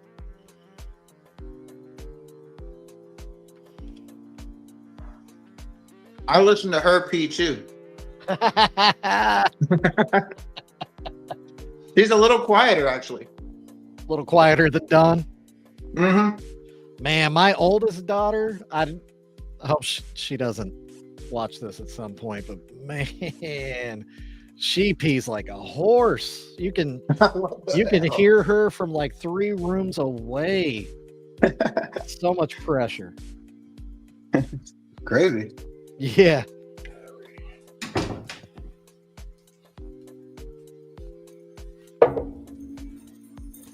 Oh, hey, Don. Hey, Don. How's it going? Hey Don, what'd you do? What'd you just do? What did I mean? I just What'd you just do? First you thing you did when disappear you for got a out of sec? your chair, what'd you do? I had to take the first restroom break of the day. Hey, did you shut your door or was it wide open? Oh shit, dope. I mean, the bathroom's in my bedroom, so Yeah, we Cool. heard you pee. We listened. oh, I'm sure you did. My Nah, bad. he must have heard you pee. I didn't listen to Don Chaos Oh, pee. I come wouldn't do on, that, Don. I come wouldn't do on. that as a human being. Why you gotta throw me under the bus like that? You? Come on Nah, you're now. telling Don stuff. I'm just saying I don't happen to be affiliated with that That idea. activity. No, I be affiliated with various activities. Not the concept that I recently heard Don Chaos take the longest, strongest urine break of any stream I've ever heard in my life. I would not That- say that I've done that. That would be the Red Bull's fault then. Damn, you already Red Bulled up? Don, you gonna gas out early, bro? What is this? You ain't even at 4 hours. Oh, not, no, Don. not really. I drank a Red Bull last year for my 7-hour one, and I didn't even feel tired even afterwards, which was weird. See, you talk like that, and that makes me feel like a real just pansy When I But I do get 3 tired hours? sometimes. Yeah. Just that day, I didn't feel tired. Some days I'm tired, and some days I'm not. How long? I can't even remember how long was mine. I think you did it. You did yours Wasn't early in sick. the morning. You did yours early in the morning. I know that. I think mine was 6. Now that I think about it, it wore me out, man. Oh yeah.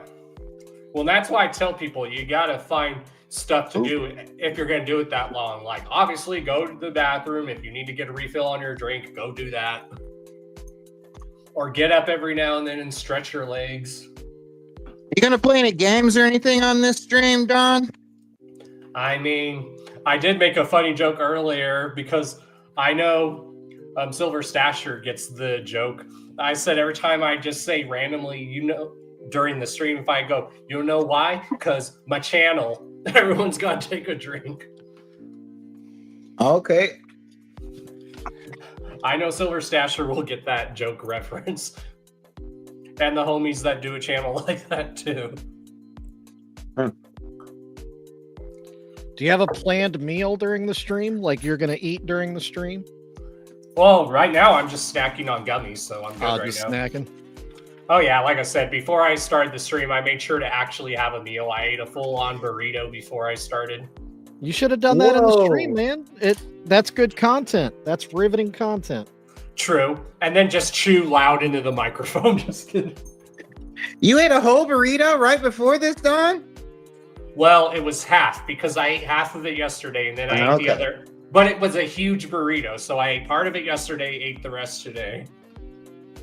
Was it like Chipotle? It was a local place that's called Tamale Kitchen. Ah. Damn, that sounds dangerous, Don. I would have gone with a light salad and water. Just saying. But I wish you the best. I'm sure you got this. Never mind. I'll be quiet. Sorry. Did it have beans in it, Don? It did. It had 2-day-old beans in this burrito you ate? Just But a minute luckily- ago? But I reheated it, luckily.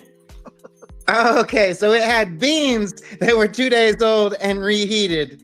Yeah. And then okay, cool. Never mind. Nah, you the microwave, the power of the microwave,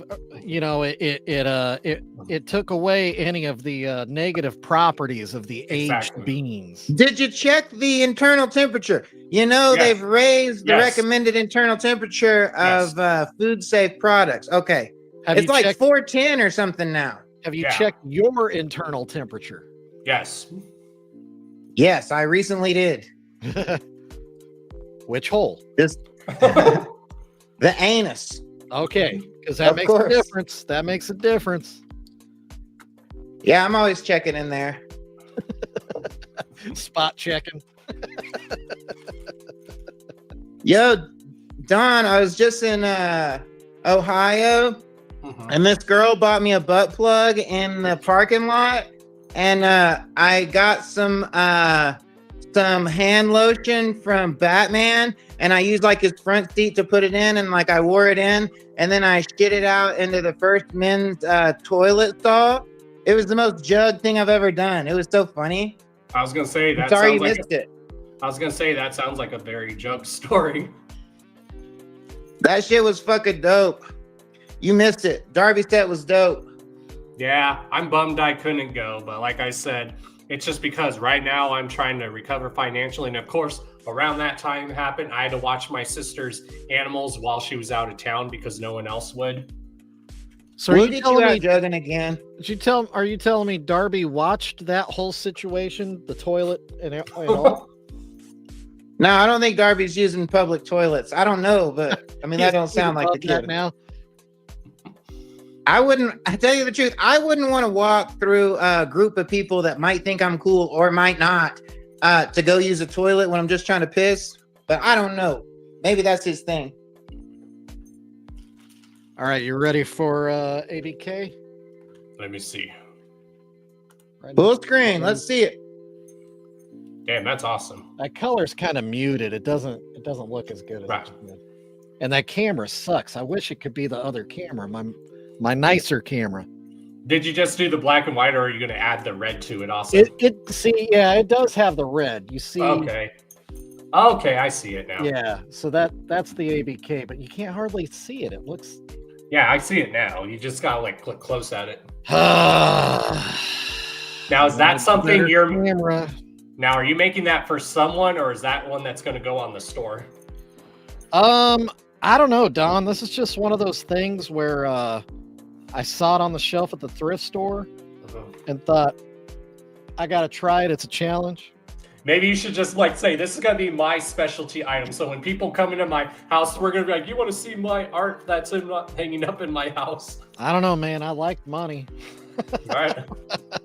I gotta pay my way to the gathering too. But it would be funny, like, to say that, yeah, this hangs up in my wall in my house, and then I watch people's reactions when they look at it. I posted a picture of it before I even started painting it on Facebook, and I already had people asking if they could buy it. There you go. Well, it's because you do such a great job. Yeah, we'll see what they think when I'm done. I don't know. I mean, why do you think I still keep my Boodalo on the desk? It's always here. I appreciate that. Well, my desk needs a lot of decoration because I like to decorate stuff. You want me to send you something crazy, Don? For your desk? That sounds funny. I don't know. I'll just pick something out. Like the item you were just talking about. Oh yeah, what's your favorite color butt plug, Don? Yeah, there you go. Well, no, it's got to be the one from Juggalo, Ohio that you bought from a girl out in the parking lot, and then No. immediately A girl deposited bought in the, that for public me. bathroom. Yeah, there you go. A girl bought that for me, and I would never retrieve anything out of a toilet, even a phone, money, anything. Wow. So yeah, you just all right. I mean, I didn't buy Walking it. up It's in just there, a huh? story. I mean, my girlfriend is making like those like seal bags. So if you don't want to get like your phone or anything wet, you can like just put your phone and everything in it and stuff. Yeah, but I don't think you're going to be putting a plug in that and then putting all of that up your hole. That kind of that sounds uncomfortable with the bag. Yeah, it's got sharp edges, Don. Yeah, I know it's plastic, but it lacerates some things. Yeah. Yeah. I've been to a couple floats with those bags, and I don't know. I'd love to go to the float. It looks like a good time. That's if you do something like that, then you end up with blarts. That's the classic blood farts. Yeah, there's something That's about crazy. What Yeah, the it's cra- fuck? Have you never heard those before? The blart? Nope. I don't want a blart. Blarts are bad. Tom Wood's a good artist though, and he's like the nicest person. Huh. Oh, god dang, Don. I would not mind going to the float though, because I don't have to drive far to Arkansas. You just have to drive through Colorado, the rest of Colorado, then Kansas, then Missouri, and then Arkansas. Bam, done. Is that where the float's at? Is in Arkansas? Yeah, because that's where Tom Wood lives. It's on his property. Do you know where at in Arkansas? Ruby, where's it at again? Because I think you said you've been to one. Northwest. Northwest. Northwest. I've been to a couple. So like around Fayetteville? Way northwest. Upper corner up in the mountains.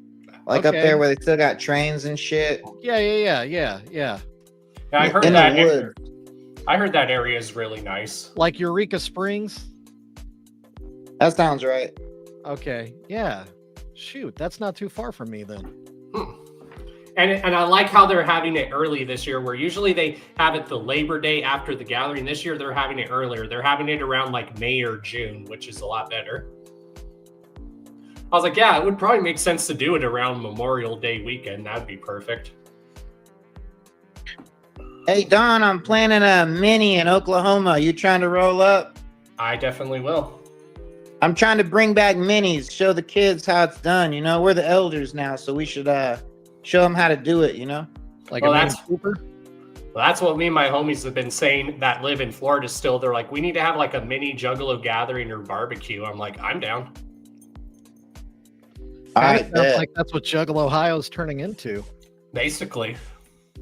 And I like how there's all these different events that are like sprouting out. So now everyone's like, oh, I can go to the gathering. But then if I'm waiting for the gathering, I can go to this event and whatnot.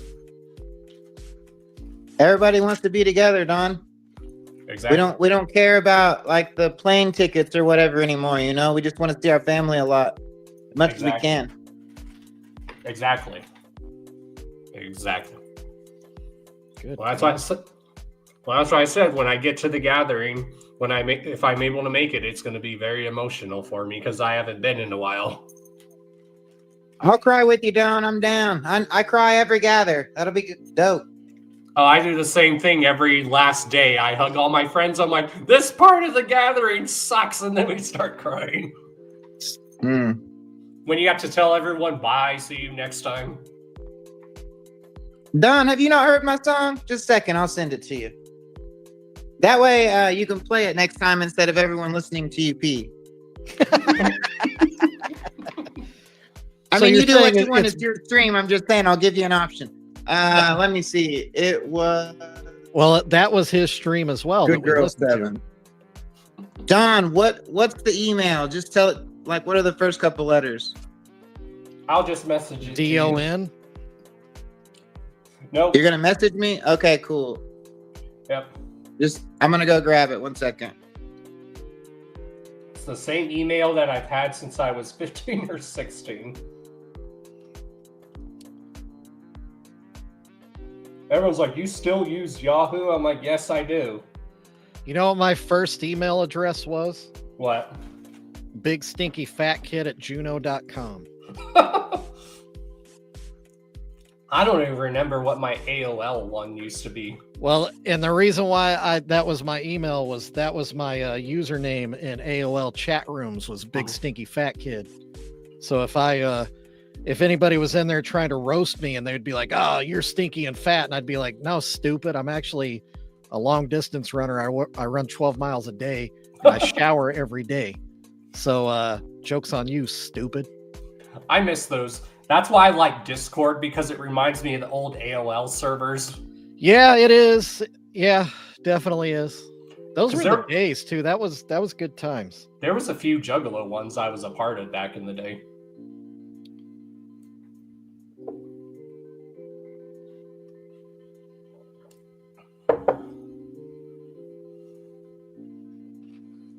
Yeah, I've been thinking about getting back into game streaming myself, but I want to do like retro gaming.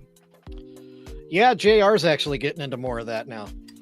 And what I want to do is I've watched this one YouTuber, they'll like play the game and then they'll like talk about fond memories playing that game or when they first played it as they're like playing it. So they're like doing a review, but they're like doing a retrospective as they're playing and go, oh, I remember this one time when I was playing this against my friend, yada, yada. And it's cool.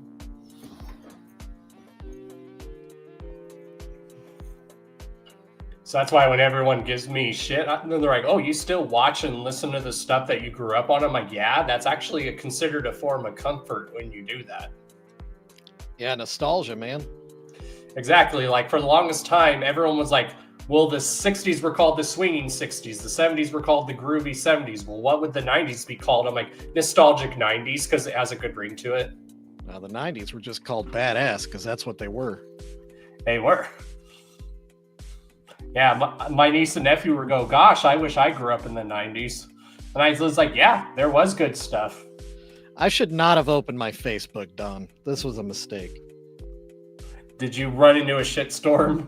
Nah, it's just I posted a picture of this this thing before I started painting it, and people are already losing their minds. And now that kind of creates a little bit of pressure of like, can I live up to these expectations now? I'm creating a little panic attack for myself, and I shouldn't have done that. Oh, don't do that. I get panic attacks, and it's not fun. I had one just last week when I was out shopping. I was like, oh gosh, I'm overheating. I need to get out of this store.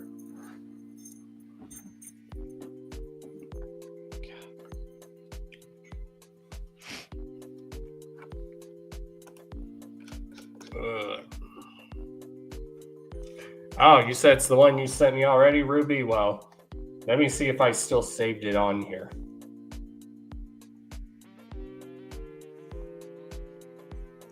No, that's a different song, but I'll save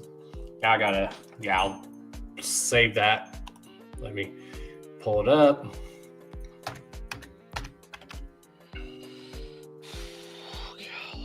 should not have looked.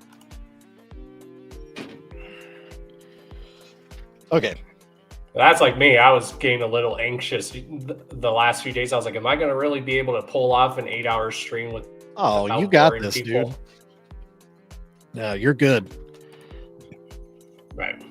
And it takes a lot to do it, but like I tell people, that's why I tell people you can be on here the whole time. You don't have to, but it's nice, and especially when there's really nothing to do right now. So, okay, so I got Blaze and ABK, and then there's one last person at the end of the line here. Who should that one be? Should that be Boondocks? Probably. Okay.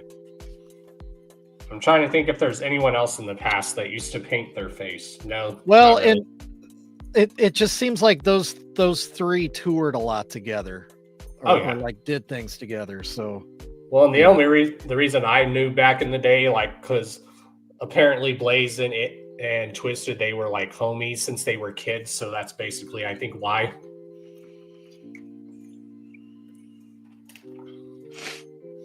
But yeah, I like how you've been like catching up on like some of the old stuff, like when I recommended like Zug Island to you. Yeah, man, Zug Island is amazing. Yeah. The best way I described Zug Island, people, I'm like, it was kind of like the best way to describe it. It was like Psychopathic's version of Nirvana almost. It was very alternative. So when everyone always tries to compare like Zug Island and Motown Rage, who was also on Psychopathic, I'm like, they're actually two different genres where they're both rock, but Zug Island is like alternative rock. Motown Rage is like straight metal. All right, let me save that.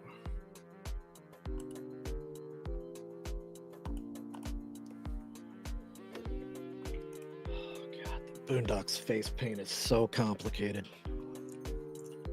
Yeah, I used to watch videos like that back in the day. There used to be a juggalo that would like do videos of him like painting like each of the face paint designs, but he would like speed up the speed and stuff as he was doing it and show people like how to do it. So he would do like a lot of like the Wraith era style with all the different colors. Yeah. I don't even think that dude does YouTube videos anymore, but he would like, and then he would just do it in real time where he'd be telling people what he was doing as he was doing it. And that's how I learned when I painted my face back then, and I give that advice to people, like the best thing to do is you got to map out how the design's going to look on your face because everyone's face is different. Yeah, and that's something I've had to like learn in what I do, like painting that JFK. It's not just slapping the Violent J face paint on a JFK face. Yep. You got to make it fit what JFK looked like. That's why like the bars above his eyes are real small because he's got beady little eyes, and it just kind of like plays into that a little bit more. Or like painting like the animals and stuff, like trying to make a Shaggy 2 Dope face paint on a dog. Like obviously his face doesn't come out to a snout, so you got to like figure out how that works. And I don't know, it's fun though. It's fun. Right. Yep, that's the advice that I've always told people is you just got to picture how the design looks on someone's face.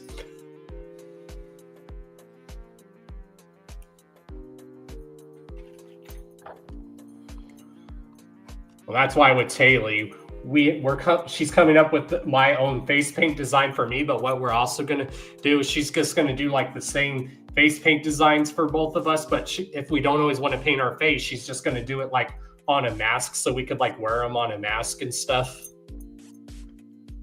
Yeah, that'd be nice. I was like, yeah, just buy a bunch of hockey masks and then just do that.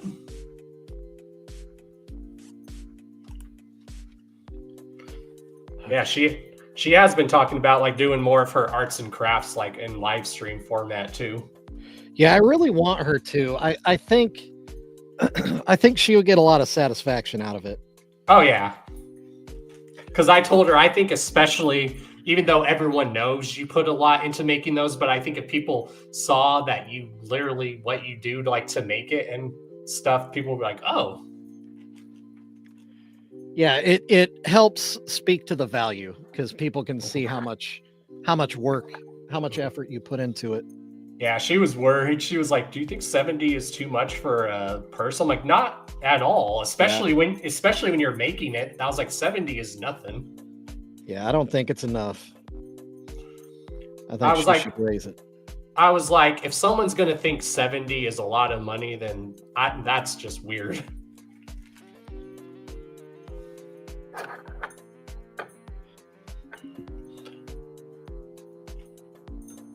And this music is nice, by the way. Yeah, what's this one called? I always forget what this one's. This one's just called Daydreaming. I think your music is better than mine, man. Well, this is one that you can automatically use on StreamYard. Oh, okay. This is just like the ones that they can do that, and people can like send you music like in my email, and then I can download that music to actually play too. So StreamYard does have its like good things about it. It does. It definitely does, especially having guests. Having guests is a big difference between StreamYard and OBS. Now, I won't use the format of StreamYard where you have to pay almost $300 every year. No, I just pay the cheap one, and I can still do all the stuff that I would do. Only this time, I only have to pay $30 a month for it, which isn't bad. Yeah, and really, because that gets rid of the watermark, right? Yeah. And that's really, to me, that's like the biggest thing is not having that weird little duck up in that corner. Yep, you can do any logo you want. Yeah, and having your own logo, I think it makes the whole thing look more professional, more like real. Yeah, and you can have like different logos in different parts. Like if I wanted, I could put one in the corner, one in the left corner, one in the bottom left, one in the bottom right. But I don't know how to do that. That I'm still learning how to do. But that's why I like it, because it's very easy to learn. I mean, that's good, though. You got to learn new stuff every day. Exactly. That's what I always tell people. You never want to be complacent with what you know. You should always want to know more. Exactly. I mean, I learned a lot of stuff from my niece and nephew. I'm like, oh, how does that work? And then I learned from them. This has nothing to do with your niece and nephew, but you just bringing them up just made me think about it. Has anybody in the chat or you, Don, has anybody had the Bluey cereal? I haven't. Okay, because I keep seeing it at the at Sam's Club, and it's like clearanced out. And it's like super cheap, but I don't want to have like 5 pounds of cereal that I don't like. Right. So I've never even watched the show, but I know people who watch it. I mean, I've watched it here and there. I'm like, okay, that is a pretty funny show. Yeah, I don't get why like people go nuts for whatever the Bluey like finding the wiener dogs or whatever it is like. Oh, okay. I mean, when I was a kid, we watched either Blue's Clues or we watched Little Bear or we would watch Sesame Street. Yeah, we were Sesame Street and Mr. Rogers. That's all Same. we had. Yeah, I used to watch reruns of that too, or I would watch the show Lamb Chop. So you say you were watching reruns. I was watching them when I was. they came out. Pretty much. And I like that how like kids are able to get into stuff usually like what their parents got into, and that's why I tell people that's why I have a lot of love for like classic rock and stuff, because that's what my parents grew up listening to. All right, does that look like a decent? Well, you really can't see it, but little Boondocks on the end there next to ABK. Yeah, I think it does. All right, looks way better in person. Yeah.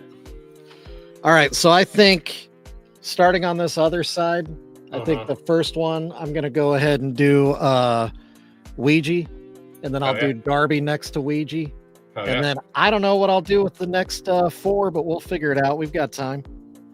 Yeah. I mean, even though they were all in the group, you could maybe do a Dark Lotus paint, like try to do a cross on it. Yeah, I know some people said that, but then I kind of feel like that's kind of cheating because it's like repeating people. Right. Right. It's like, Yeah. I need 4 more psychopathic people that I haven't already included. Oh yeah. Taking suggestions, chat. If anybody's got anybody, throw them down. But Well, they got to that- be people that wore face paint. Like, each Sham, I'd love to put him in here, but he only really wore face paint for like an album cover for like his first album. He doesn't really like. And I would say Tech, but I know he would always change up his face a little bit. Yeah, he doesn't have like a standard Tech 9 face paint. He's always changing. But I always like how with his face paint, his face paint always had like a different meaning behind it. Right, yeah. Yeah. Like during Psychology, he said that face paint design was paying homage to his ancestors, basically. Yeah, Tech 9 always brings different levels to what he's doing. It's never just what's on the surface. He's always got deeper meaning to whatever he does. And then sometimes he would just write the most random thing. Like I remember one time he literally had "Eat Me" written on his face. Yeah. But I think that was paying homage to that movie where the guy's like grabbing his head and he's like, "Eat me!" What movie is that? Well, I think "Eat Me" to me was referring to not to get like super religious again, but a lot of his music is deals with religious stuff. So I think he was saying "eat me" just like Jesus says to like eat his flesh. I think it's the same thing. Right. Could be that. And that's one thing I always liked, especially. I think he was, if my opinion, he was probably like, he doesn't get a lot of credit for, but I think he was like one of the first rappers like to really mix opera with like rap music, like him and Calico, because the way they would sing and stuff and their voices would sound. Yeah.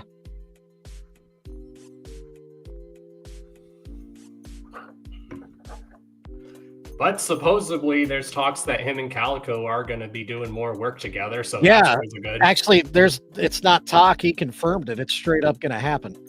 So, yeah. That's always good to hear. Yup.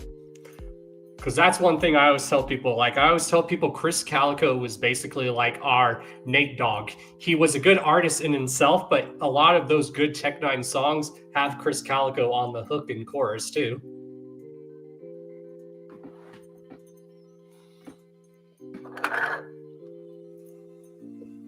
I just screwed it up.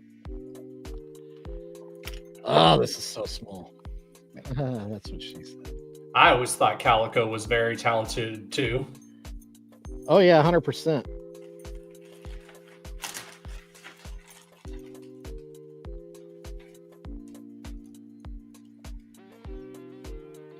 So did Ruby just say play my song and then bounced? Just, I guess, play it whenever. Okay. She thought it was a song that she sent me before, but Ruby, it actually is a different song. But now I know how to download music when people send it to me. So if someone goes, hey, play this exclusively on the show. And that's where sometimes I'll like be like, okay, this song is exclusive and we'll like premiere it on the show because now I know how to do that. Yeah, and downloading it helps with the sound quality too. So it's definitely a good idea to do that. Yes. I still like the song that even like DJ Snickers did for the show. Yeah. Everyone's like, it's very random, but I like it. I was like, it fits the theme. Hours of Chaos podcast. It's random. Yeah, Snickers has a lot of talent. He's Yeah. a good guy.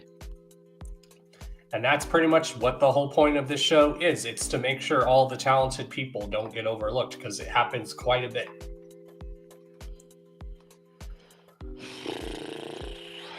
Dang it, Don.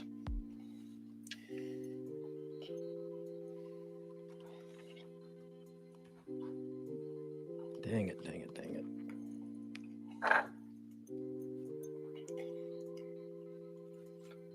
Yeah, I've been listening to like a lot of like, especially like the older albums. I'm like going back and listening to the days when you could just listen to a song from beginning to end. Even if there was popular songs, I was like, nope, I'm just going to listen to it from beginning to end the old fashioned way. Yeah, I've always preferred albums that you could listen to the entire album. Yeah, I was like, if it's a concept album, listen to it from beginning to end, and then sometimes if you want, you could just hit it on random and it will just play the songs random. Well, and I don't like, there's a lot of times when the record label is pushing for a release. So there's 4 songs that are ready, but that's not enough for an album. So they'll force 6 more onto the album, and they're not good, man. Like there's some, like I'll do that now when an album comes out. Like I have a CD player that holds up like to 6 CDs. So whenever ICP would drop a new Joker's card, I would put all the Joker cards in my CD player and I would binge listen to them in order. That's what I've been doing a lot too, is binge listening. Yeah, it's a thing, y'all, where I listen to a whole artist or group's discography from beginning to end. It's not a bad way to do it. I've been doing that a lot with a lot of Tribe Called Quest. I've been doing that a lot with a lot of MF Doom.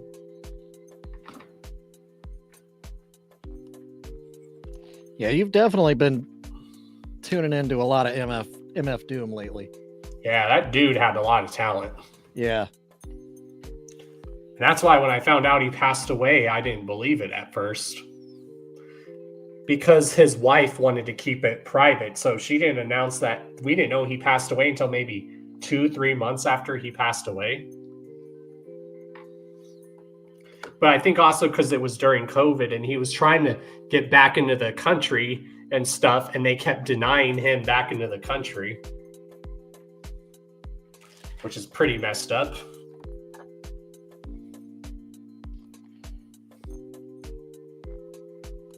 It was a wild time. Yeah.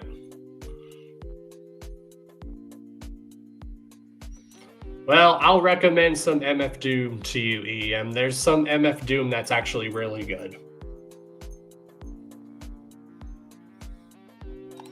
Like a lot of the collab projects he would do with people was really good. Like you listen to any music he did with Ghostface Killah of Wu-Tang, they sounded good together.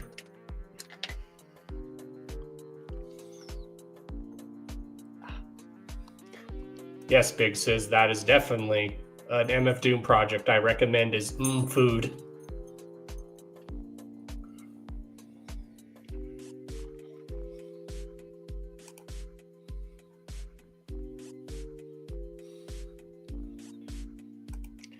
Yeah, that's another good project that MF Doom did, was the project he did with Danger Mouse called Danger Doom, The Mask, where they used like a lot of Adult Swim stuff on there. I love that. Yep. Yeah. Yeah, Danger Mouse does some really cool stuff too. So there you go, EM. A lot of people in the chat are recommending some good MF Doom you would probably like. Especially if you like hip hop where it's just like laid back and chill, that's basically what it is. Or it's stuff like this. If you're doing like artwork, it's just like stuff you can listen to as you're just vibing out. Yeah, background music. Yeah. And that's why I like Tribe Called Quest, because it's laid back and chill stuff, but they use like a lot of jazz in their stuff.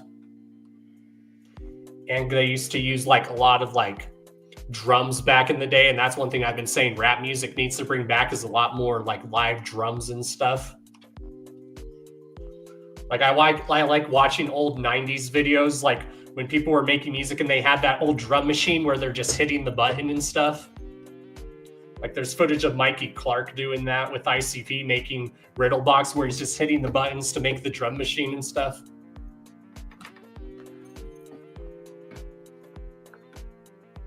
Oh yeah, The Mask was MF Doom and Ghostface. That never came out. Yeah, that would have been dope.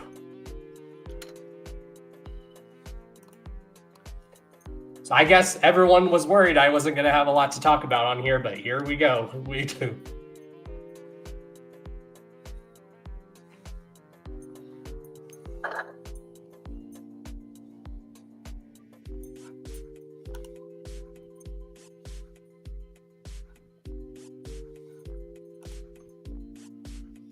Yes, Mikey Clark is amazing. He's a good DJ even himself. I've seen him DJ a few times.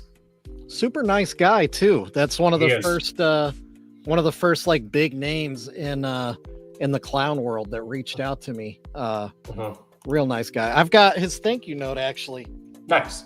Yeah, I keep it right here next to me the whole time. Yeah, I talked to him after a show one time when he was just DJing during like the between sets and stuff. And I was just next to him as he was like DJing at the booth. Yeah, he is a really nice guy. Yeah, just a regular dude. He sent me a lot of his music, a ton of his music. And dude, I wish I would have I didn't have any awareness of him in the 90s when I was a kid. I would have been jamming out some Mikey Clark in my car if I would have known, oh yeah. I didn't realize I was listening to him on ICP albums. And the stuff that he made for himself was more like in the world of like the Beck weirdness, but with like the wickedness of the clowns, like a combo of that. And I would have gone nuts for that as a teenager. Yeah, and it sounds like some classic rock too. Yeah. Like when I heard some of his music, it also reminded me a little bit of like Tom Petty a little bit. Yeah, I mean, he very distinctly 90s, his sound. Yeah. Kind of like Mike Watt, if anybody knows who Mike Watt is.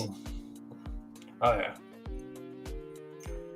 And that's one thing I've always loved about Mikey Clark is they've always said he's like the unofficial member of ICP. Like if ICP was a band, especially back in the 90s and 2000s, it would be Jay and Shaggy, Mikey Clark, and then Legs Diamond, like when he did a lot of their hooks and choruses. Yeah. So they would always say, like one time at the gathering when they had Mikey Clark and Legs on stage with them, they're like, if there was ever two other unofficial members of ICP, it would be Mikey Clark and Legs Diamond.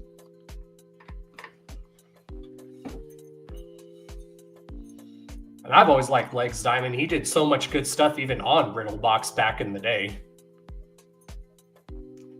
Or when they make him do his ring announcing voice, he does that so good.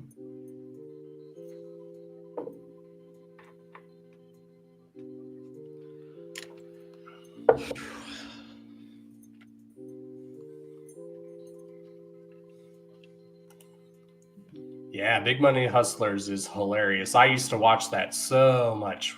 So much. I haven't watched it in a while, but I've been thinking about watching it. Yeah, I like that you can just watch it right on YouTube. Yeah, I thought about doing a live stream session one of these days and call it Juggalo Movie Night, where we just watch like movies online and then just react to them.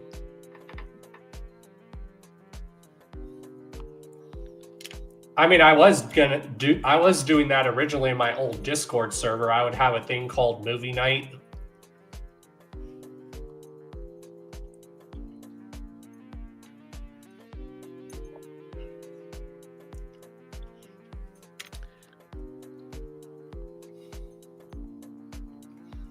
Shouts to Frankie in the chat.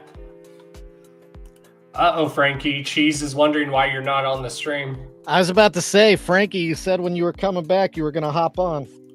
Oh, yeah. And I know he told me he'll hop on whenever he gets the chance. I know people get busy. I'm an understanding person. And I know Frankie's a very busy man. Well, and I wasn't even planning on coming on to talk. I was going to mute my mic the whole time. But it's fun to talk to you, man. Right. Well, and everyone was like, how are you going to talk for 8 hours? I'm like, oh, there's a lot to talk about. That's why I told the first person that hopped on earlier, I'm like, actually doing these sort of things really helps with my anxiety tremendously.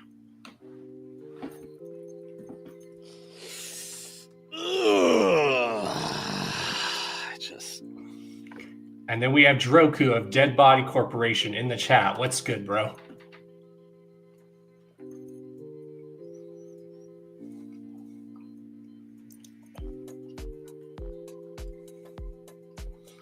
Yeah, I'm trying to think how I found your channel. I think it was just came up on my recommendations or someone like recommended you to me. I don't even remember. Who, me? Yeah. Shoot, I don't even know how I came up on this thing.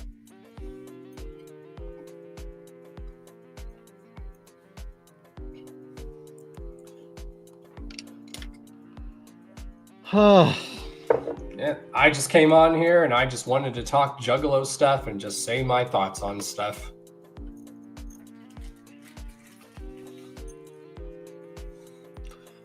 And then when people heard me talk more, they would be like, you know, you have a radio voice. You should utilize that.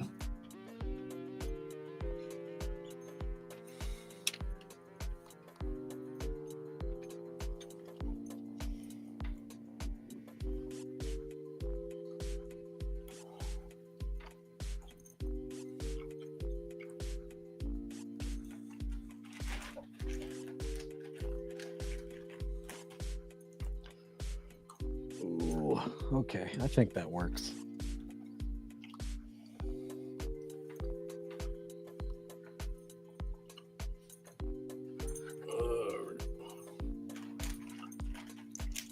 I've even thought of like doing live action reaction videos to where I like react to like paranormal videos and saying, okay, that's probably real, that's fake.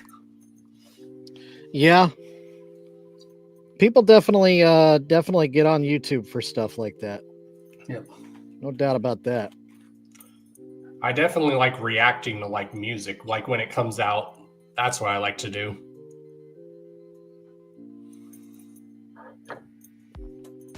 That's why when people always like, when there's still people out there that go, how can someone listen to something like that? I always recommend the book. I'm like, well, you want to know why people like certain type of music or why they may like it and you don't. I was like, I recommend the book to them. It's called This Is Your Brain on Music, The Science of a Human Mind. And explains why we love music. Maybe something in the beat makes us go and then, or we hear a lyric that we can relate to. So go scientifically of why we're into music, which is cool. Yeah, there's a lot of psychology to music. Mm-hmm. So that's why when I always tell people, when people say music is a form of therapy, it's true. It is a form of therapy in medicine. Like with me, it's hanging around my friends and then it's music and movies. Especially if I'm in a really bad mood, I like always put on a comedy. See, I do the opposite. If I'm in a bad mood, I put on a movie that's like really like full of like action or like explosions and people dying, because then it's cathartic to me. Like I get to see, you know, terrible things happening to other people and it's like, okay, well, that guy died, I feel better. Right, or you see all the drama in the world, so you're like, you know what? I'm gonna get lost in another world now. Yeah.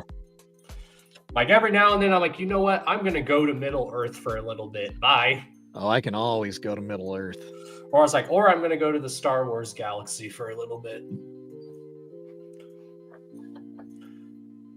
Well, Cheese wants to know if Spawn has the best soundtrack. It actually did have a good soundtrack. I think it did. I did like the Spawn movie that came out back in the 90s. Me too.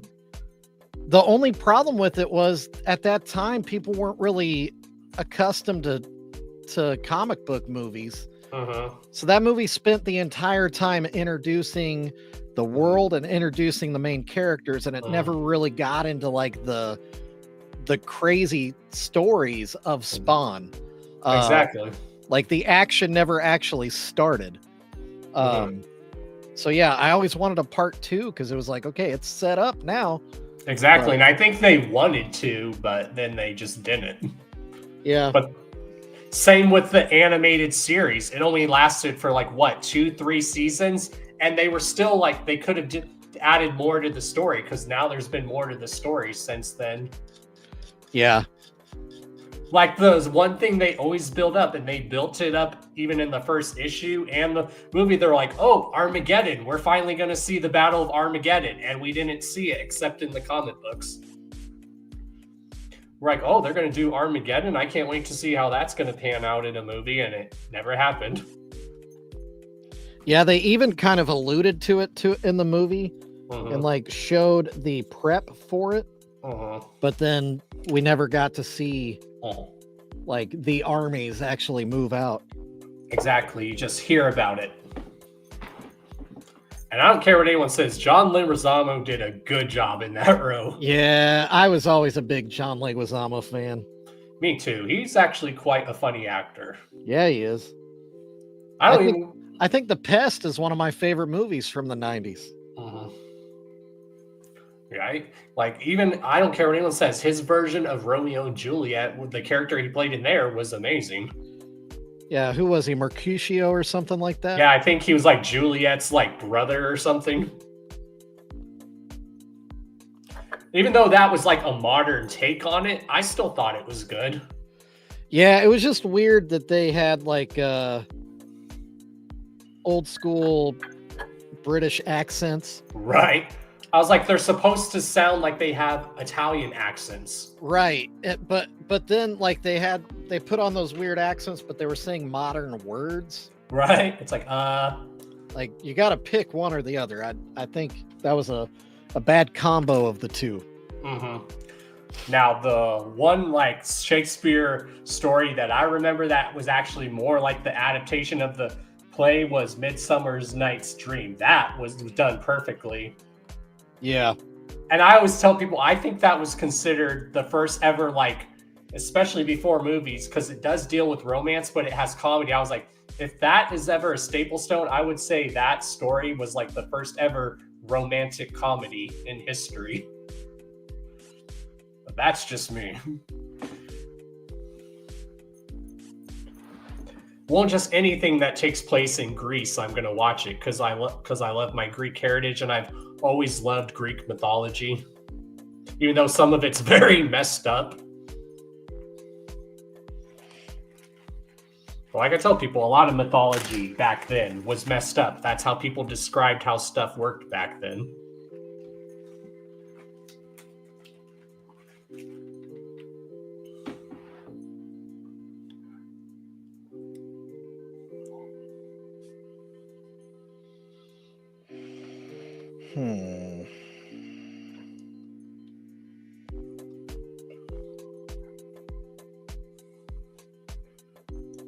Did you ever watch that first movie that Ice-T directed, and it was actually a documentary movie? It's called The Art of Rap, Why We Do It.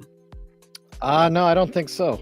Yeah, it's literally a documentary about hip-hop and stuff, and Ice-T directed it. It was like his first ever project he directed. It's really good. It's actually free on YouTube, so he like interviews like Nas at one point. He interviews Rakim. And then he goes and interviews, I think, Ice Cube and stuff.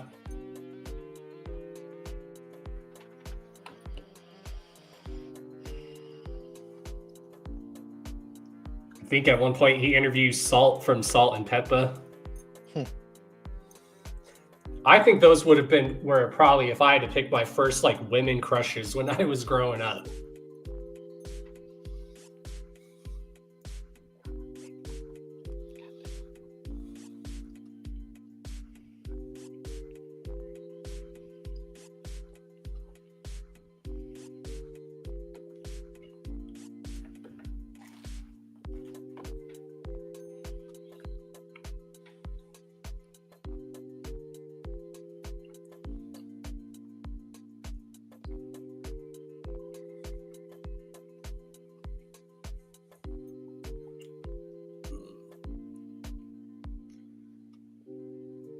Let's see, what else do we got here?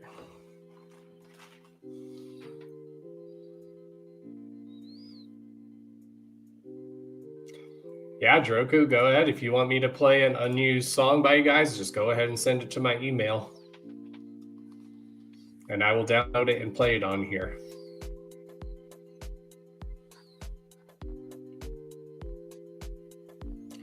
Oh, it's an homage to ICP's Bugs on My Nuts. Oh, I gotta hear this.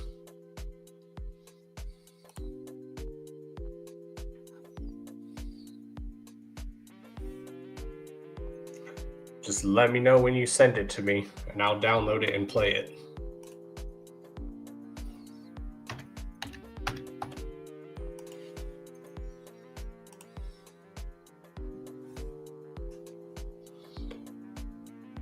That's one of those things I really miss back in the days when movies had like actual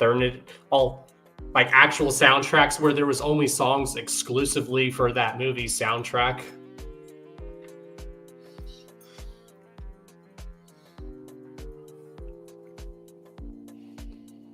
like Space Jam. Space Jam, in my opinion, had like the perfect soundtrack because it was all hip hop, R&B, soul music, all from the 90s.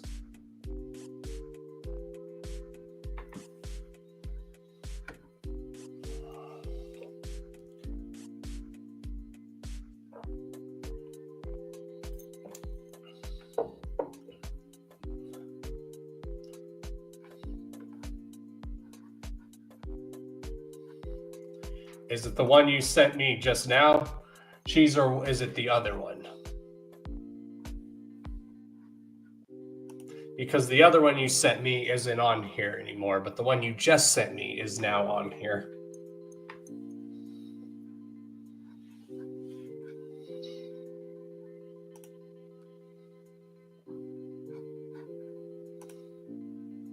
Yeah, the one that you just sent me now. Okay, I'm going to go ahead and play that then. All right. All right, y'all. This is by Cheese House. This song is called Good Girl. Let's hear this. I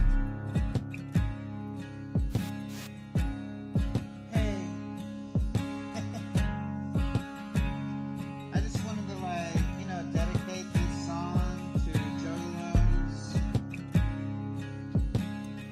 Y'all are my fam. Y'all that whoop. MCL for motherfucking life, you hear me?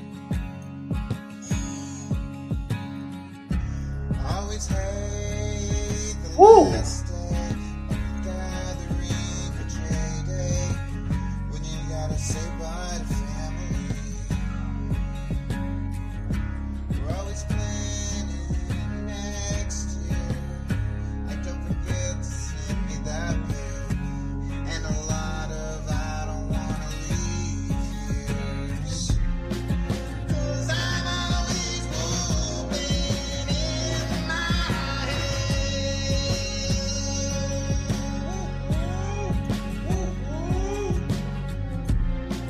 and I'm gonna keep moving till I'm dead. Yes. I'll see you in a couple of months. Okay, one more hug, and I'll mail you that shit when I get home. I wanna wake up to painted faces again. When that one girl and new friends, authentic killers, wearing the shit that they want to. Like, fuck your rules. I'll be there, I don't care what state it's in. Like, what show's next? I already missed Magnum, too fresh. But then I blink, and I'm back with the normies again. They remind me when I only have Juggalo friends. 'Cause I'm always moving in my head. Woo, yeah, I love this.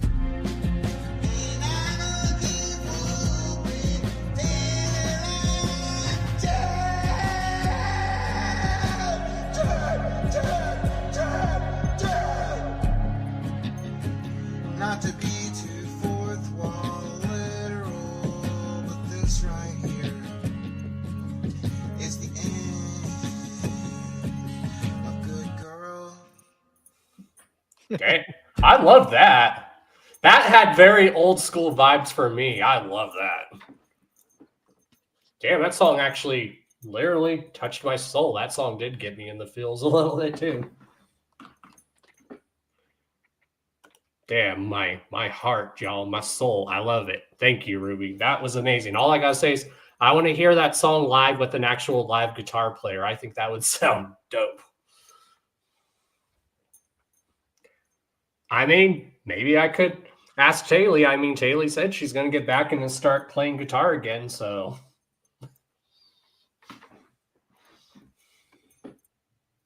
That was dope. I loved that. That gave me like a lot of like early to mid 90s feel to it. I love it. If you want to come on, Stasher, there the link is in the chat.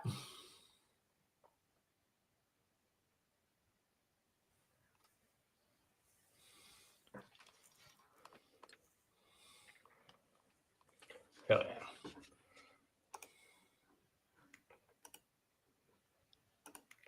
Alrighty.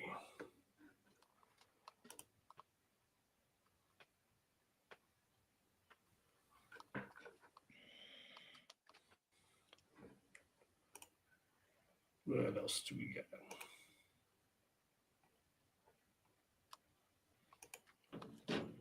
Let's put the background music on right now. Let's see. There's.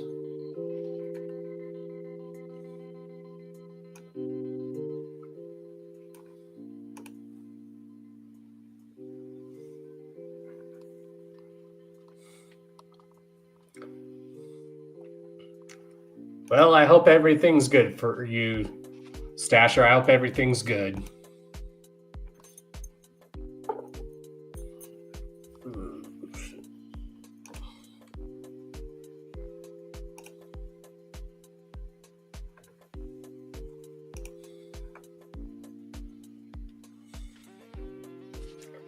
Oh, that was part of her groundbreaking, record-breaking set at the Gathering? Hell yeah. That song is definitely being saved in my playlist.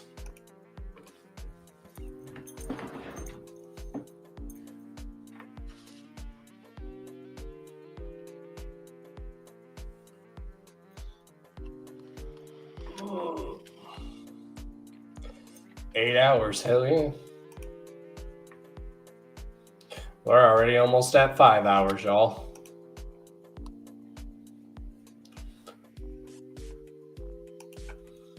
Oh, you're doing 12 hours this year now? Jeez, dang.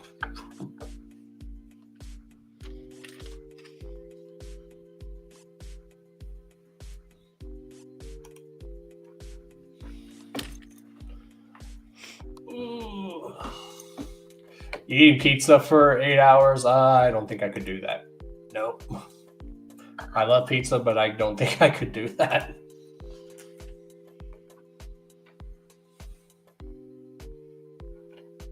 Exactly. Who can say they had an 8-hour set at the Gathering? That is awesome.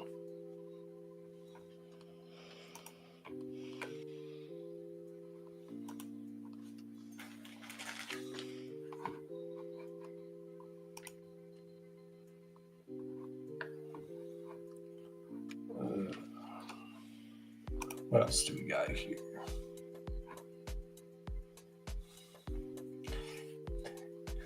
Yep, what Dilly just said. Turn that frown upside down.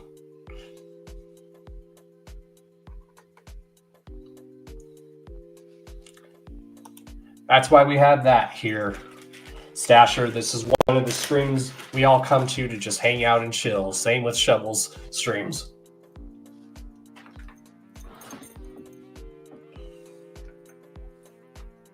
It's actually kind of nice, Don. I don't feel like I have to talk at all. I can just paint. Exactly. I was worried I wasn't going to have a lot to talk about. Because I have had those streams sometimes where the chat was like silent. I was like, okay, now I feel like I'm talking to myself. Yeah. So I all joked with everyone one time. I'm like, uh-oh, the voices are starting to answer back. And everyone's like, what? And I'm like, just kidding.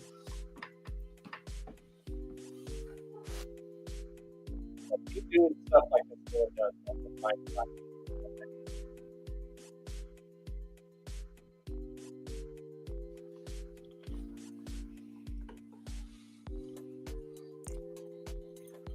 My stomach's gonna hate me from eating these gummy cola bottles, but I can't help it. They're so damn good.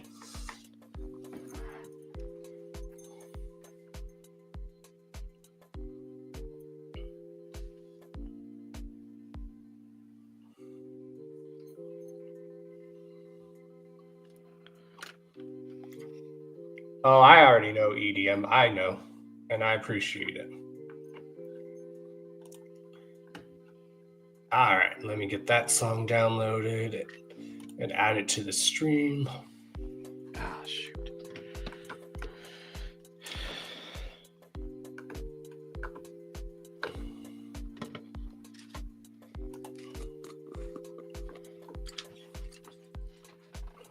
All right. I'm going to have to screen share it because it's an actual video, so let's close some windows and stuff. All right.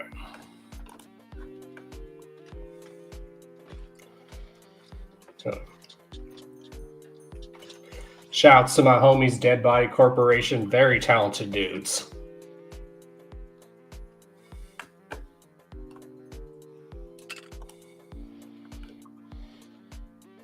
All right, let me just screen share it.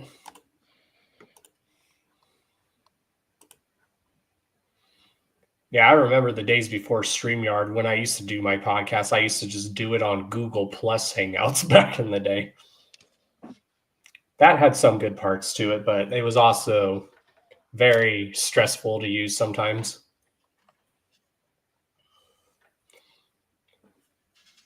And for a while, I would just do my podcast with my camera off, and I would just like have my icon playing as I was like talking during the show.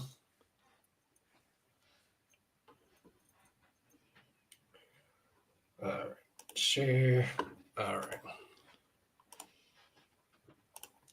All right, y'all. This is Dead Body Corporation's take on the track Bugs on My Nuts by ICP. So let's see how this sounds.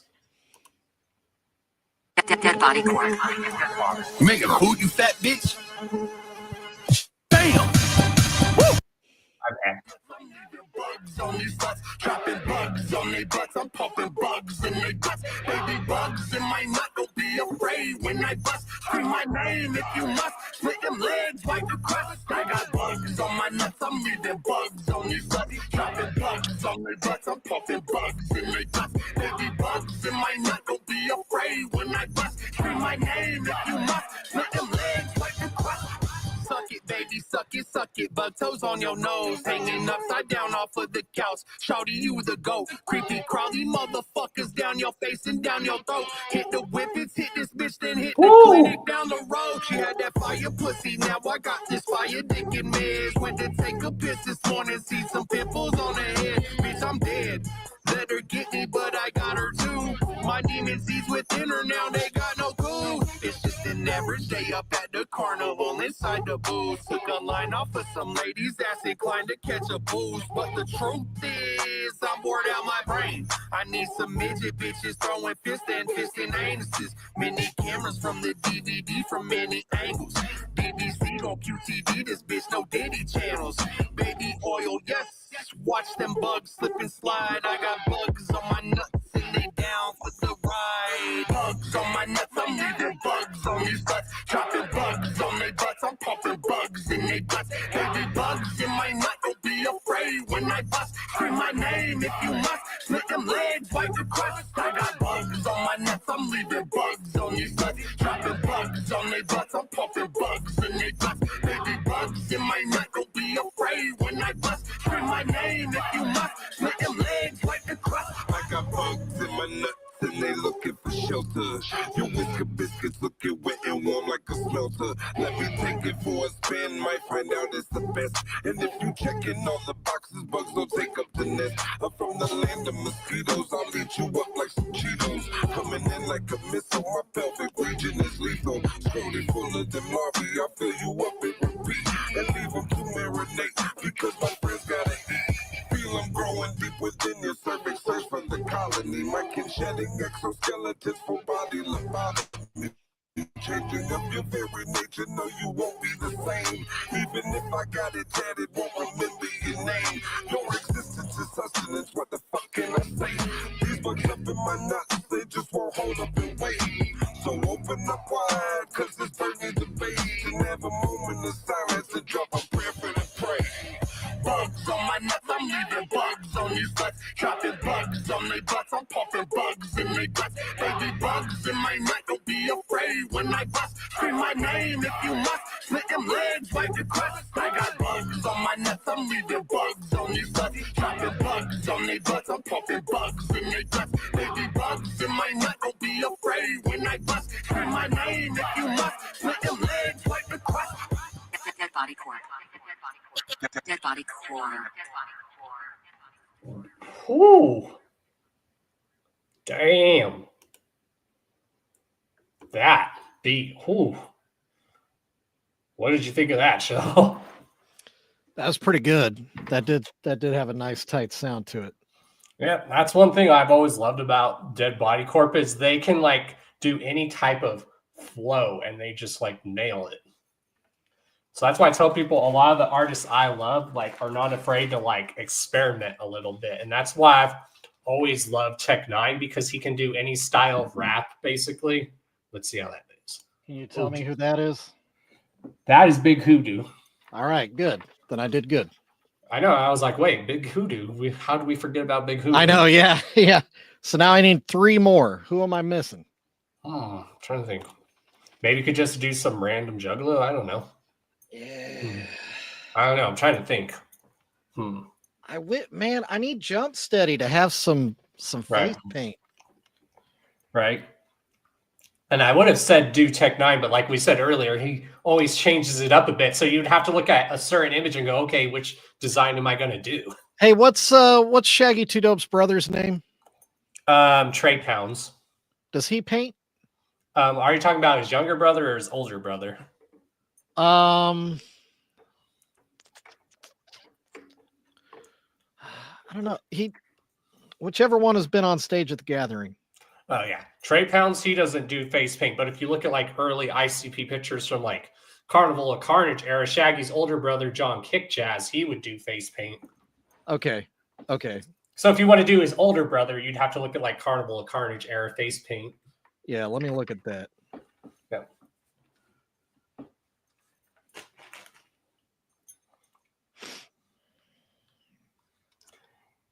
Yeah, but when Jump Steady's Evil Dead Killer, he wears a mask. He's not necessarily painting his face.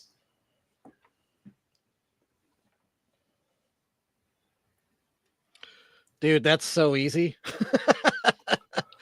Oh, that's the other guy that was in ICP. That's what's his name? Fuck. He was only John Kick Jazz. Oh.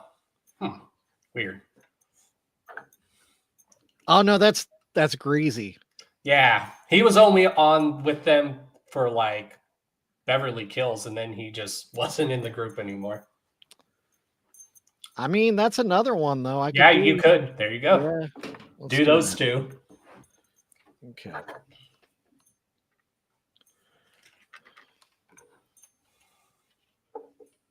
Who's Evil Dead? Evil Dead was like Jump Steady's character when he would be wrestling and stuff. Oh, that's right. Yeah. And except he's wearing a mask. Oh no, you're good, Killer. You're good. Yeah, we were looking strictly for people that do face paint. Oh, someone just even said you could have did Moon Glorious. Yeah, I thought about that too, but I don't want to do because Violent J's already on there, you know. That's why I didn't want to do Dark Lotus too, because I've already got pretty much everybody on there. Makes sense.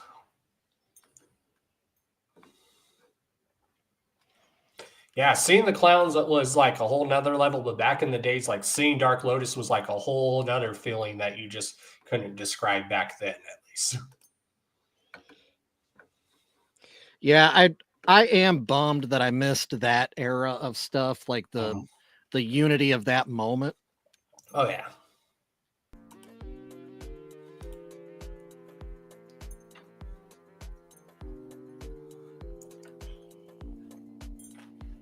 And that's one thing I've always loved about a lot of the artists I like, how they would change up their look just a little bit for like whatever era they were in.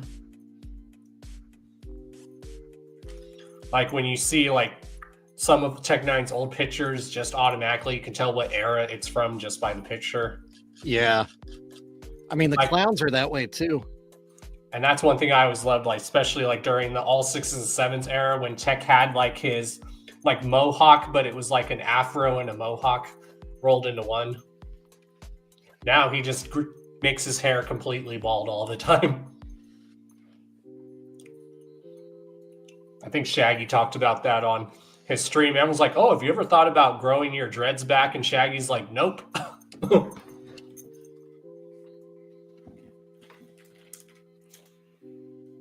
I mean, Shaggy's bald for real now anyway. Oh, yeah. I can only imagine, like, every time when I see, like, his back tattoo on his head, I'm like, that had to have hurt. I don't care who you are. I could not imagine getting a tattoo on my forehead. Because I've known homies who had their head tattoos on their forehead. I'm like, didn't that hurt or feel weird on the head or something? Just like everyone says, when you get tattooed anywhere where there's bone, it's definitely going to hurt no matter who you are. Like, I've known people who got their knuckles tattooed and they were like, I am tough and getting my knuckles tattooed hurt.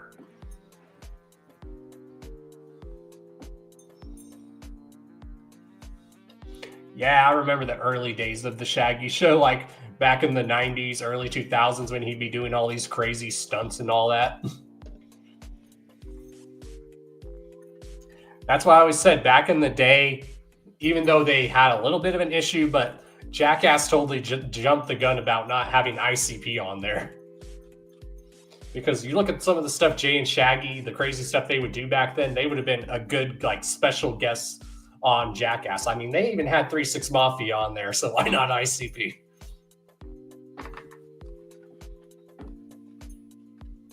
I think one time they had like Butterbeam on there, and they made him put him in a boxing match against Johnny Knoxville in the middle of a store. So every time Johnny Knoxville would get knocked down, he'd fall into shelves, knocking shit over. Yeah, until Knoxville was just like, nah, that's it. I can't do it anymore. Right? That's why I said, see, if they had celebrities like that with all the crazy stuff Jay and Shaggy did, I don't see why they couldn't have ICP on there back in the day. Okay, so now I need a legitimate John Kick Jazz paint.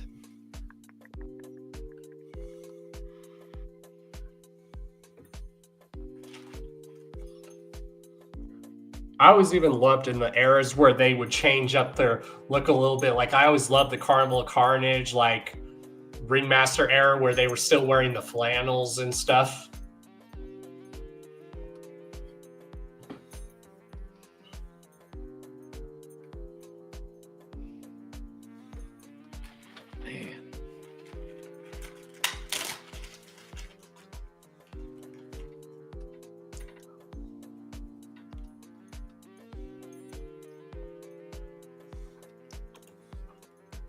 Well, if you would have made those DVDs back in 2001, Killer Collections, I probably would have been hitting you up for those bootleg copies and say, hey, sell me some of those.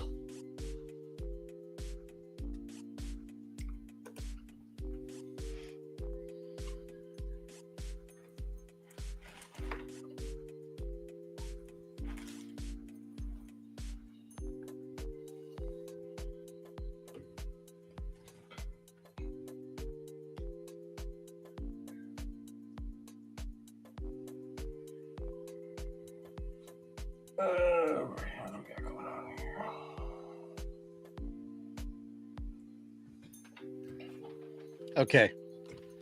I'm guessing that's who we're talking about. Let me see. I think that's when Trey Pounds actually did his face paint design as a tribute to his brother. So it's still John Kick Jazz, but it's Trey Pounds like paying tribute to him by doing his face paint. So yeah, it still counts. Okay. Yeah, I think Yeah, that's it definitely looks like Shaggy. Oh yeah, when you see Trey Pounds like with and stuff in real life, even just by looking at him, you're like, yep, that is definitely Shaggy's brother. It's the face. All right, I'm gonna need one more to be to fill this out. Maybe you could do the other guy that was an ICP for a while, Greasy. I already did him. Okay. Trying to think. Let's see. trying to think. Like, even just anyone underground in general, I'm trying to think of who does face paint. Huh. Shoot. Yeah, I read that you have shirts now, Spoken. That's awesome. That's cool, Spoken. Yeah, so what do you use for your site, Spoken? And do you make it yourself, or is it through a third-party company?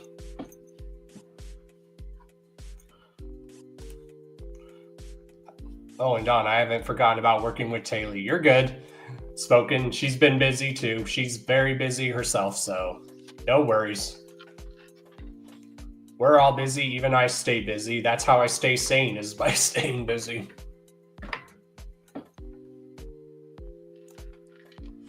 Oh, your bro is making them, so basically from scratch. That's awesome. Yeah, Taylor's thought about doing that with some of her merch, like just making it like exclusive, like homemade, because she has like a printing machine and stuff. Like she actually made like a patch like to put on my vest. Let me go find it. Oh, sorry. Ah, you're good. Yeah, let me find the patch she made.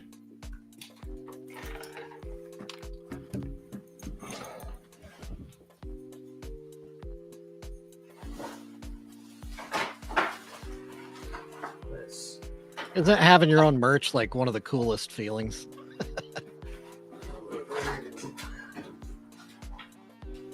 It is for me.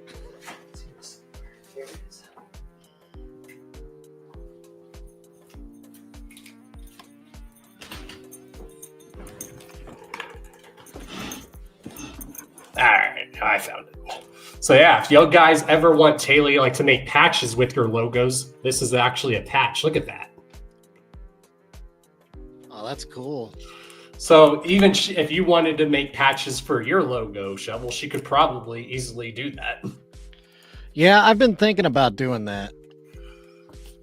Yeah, so for those that don't know what that patch symbol is, it's a symbol for chaos and the symbol for love. She made that for me. It's actually a tattoo idea design that we both have planned out. All right, I need one more face paint. One more. Anybody. I need somebody that wears the paint, preferably associated with Psychopathic Records at some point.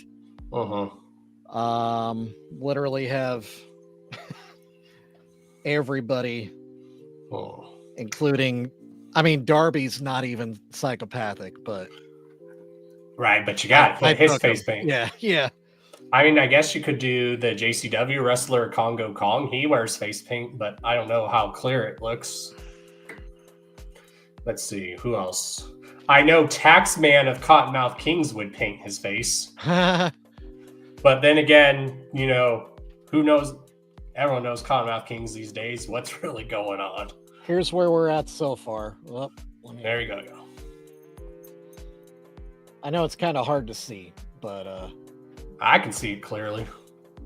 I've got one face. This little guy right here. I need something. Need something for that guy. Trying to think. Does anyone know? You know what? Let's just do Moon Glorious. I do kind of like that idea. Right, it would make it even funnier. Yeah. And since Moon Glorious is supposed to be an unknown character, let's ride with that. I like that. There you go. Shout out to whoever said Moon Glorious. Right. Is that you, Killer Collections?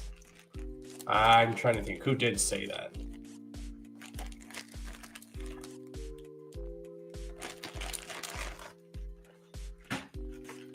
God, these gummies are just addictive.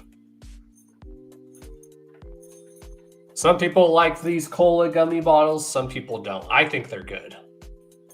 It's Moon Glorious. The Moon Glorious face paint is such like a clockworky look, you know? Right. I was gonna joke and say, oh, maybe you should have did clockworky, but just... Well, now I gotta do it, y'all, because I'm gonna speak into the mic very softly, y'all. Moon Glorious. Oh, who is this in the back room? Is it? Oh shit! It's my brother Bobby Blaze. What's up, man? What's up? What's up? What's up? Yo, Don, I just want to come in and say, like, congratulations on 8 years and shit. You know what I'm saying, man? Thank you. When was the last time you had water? Maybe an hour ago. All right, and you only got less than 3 hours left on here, so drink up some of that water. Well, and I appreciate you coming on because I wanted you to come on here because you're my brother. Hell yeah, man! I wanted to be able to come on tonight too. Time got a little ahead of me. I wanted to come on earlier. I was in the chat for a while earlier, and I was gonna jump on then, but yeah, we're getting set up for our show and stuff later on tonight. Yeah, make sure you guys tune in to their stream tonight. Yeah, but wait till Don's done. He's still only got 3 hours left. We'll still be on that shit. We're not gonna start for about another half hour. So while you're sorry. Go ahead. I was just gonna say, what's the topic tonight? You gonna talk about Juggalo Ohio? Yeah, we're talking big Juggalo Ohio talk. Just running down our experiences there and things like that. Yeah. And I did appreciate when whoever it was that went live from there. Shout out to that guy. Hell yeah. Yeah, we tried to go live as often as we could while we were out there. I think my phone ended up dying early Friday night, but we still tried to get as much as we could, you know what I'm saying? Yeah, that's what I try to do when I go to stuff. I try to get a little bit of footage here and there. Like I told people, if I'm able to make it to the gathering, I'll get some footage, but mainly I'm just going to take pictures when I can. But since it will be my first gathering back, I'm just going to enjoy myself and enjoy hanging with y'all. Yeah, absolutely. Yeah, and then this time we did it a little bit different too. Like a couple times we went live on our Facebook, actually did like the Facebook live shit while we were there instead of just doing it on Instagram, But it was fun, man. It was a really good time. I can't wait to talk about it a little bit tonight, you know what I'm saying?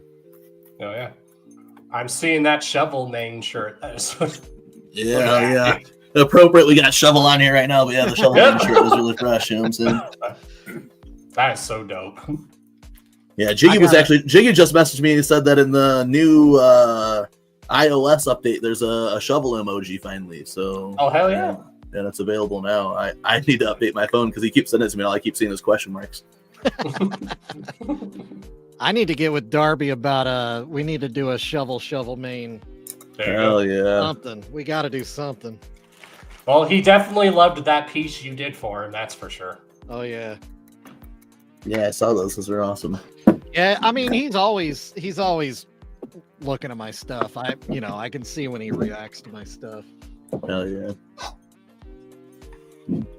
Yeah, we're gonna talk a little bit about his set. During his set at Juggalo Ohio, he played a new track. I'm hearing it's gonna be off of his next album.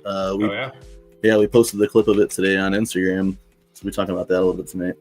Yeah, I was watching a lot of that footage. It looked like a good time. I really wish I would have been there with y'all. Yeah, it was, man. It was packed, you know what I'm saying? Lots of good performers. Like, it seemed like the night just kept moving on and on. You know, they had Dev perform, like, DJ in between sets on Friday night and then Chunk in between sets on Saturday night. So it was like it just really never stopped. There was always something fresh happening. And that's one thing I've been telling people what I'm loving, how all that's going back, because people remembers the early days of this whole rap stuff. The DJ was always the important part of it. They played the important role. So I'm glad that DJs are now starting to get that, like, hey, the DJ's important too, and people are starting to realize that again. Yeah, and instead of just hitting like some basic like house music playlist or whatever, to have like some actual DJs like selecting the tracks, and Chunk was playing some of his like remix type shit. You know what I'm saying? It was really cool. Oh yeah, I love people that do that. Like we were talking earlier, how the few times when I've seen Mikey Clark, he'll do like remix of songs when he's DJing, which is dope. Oh yeah, hell yeah. Yeah, Mikey Clark always is on the doing on the fly remixes and shit. He's crazy. He's a talented guy, man. Yeah. Yep. That guy sees big picture, and a lot of people don't even know what that means, and he is about that. Oh, for sure, man. Yeah, he's an architect for sure. You can just see how he puts things together. And I'm watching his closeout set at the gathering. I think it was just last year. It was a really cool, like, just to hear his murder mix shit live, and see what he throws together live. Yeah, like everyone's always said he's like Dr. Dre. I'm like, kind of the best way I would say it, especially when it comes to production wise, I would almost say he's like the Juggalo Rick Rubin, but that's me. I could get I could get the Dr. Dre stuff too, because he really, a lot of his style was really funky. You know what I'm saying? He had so it feels like more like Rick Rubin. Yeah, he had a really funky style though in the 90s. Like, I mean, the style that was really created for ICP was like, I mean, I don't know, like the Southwest Detroit version of the shit that Dre was creating for the West Coast, you know.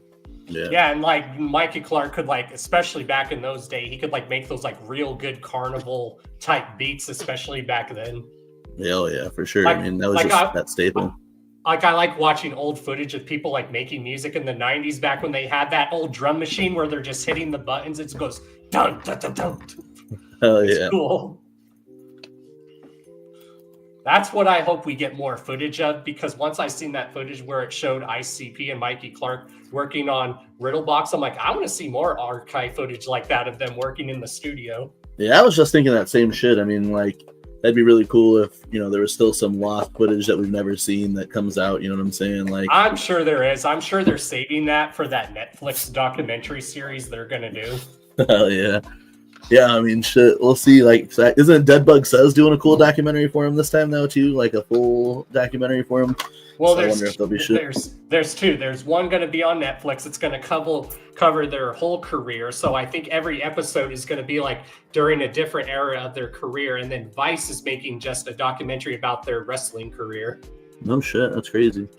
Yep. Which, you know, Vice is good at doing that because they have that Dark Side of the Ring series, which is so good. Yeah, absolutely. Let's see that. Yeah, that's awesome.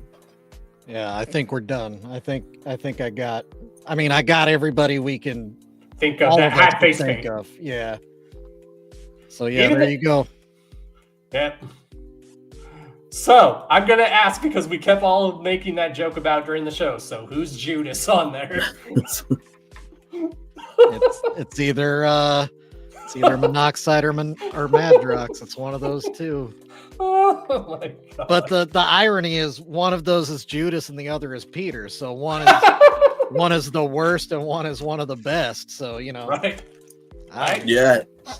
Peter leans in closest to Jesus, and next to Peter is Judas on there.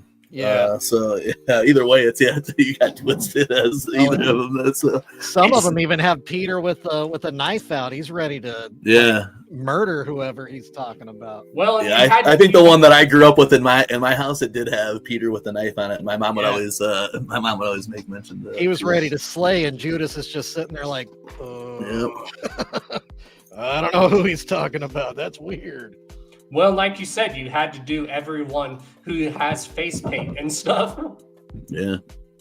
Like, he was going to go with Tech 9, but we're like, but then which style of Tech 9 would you do? Because he's always changed up his face so many times. I think this guy, Yakima Juggalo, he made a digital Last Supper picture, and it has like Tech 9, Chris Calico, Twisted, ICP, nice. Yeah, it's pretty cool. Yeah, he sent it to us a while back. Yeah, I should have looked at that for reference. This one's better actually. I think yours looks better. I wonder if I can find that picture anywhere, but I have it hanging up in my house. I'll send a picture to you, Don. Oh yeah. All right. Well, I'm gonna put some like clear coat on this, and I'm gonna take some pictures, and then I'm gonna have to respond to all kinds of Facebook shit. Because he's already getting blown up by people that want it. Oh, I'm sure, for sure. So yeah, thanks for letting me hang out, Don. Congrats for 8 years, dude. Thank you. I'm glad you're here, because you've definitely helped me get to where I am. So I appreciate you for that. Well, that's why we're here. That's why I tell people I'm not afraid to admit that Shovel is literally my best friend. 100%, dude. Can't wait to see you till the gathering. And same for you, Bobby Blaze, dude. Yeah. Sure. Best voice in the business, right there. Hey, thank you, man. I appreciate that for sure, 100%. Thank you so much. Yeah, it was cool chopping it up with you, man. Hope to meet you someday in person. Yeah, it's gonna happen. I'll see you at the gathering. Hell yeah, I'll see you there. Yep. All right, y'all. Bye. Or I should say, whoop whoop. Whoop whoop. Whoop. Hell yeah. Hell yeah. Yo, and shout out everybody in your chat tonight and everyone who's been fucking with you, Don Chaos. That's cool as fuck. I see a bunch of people in there right now, you know what I'm saying? Shout out Strange Suspicion for having me featured as Jug of the Week. I'll get back at you guys with a couple nominations. I won't be able to just have one. I'll have to have a couple. But shout out EC Juggalo. Shout out motherfucking Spoken Realness. Killer Collections inside there. I think JR, the homie, is inside there. I got to see him out in Ohio. Hell yeah. And JR was on the panel too when I kicked in the chat, or I jumped in the chat for a little bit.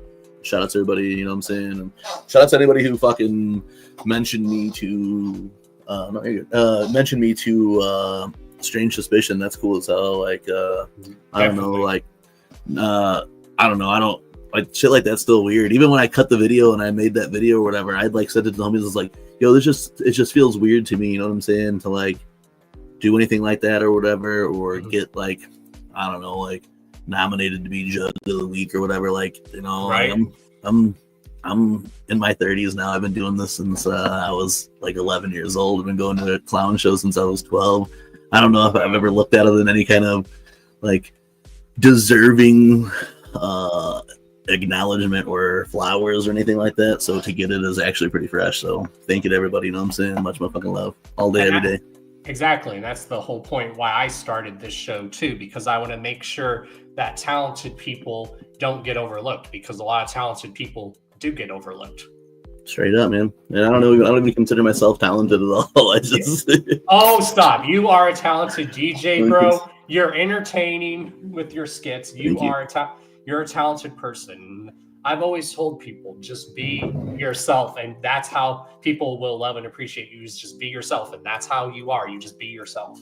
Thank you, man. You know, like Don, you know, you're someone I've known for a long time, and a lot of people in the chat I've known, you know, and or who maybe even recommended me or whatever. Like, I don't know. I try to give back to this community what it's given me my entire life. You know what I'm saying? So, well, because that's the generation we come from. You give back and show respect, you're going to get respect in return. Hell yeah. You know, that's how it always is, man. And I don't know, there's like, me and one of these homies were talking the other day, you know, the Juggalo world and the unity of the Juggalo world's always been volatile, you know, and could just like explode at any moment. And I feel like people like Don Chaos and myself, you know what I'm saying, or Humble Among, Strange Suspicion, you know, anybody who's out there doing these things, you know, people like EC Juggalo who don't even have a channel or whatever, are out there spreading love and keeping it together. And I think that is really important, you know what I'm saying? At any time, you know, this whole shit could go up in flames, you know what I'm saying? And it's people like us who are standing on by with motherfucking buckets of water and fire extinguishers to put out the flames, you know what I'm saying? Well, the only flames we want going are the ones going, you know? Well, because we know a lot of us are coming here to get away from the crazy shit in the outside world. We're like, okay, we want to come as a safe haven, whether it's on streams like this or when we're at shows. It's our safe haven to get away from the bullshit going on in the world. Yeah, straight up. Because I've said numerous times, doing stuff like this helps my anxiety tremendously. Like when people approach me and give me props, I still don't know how to take them. So when they tell me thank you, I grab their hand. I'm like, no, you're welcome, but no, thank you. Don, we've been doing this like about 6 years now, so a little less than you or whatever. But there's times where we're out there and people are like, "Oh yeah, blah blah, yeah, I watch you get a show." And there's times where I'm like, "Oh yeah, I forgot." You know what I'm saying? I forgot that people tune in and watch what the fuck we're doing sometimes. You know, like. Well, I remember when I was. That, you know? I remember when I was encouraging you guys to do your show more. I'm like, no, you guys need to do that. You guys are doing a good job, like, and stuff. Oh yeah. Yeah, you know, speaking of that then too, you know, like tonight when we do our show here in a little bit, I'm gonna end up having to clack out of here in a second. But before like the Pandy Wamby, before 2020, we were doing all of our shows recorded and put them together. It was you guys who really convinced us to go live. Tonight we're doing one of those shows where I am not in the Jug Stew tonight. Prez is not in the Jug Stew tonight. Only Jiggy is in the Jug Stew tonight, but we're still doing the show. You know what I'm saying? Like, we still want to do the show. We still want to be able to recap Juggalo Ohio while it's still fresh, while everyone's still kind of just feeling it. You know what I'm saying? So tonight we're doing it old school style. We're doing it Pandy Wamby style, where I'll be, you know, from my own spot and they're all from their own spots, but we're gonna get down and, you know, reminisce and shit. Like I said, Don, I'm sorry we are going live tonight. You know, I know you're doing your 8-year anniversary, and I apologize or whatever. It's really the worries. Next week we will be doing the continuation of That Shit's Trash, That Shit's Fire. There's 15 amazing fucking artists going into the Battle Royal next week. You guys come in, cheer them on, you know what I'm saying? Check out some new music. There's like some like really like some awesome power moves being made behind the scenes right now between Odious and Kasuke, the top tag team winners of 2025. So you guys make sure you guys turn in round 2. It's called the Battle Royale. So we know everybody who's coming into that, but it's an all-out battle for yourself. You know what I'm saying? So make sure you guys bring the heat, and everyone who watches, make sure you guys tune in. Hell yeah. I will definitely. Don Chaos, maybe we could have you come on the panel for a little bit for the next week's show. We're going to need some help counting some fires. So if you're down with that, let us know, man. I am definitely down to do it. Like I told you guys, I'm down to do it because you guys know anyone that has a good idea of how something sounds, like, especially when it comes to music knowledge, I'm actually very knowledgeable, like how something should sound and stuff. Yeah. So next weekend we're gonna, we're really gonna need it. So Saturday, August 12th, make sure you guys tune in. And Don Chaos, man, would love to have you on and just chop it up with us and help us pick who's going to the Fatal 4-Way. I'm down. Hell yeah. But hey, man, again, congratulations on 8 years. Keep it up, brother. Your show's the shit. You introduce people to, all kinds of jugs and underground artists. And if it wasn't for you, even us, Team MUJ, wouldn't really have the platform that we do. You know what I'm saying? So thank you for helping us build. And, we always got your back. So much fucking love. Always. Same here. Hell yeah. Everybody in the chat, we love you guys. And whenever Don Chaos is done, come check us out over at the Team MUJ channel. We'll be live all night. You know what I'm saying? Whoop, whoop. Hell yeah. Whoop, whoop. Oh yeah, peace, man. Later. Hell yeah. Hell yeah. So we've been having a lot of good people hopping on, y'all. Let's see. We're at 5 hours and 27 minutes. So we're almost there, y'all. We are almost there. Again, y'all, to celebrate 8 years, if you guys want, go pick up yourself some official Chaos strip, which is my own official merch store. There is links to it down below. And go check it out. Shout out to my sponsors, my official sponsors, Blind Death Clothing. I'm proud to have a really good team over there at Blind Death Clothing. I couldn't have picked any better team to sponsor me than a Juggalo-owned company. And that's what Blind Death Clothing is.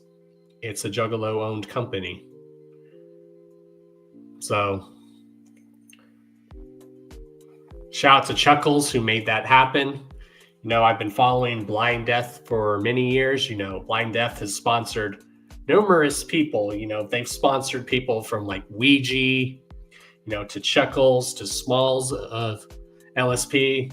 Almost all of LSP is sponsored through Blind Death, which is dope. Like I said, we also at Blind Death, we sponsor a pro skateboarder. I forget who it is. We sponsor a metal band. We sponsor 2 models. We sponsor a lot of artists and groups in the underground. And then they sponsor me, which is the only YouTuber / podcaster that they sponsor at the moment.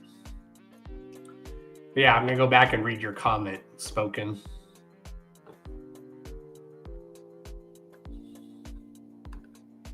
Yeah, it's all love and positivity here, y'all. Because, life is too short. And with everything that I've been through, I just always find ways to just stay positive. And I love to stay positive and show love to those who give love back. Strange is amazing. Where'd that comment you say Spoken? Hold on.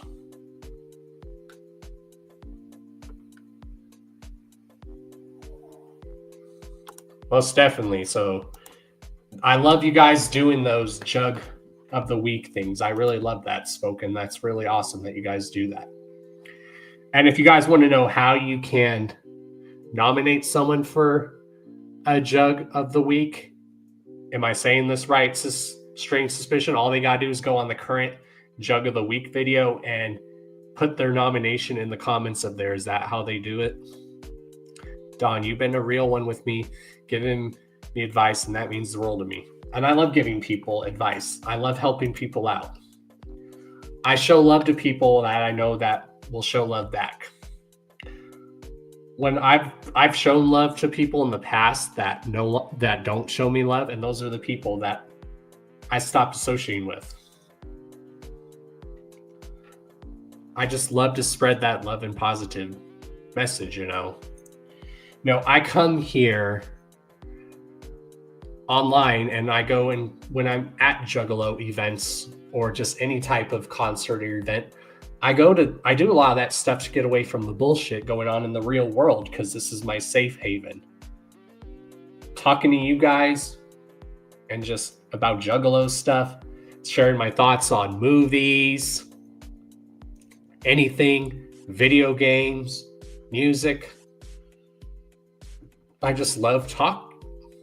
No, I used to be a very anxious, shy person. I can still be shy and anxious sometimes, but doing stuff like this really, really helps with my anxiety. It really does.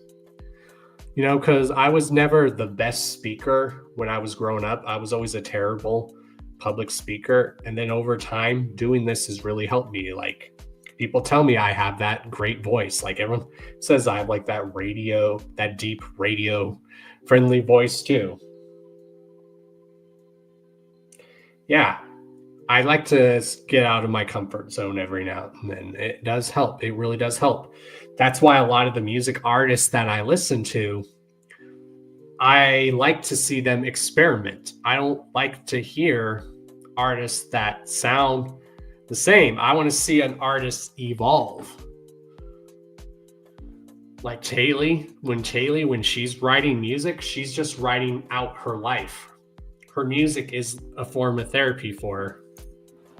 And that's why I always tell people, when you're listening to music, just remember, it's therapy for you, but the music that you're listening to is also therapy for the person writing the song as well. There's so many times where I want to write out my thoughts in the form of a song. I would love to do that. What's up, Dungeon? What's good?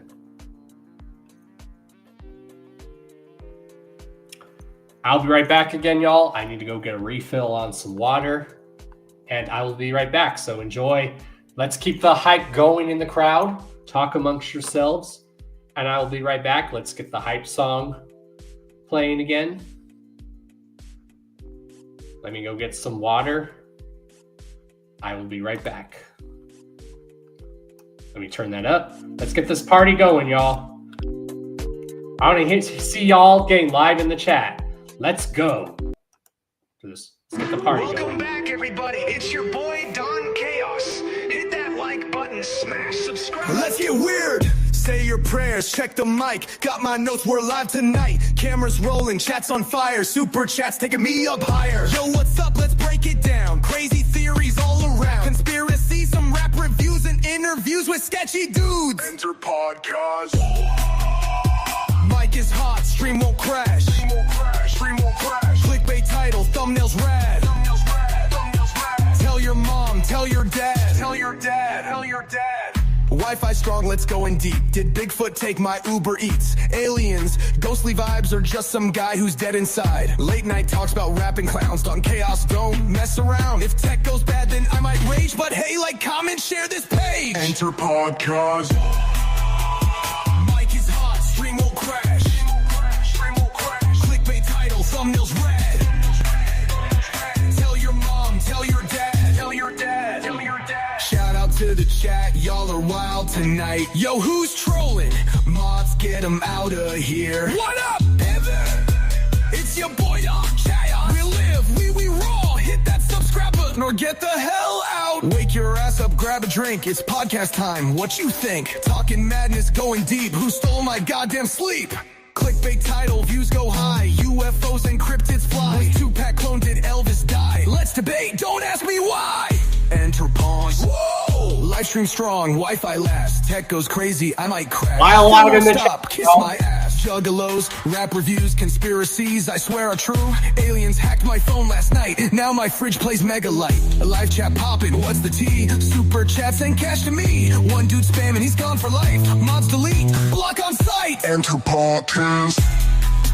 Woo! Mic's on fire, stream won't lag. Clickbait title, thumbnails mad. Tell your mom, tell your dad. Tell your dad.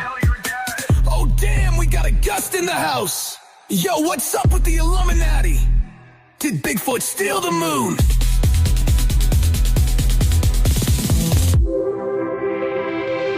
Did Bigfoot steal the moon?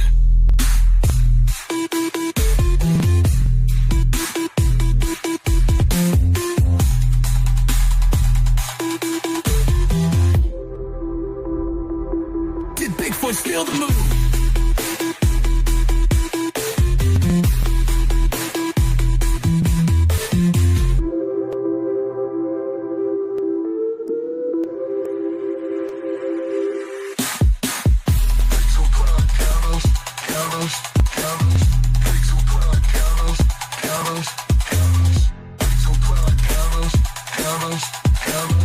Angel Pod Caros.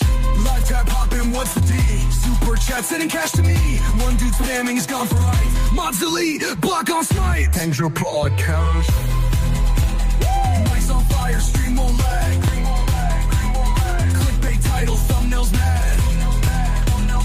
Tell your mom, tell your dad. Tell your dad. Tell your dad. Oh damn, we got a ghost in the house. Yo, what's up with the Illuminati? Did Bigfoot steal the moon?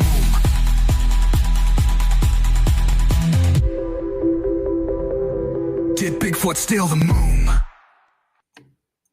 Yeah. I love that. We're going to play that a few times during the stream just to keep the hype going.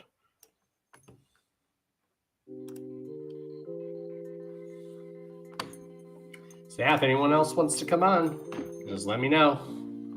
I've had quite a few people coming on. I had fun doing this. You know, we're at 5 hours and 37 minutes, y'all.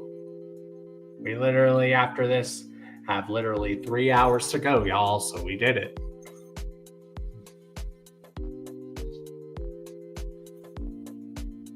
And what time is it? It's really 6 here? Damn. See how time goes by fast? Time goes by fast when you're having fun. And I'm having fun. I hope you guys have been having fun.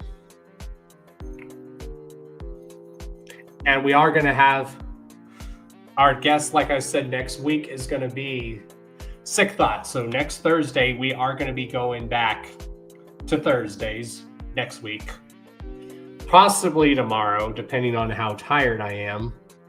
I will be doing the usual Sunday hangout streams that I do on Sundays, where it's called the Chaotic Clown Lounge Sundays. Yeah, I've been having fun doing this show. I didn't think I would be doing this show really for 8 years. Trust me. I did not think that. Did I think that 8 years ago that this show would have been lasting for 8 years? I would not have imagined that. You know, Dilly said what we had the era of this is. You know, I've never really... This era is called the Phoenix era for me. This is my Phoenix era, and it's my Phoenix era for the rest of my life. This is my blessed era. No. I've had a great time doing this. I've interviewed hundreds and hundreds of people on this show. Artists, groups, juggalos who have their own companies, fellow YouTubers, just fellow juggalos. No, we've had all types of guests on this show. All types. Some where I'm like, okay. And then some people we've attempted to have on the show that we're just never ever going to get on the show. But that's okay.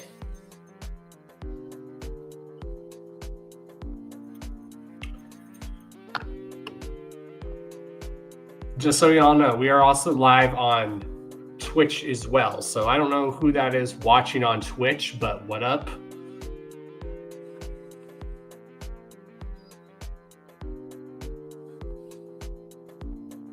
Again, make sure you guys are liking, subscribing, sharing this everywhere so we can beat YouTube's algorithm. But yeah, this is my Phoenix era, basically. This is my Phoenix era. because got knocked down and then just keep coming back. That's what I do.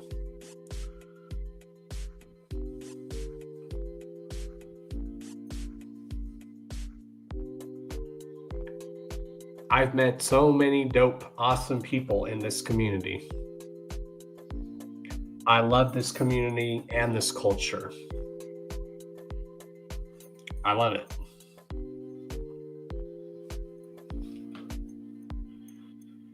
It's amazing.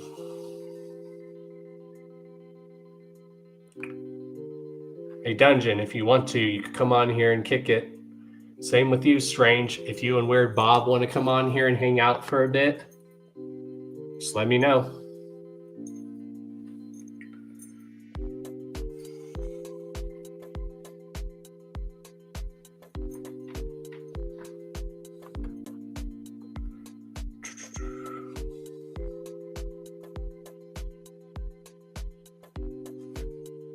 What's up? What up? What up? Oop, oop. Shouts to my girlfriend, Taylor. She's also made this that you guys always see here. I was like, I know exactly where to put this, right in where the microphone is so everyone can see it.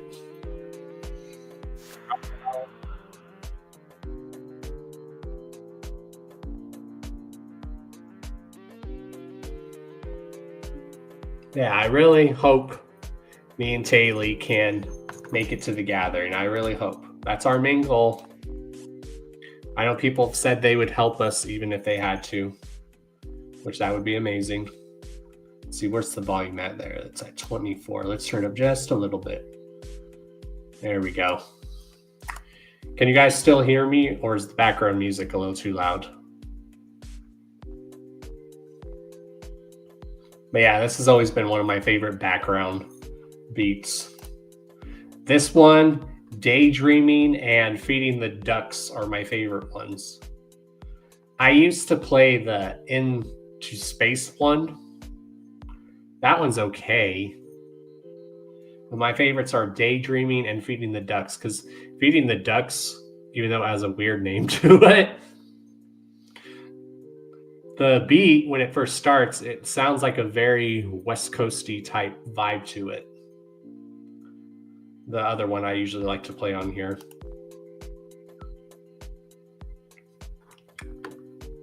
So yeah, if anyone else wants to come on here, right ahead. This is all straight positive stuff that we do on here.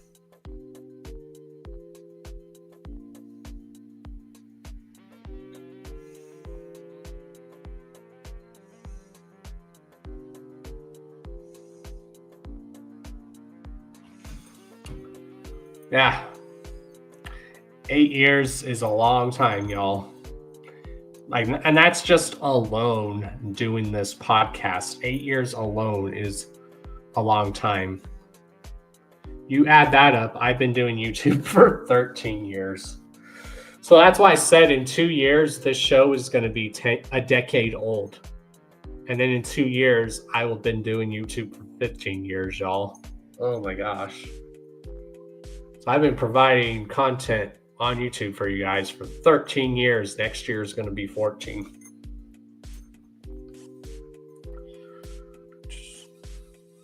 And I've always had fun doing this. There was a few times where I needed a little break, but now I'm back where there's a few times where I needed to take a break, which every now and then it does help to take a little break. It really does help. Trust me, it does.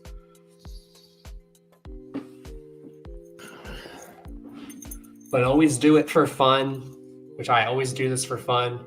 I love talking about this culture and this community because I just love this culture and community so much. And I just noticed I did not bring my water back in. I will be right back, y'all.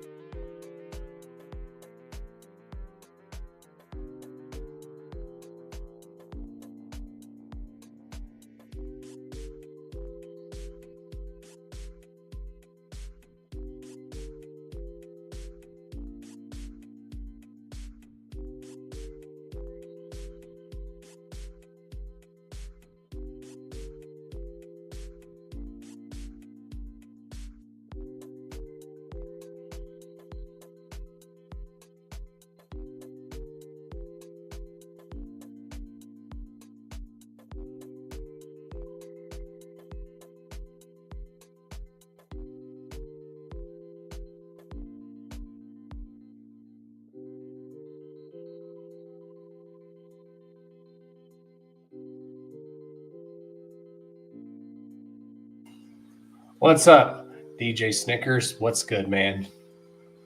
Yeah.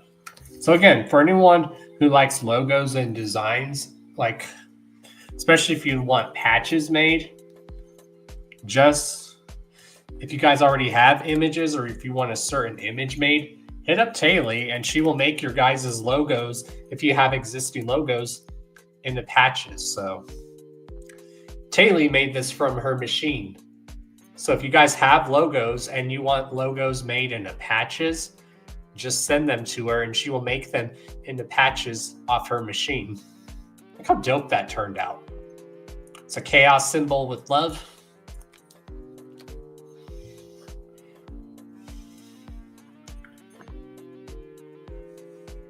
How's the stream going? Really good. It's been a really good turnout. DJ, it's been really good. Again, y'all, to celebrate 8 years, if you guys want, definitely order something from my official merch store. From my official merch store, go order something. Go order something because there's a video project I'm working on. I want to do a video project where people are repping Chaos Strip, which is my own official merchandise, and I want to make that into like a video sideshow for the channel. I would not be surprised if me and Taylor make it to the gathering, we see people repping our merchandise because she has an official merch store too. She has a merch store. She has her own arts and crafts store. She writes music, everything. She paints. I have the painting of me and her right there.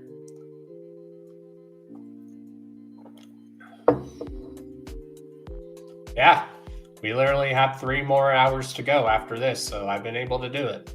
Like I said, time goes by when you're having fun and you're chatting with the people. Awesome people, so that's what makes it go by fast. Because if I didn't have anyone to talk to on here, and if I felt like I was just talking to myself, this stream probably would have felt a lot longer.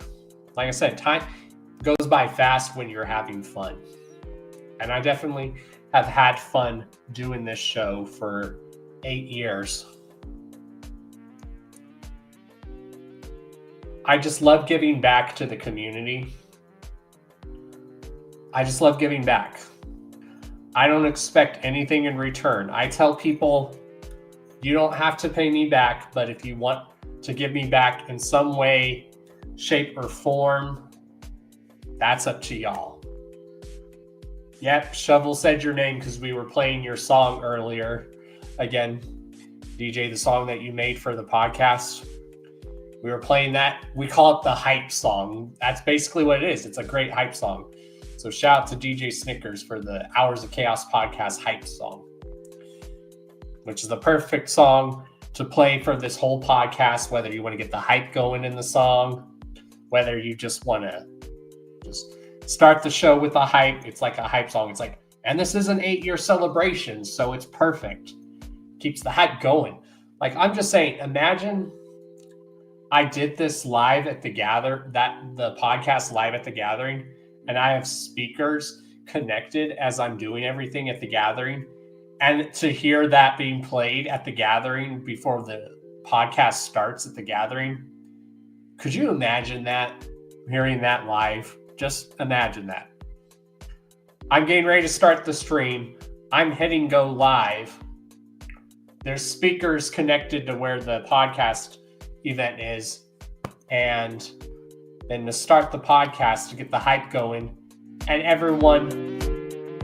to get everyone going at the podcast event, we play this song. Yeah, I'm gonna play it again. Welcome back, everybody. It's your boy Don Chaos. Hit that like button, smash subscribe. Let's get weird. Say your prayers, check the mic. Got my notes, we're live tonight. Cameras rolling, chats on fire. Super chats taking me up higher. Yo, what's up? Let's break it down. Crazy theories all around. Conspiracy, some rap reviews and interviews with sketchy dudes. Enter podcast. Mic is hot, stream won't crash. screen won't crash. Clickbait title, thumbnails rad. Tell your mom, tell your dad. Tell your dad, tell your dad. Wi-Fi strong, let's go in deep. Did Bigfoot take my Uber Eats? Aliens, ghostly vibes, or just some guy who's dead inside? Late night talks about rapping clowns. Don Chaos, don't mess around. If tech goes bad, then I might rage. But hey, like, comment, share this page. Enter podcast. Mic is hot, stream won't crash. Clickbait title, thumbnails red. Tell your mom, tell your dad. Tell your dad, tell your dad. Shout out to the chat, y'all are wild tonight. Yo, who's trolling? Mods, get them out of here. What up, Evan? It's your boy Don Chaos. We live, we roll. Hit that subscribe button or get the hell out. Wake your ass up, grab a drink. It's podcast time. What you think? Talking madness, going deep. Who stole my goddamn sleep? Clickbait title, views go high. UFOs and cryptids fly. Was Tupac clone, did Elvis die? Let's debate, don't ask me why. Enter pawns. Whoa! Livestream strong, Wi-Fi last. Tech goes crazy, I might crash. Still won't stop, kiss my ass. Juggalos, rap reviews, conspiracies, I swear are true. Aliens hacked my phone last night. Now my fridge plays Megalight. A live chat poppin', what's the tea? Super chats and cash to me. One dude spamming, he's gone for life. Mods delete, block on sight. Enter podcast. Woo! Mic's on fire, stream won't lag. Clickbait title, thumbnails mad. Tell your mom, tell your Vibe out in the chat, y'all. Oh damn, we got a gust in the house. Yo, what's up with the Illuminati? Did Bigfoot steal the moon?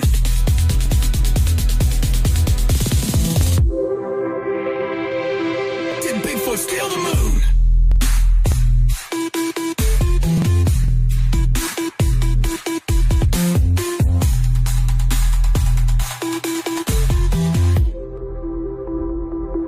Did Bigfoot steal the moon?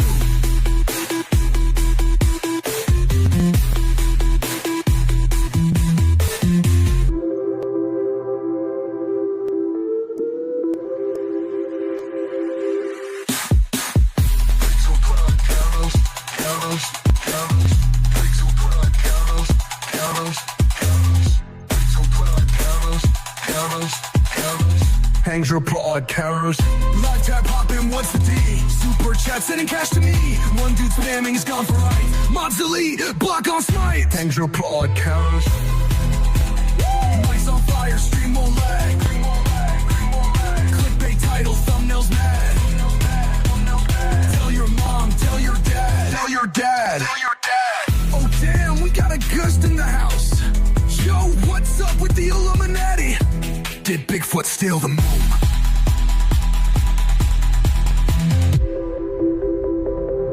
Did Bigfoot steal the moon? Yeah. Hell yeah. I love that. That's how we keep the hype going on the Hours of Chaos podcast. That's how we do it. I said, anyone else wants to come on and chill for a bit, come right ahead. Come right ahead. Come right ahead. Hell yeah. I love that. Got my water, in case anyone's wondering.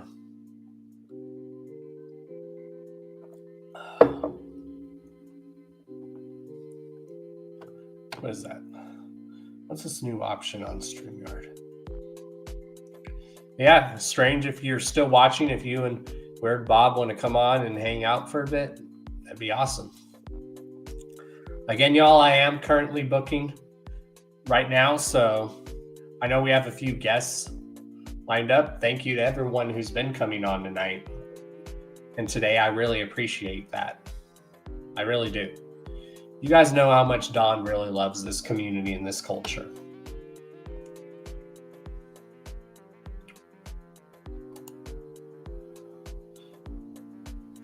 Yeah, I could imagine starting the podcast live at the gathering with speakers and then having that play to hype up the live audience.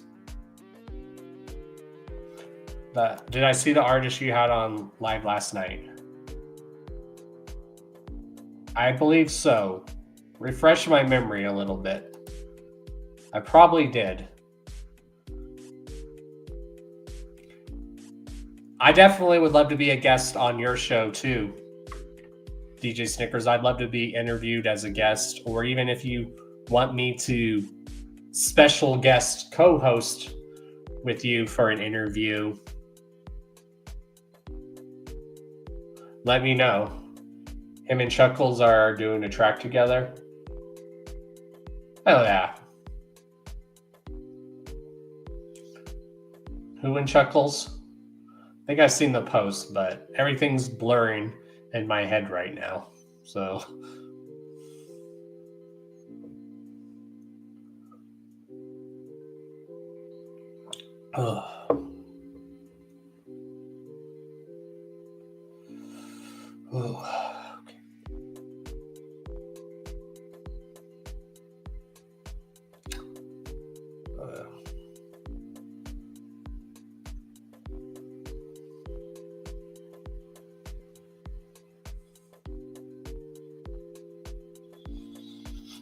okay, gotcha.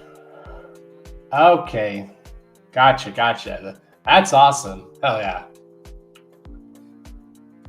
I can't wait to see a full-on image how that new Chuckles mask looks.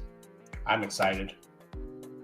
Shout out to my bro Chuckles, who's also sponsored through Blind Death Clothing.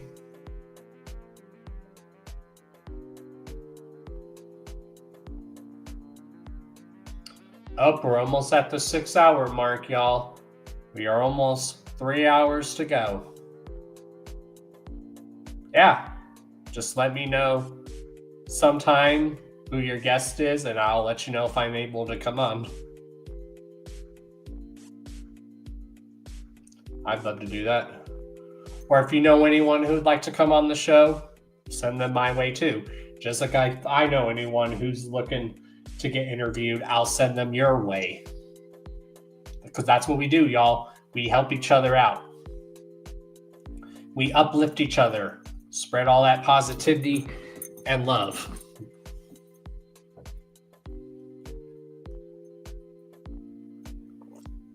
Also, again, if you guys want to go vote for who you want the next Jug of the Week to be, just go on the current Jug of the Week video that Strange Suspicion did and comment on that recent one who you guys want to see as Jug of the Week.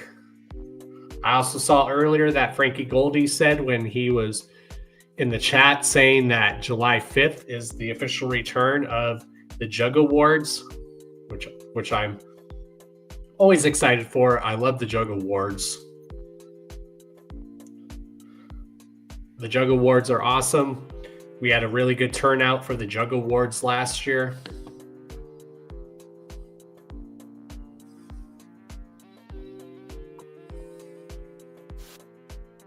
I had fun helping the Jug Awards.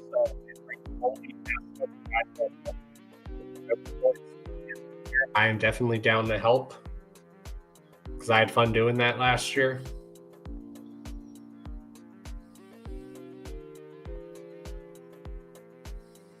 Yeah, just like I said, have people hit me up on like Instagram. That's probably the best place, either Facebook or Instagram. But when they message me, make sure they message me and let me know who they are and stuff. You gotta eat some dinner? Hell yeah, man. We got 3 more hours to go. What are you guys having for dinner?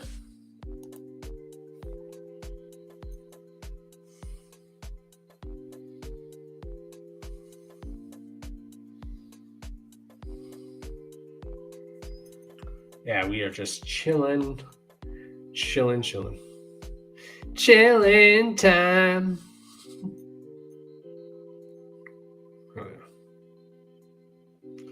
Now, am I probably going to go live tomorrow for the Chaotic Clown Lounge Sundays?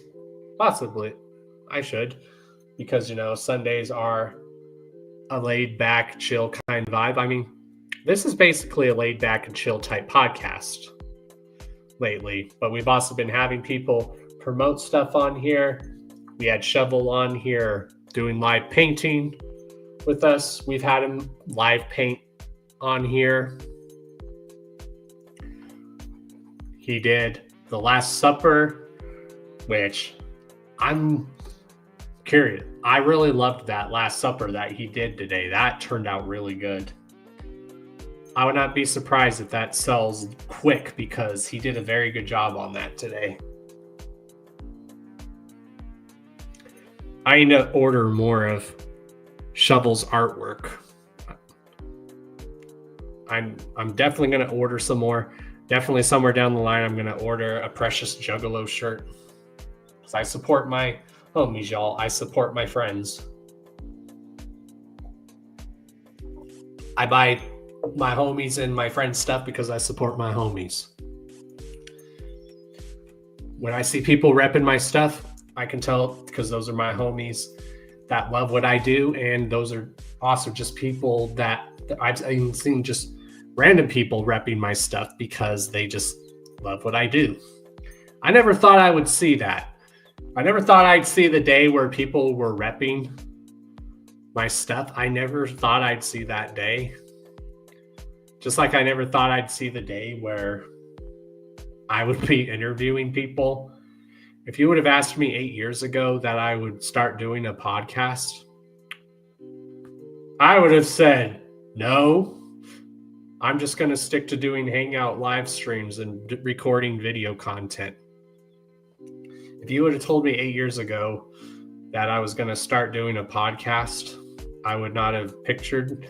I'd have been like, nope.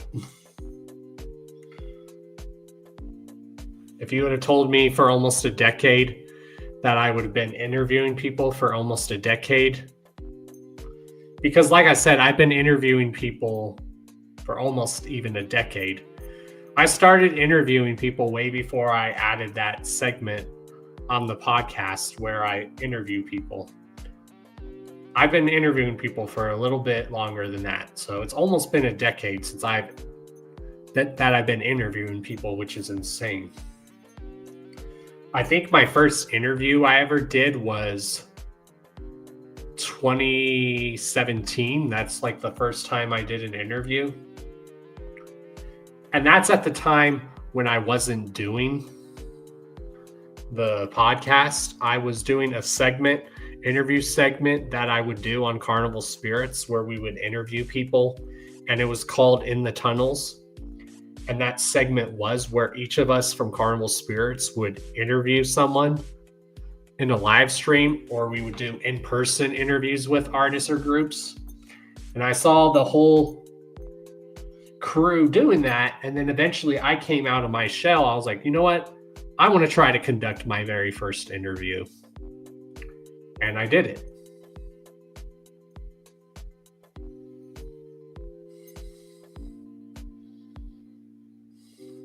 And the very first person I interviewed was Fuego Flames, my bro, also known as Misery's cousin.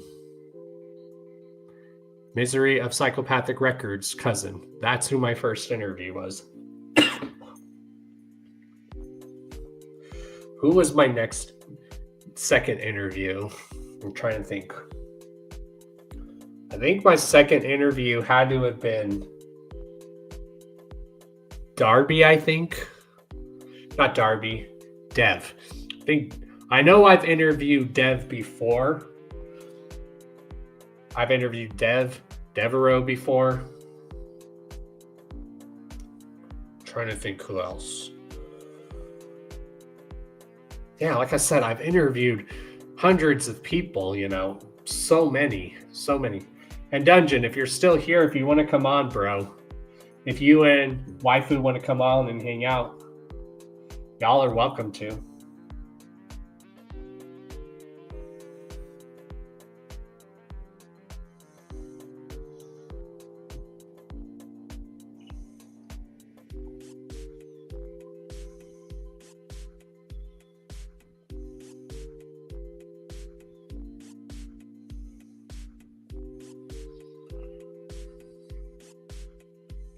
Yeah, I've interviewed hundreds and hundreds of people. I still, if you would have told me that that I would have been interviewing people for almost a decade, I would have probably never thought I'd be doing that neither. I used to always think that I was never going to be a good interviewer. I didn't even think I could be able to hold a podcast by myself. I didn't think I could do that. I've had help over these years now, but I'm glad I get a lot of the help that I do now with a lot of the stuff I do, because everything I've done by myself for most of to the degree. And I've started reaching out to people and go, hey, can you like help me out a little bit? Because sometimes if you try to do too much stuff on your own, it can get overwhelming sometimes. But I'm very stubborn when I ask for help. I'm very stubborn when I ask for help. I'm very stubborn when it comes to asking for help sometimes.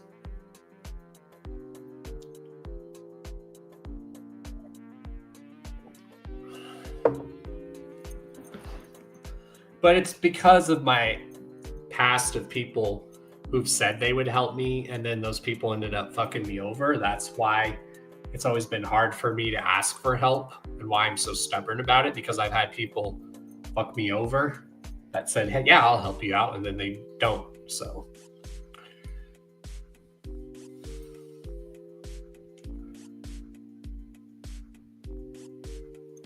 I just love giving back to this community. You know, again, this is literally my blessed era. This is my rising Phoenix era, as we call it. It's going to continue to be the rising Phoenix era for a long time. I'm blessed too. I never thought I would say that. I have a lot of dope people in my corner. I have a dope team for the company that sponsors me. I have literally my homies that I consider family. Like I tell people, I don't just call anyone bro. If I call you bro, or if I say you're my bro, I literally mean that. That's me considering those people family.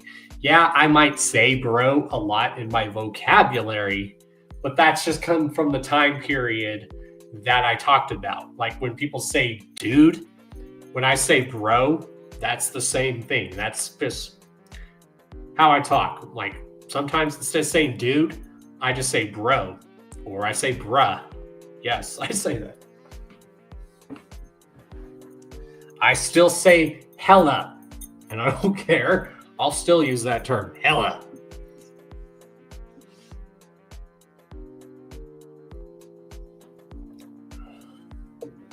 So everyone's like, oh, you call everyone bro.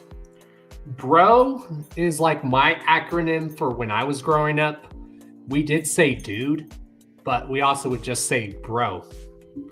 That's just how it is. But when I say you're my bro, that's literally different, because when I say you're my bro, you're my bro. When I say you're my sis, you're literally like my sis. That's different.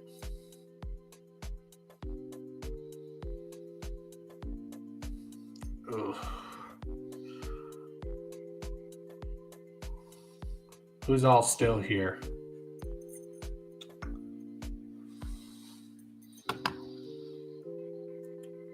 Let's play some more music. Let's see. Now let's just continue to talk for a bit.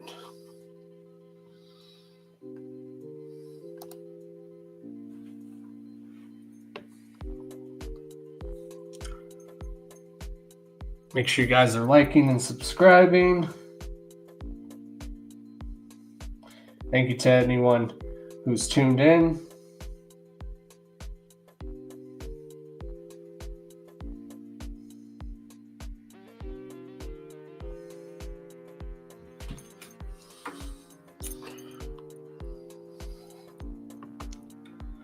I don't know if I'm able to get, let's see, can I get super chats yet? I am not too sure. Probably not yet, but we'll get there. Hard work pays off, y'all. Not a lot of people can come back from what I've come back. So I'm very proud of myself. I'm proud of myself. I'm proud of my people. I like to see a lot of my people winning. I like to help people out when they need help. That's just why I'm known as the Karma Millionaire, because I love helping people out. I love just spreading that good karma.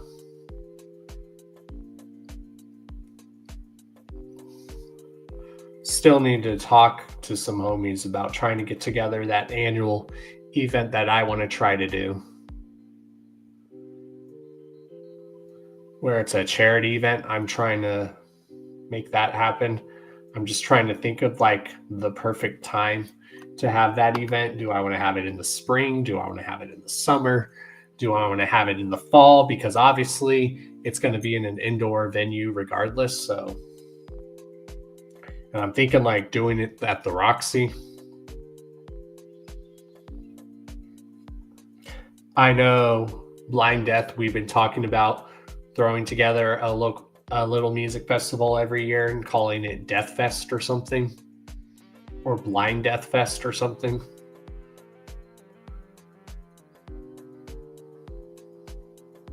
So yeah.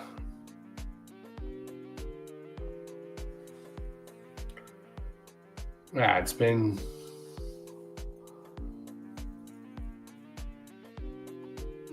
a very, very fun show.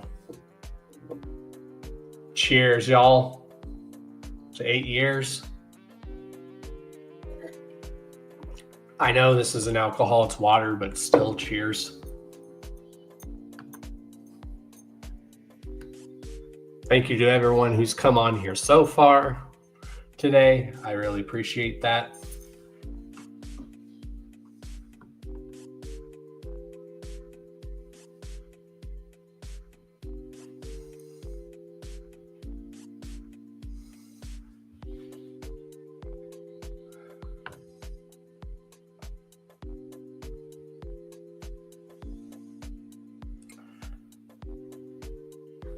Yeah, let's go ahead. What else can we vibe out to? Trying to think.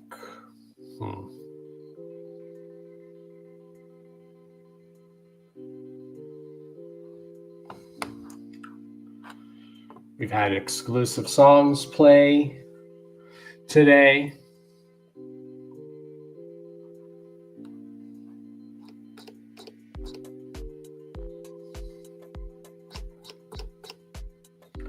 Who's all still here?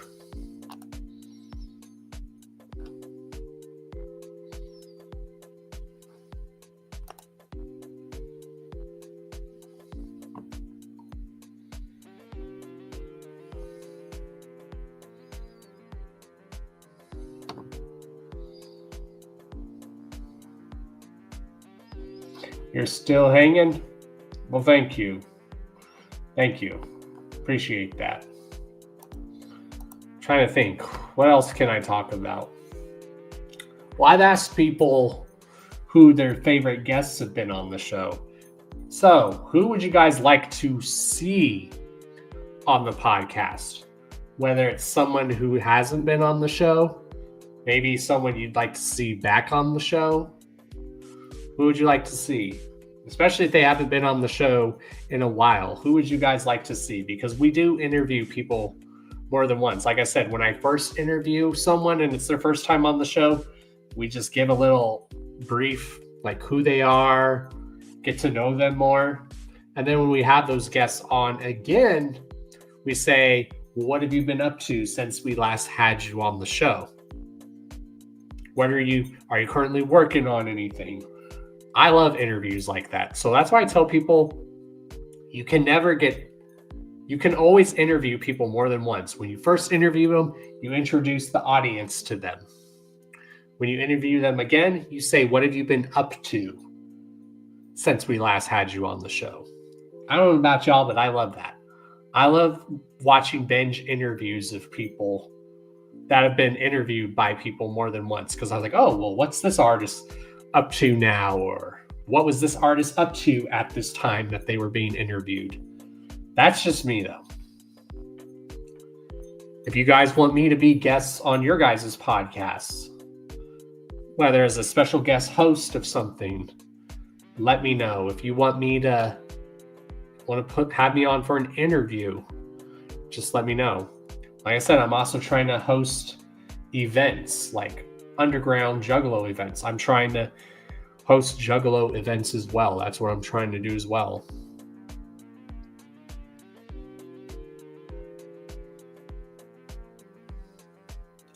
Again, stepping out of my comfort zone. I want to be able to get on a microphone live in front of an audience and just introduce artists or groups to the stage or hype up the crowd and stuff. I want to try to do that. Like I said, I want to try putting events together, hosting events, or if people want me to come host events for them, I want to try doing that. There's a lot of stuff I want to try to do.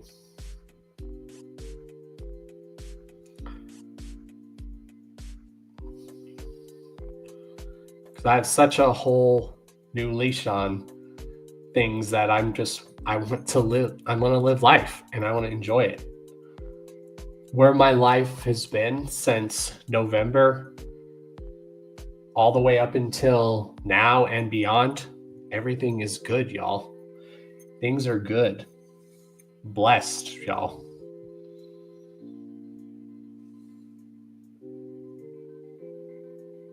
Truly blessed. I don't say that word often.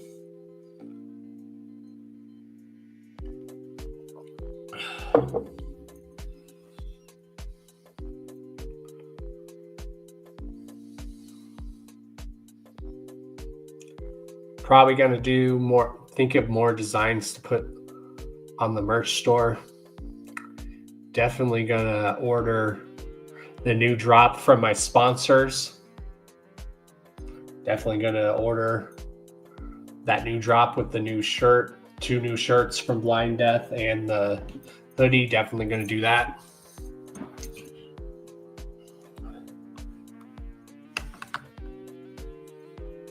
What's up, Wicked Bye Productions? What up, though?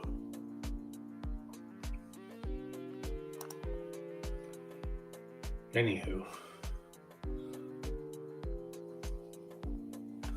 What else do we want to talk about? We've talked about a lot, like I said. This is usually on this podcast, we just have just one guest that we're interviewing, but because this is a celebration episode of the podcast, that's why we're having multiple guests on the show, because it's a celebration, y'all. 8 years. 8 years. I still can't believe it. I still can't. I don't know how to take it sometimes, but hey. If you love something, have fun doing something that you love. And I absolutely love doing this. Why? Because this culture and community has given me so much. So I like to give back. And hell, just giving back makes me feel good.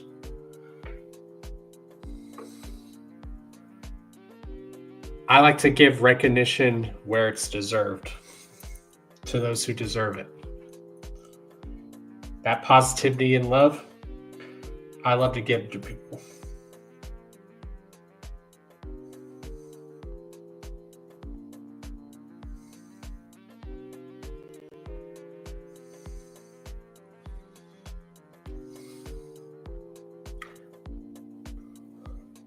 Yeah, we're chilling. We literally have, it's almost 6 hours and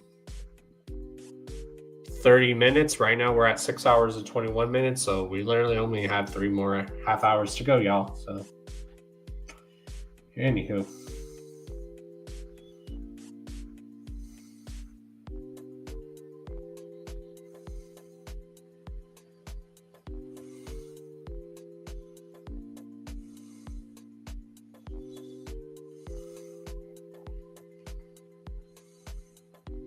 What is going on here?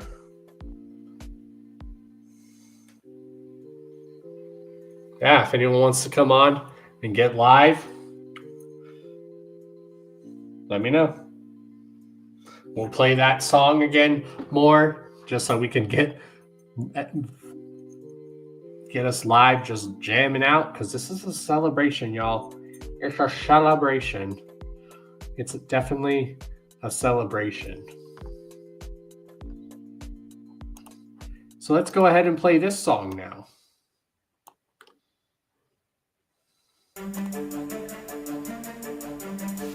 Hey, Matt, let them know a fucking podcast they tune into right now. Who's running that shit? Let's go. Hours of Chaos with Don Chaos. The Hours of Chaos with Don Chaos. The Hours of Chaos with Don Chaos. The Hours of Chaos with Don Chaos. The Hours of Chaos with Don Chaos. The Hours of Chaos with Don Chaos. The Hours of Chaos with Don Chaos. The hours of chaos. Jugs in this bitch, no drug shit. Karma King, Don Chaos, never switched from Denver to D-Town. His name carries weight clouds from all around. Know that he put it down like an OG. Just know he stays down. Eating phony drugs, covered up in steak sauce. That's how we stay on the hours of chaos.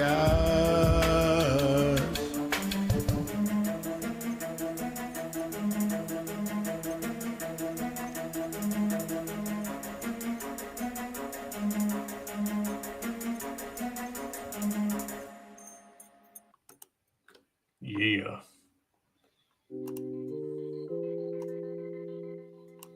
What you know about that?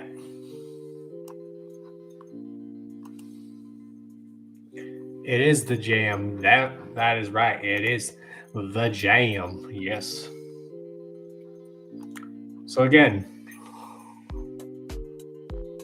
who do you guys want to see on this show? That's probably never been on the show.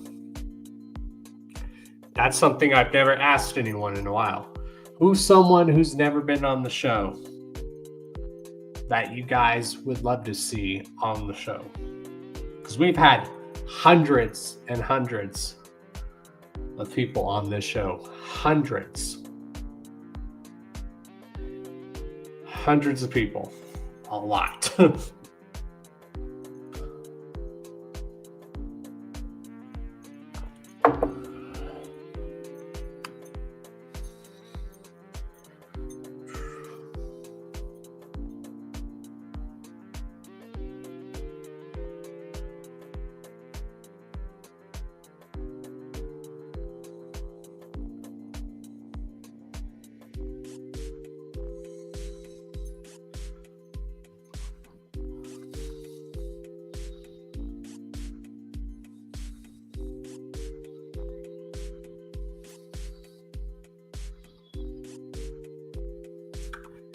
If he's down for an interview, if he's still down for if he's still doing interviews and stuff, have him hit me up. I'll be right back, y'all. Hold on. I'll be right back again. Talk amongst yourselves. I'll be right back.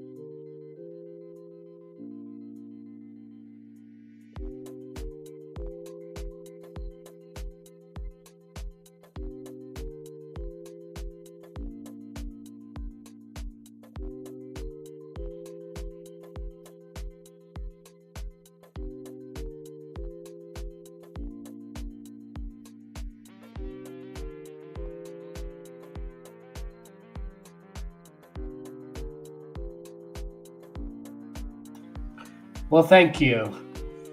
Thank you, Hatchet Mama. I appreciate that. Hey, whoop whoop, I just dropped in to say much kind of love and congrats on 8 years. Well, if you're going to sleep, good night, Hatchet Mama.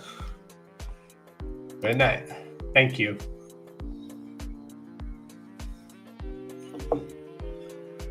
Much love too. Hell yeah. Ugh. We're at 6 hours and 30 minutes, y'all. 6 hours and 30 minutes. Whew.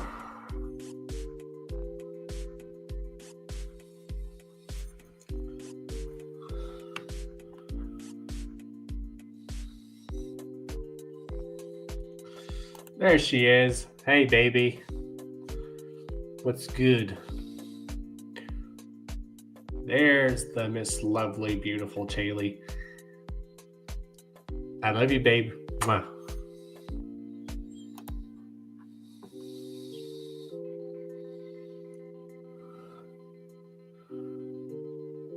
I probably am going to sleep good. I probably am. Probably. We'll see. You just had dinner? Nice. What was for dinner today night, babe? I love you. I love you. Well, thank you, Wicked Buy Productions. Yes, we are. Taylor's an amazing woman. I was showing them the patch you made me, dear. Yeah, I was showing them the patch you made me, babe. How a good job you did on it. So yeah, Taylor also makes patches, y'all. So if you guys have logos that you want made into patches, hit up Taylor. She does that as well on her machine. You guys had leftovers? Nice. What did you guys have for leftovers again? I forget. What did you guys have for dinner last night? No, you're that. You are that.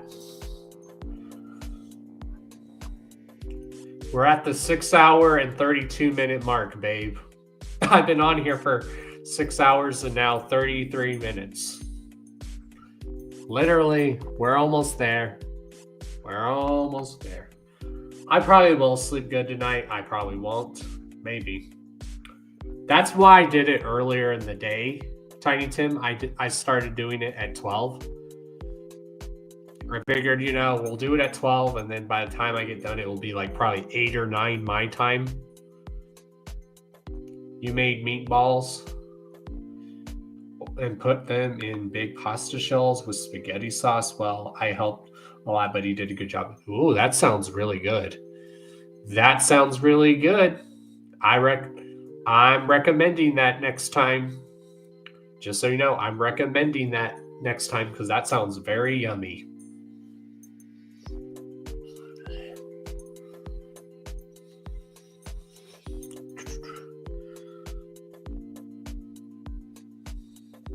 Tell him I say good job too.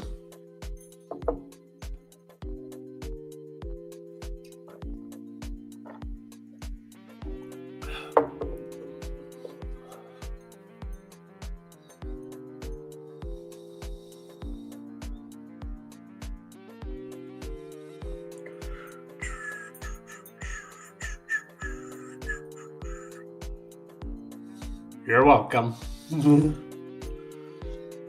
So yeah, we've had a lot of different guests come on here. We had Shovel come on for a bit and do a live art piece while hanging out with us. We've had JR come on the show. We had Ruby, aka Cheese, on the show. We had Juggalotus on the show. We've had Bobby Blaze come on the show. And there's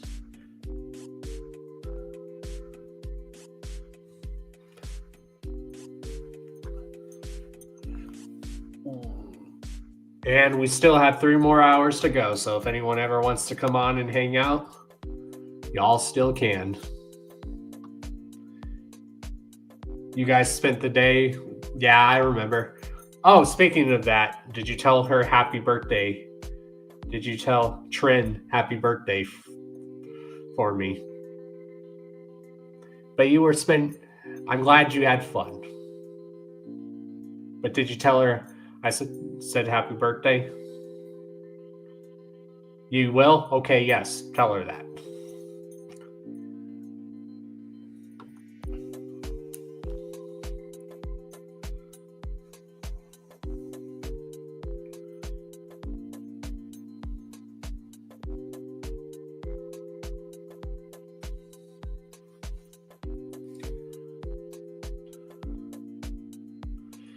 Yeah, I mean, the weather finally cleared up here a little bit. It got sunny and the snow and clouds went away, but it's still like really cold out right now.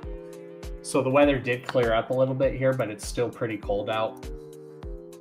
I know, and it's funny. We live in the same states and usually we get the same weather. We live not too far from each other in our states, and yet we still manage to get different weather. Like when you showed that it was all sunny and nice where you're at, I was like, lucky. Here it's all cloudy, cold, and snowy. And it's weird. You're just over there in Wyoming, the next state over, and you got nice weather still. That is just it's weird how weather works. It's very interesting too. Andy, what else do you all want to talk about? I know We Could Buy Productions said they would like to see Kill at Sea on the show. I'm still asking people, like the chat, like anyone that hasn't been on the show, that they would like to see on the show.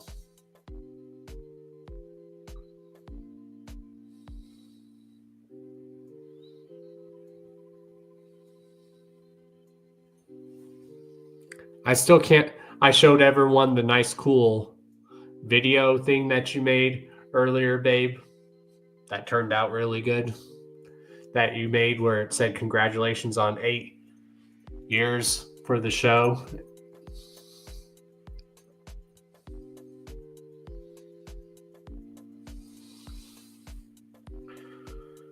Oh.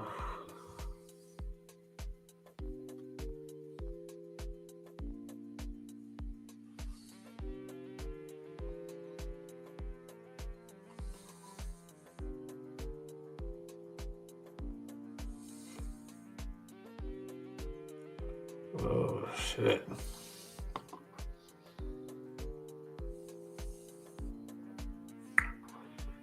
What else do we got here?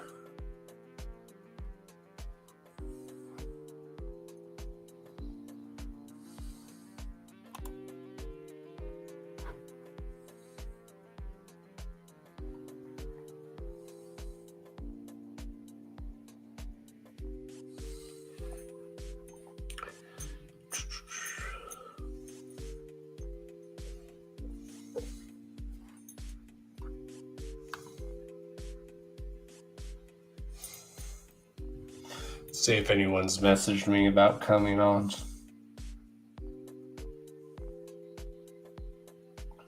Nope.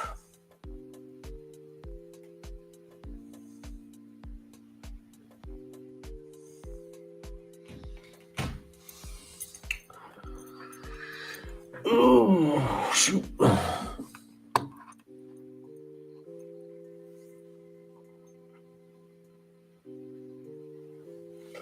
I still can't. I was saying earlier, babe, how I never thought I would be doing a podcast, especially a podcast for 8 years that was slowly dedicated to the Juggalo culture and community and just the underground community. I never thought I'd be doing that. I never would have thought that for almost 10 years that I've been doing interviews. I never thought I'd be doing that. I've always been my biggest critic, y'all. I've always been like my worst critic. I still get that way with myself occasionally. I try not to, but I've been getting better about it.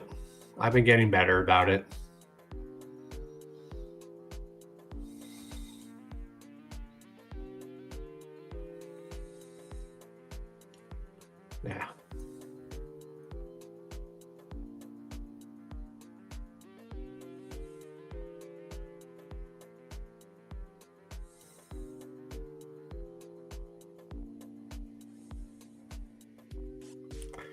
Pretty much.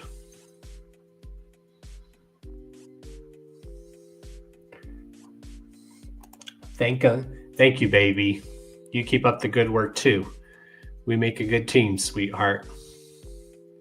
We make a very great team. And I love you.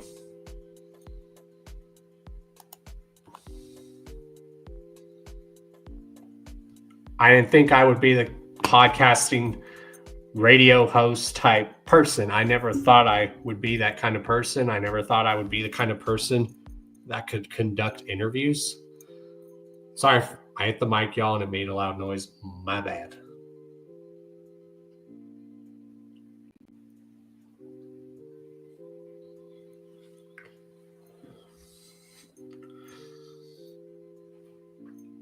Truly blessed, y'all. Truly blessed. I never thought in any life that I'd be saying that I'm truly blessed, and I'm truly blessed.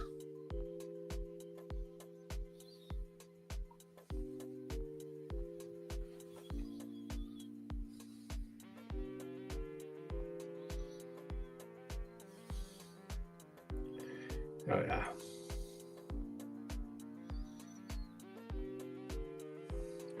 Let's see if Justin wants to come on and hang out. Let's see.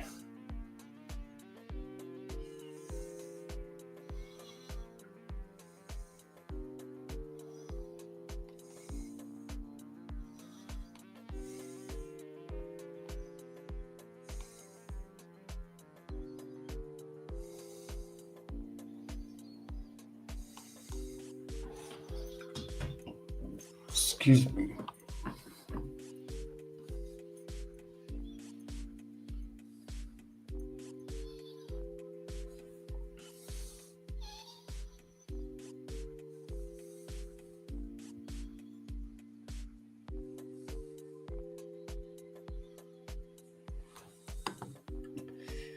Yep. I love doing what I love to do. And that's to just talk about this culture, this community, share my thoughts and opinions on stuff, interview people, like people that have talent, because a lot of the talented people in this community and just everywhere in general get way overlooked.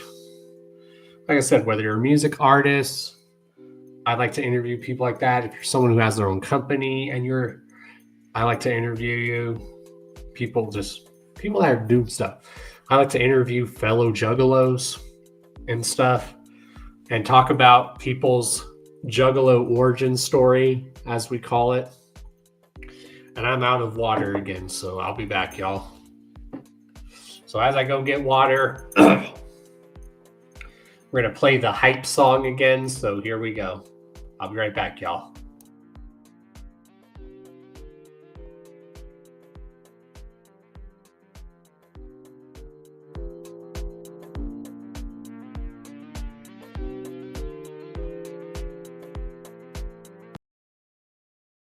Welcome back, everybody. It's your boy, Don Chaos. Hit that like button, smash subscribe. Let's get weird. Say your prayers, check the mic. Got my notes, we're live tonight. Cameras rolling, chats on fire. Super chats taking me up higher. Yo, what's up? Let's break it down. Crazy theories all around. Conspiracy, some rap reviews and interviews with sketchy dudes. Enter podcast. Mic is hot, stream won't crash. Stream won't crash. Clickbait title, thumbnails rad.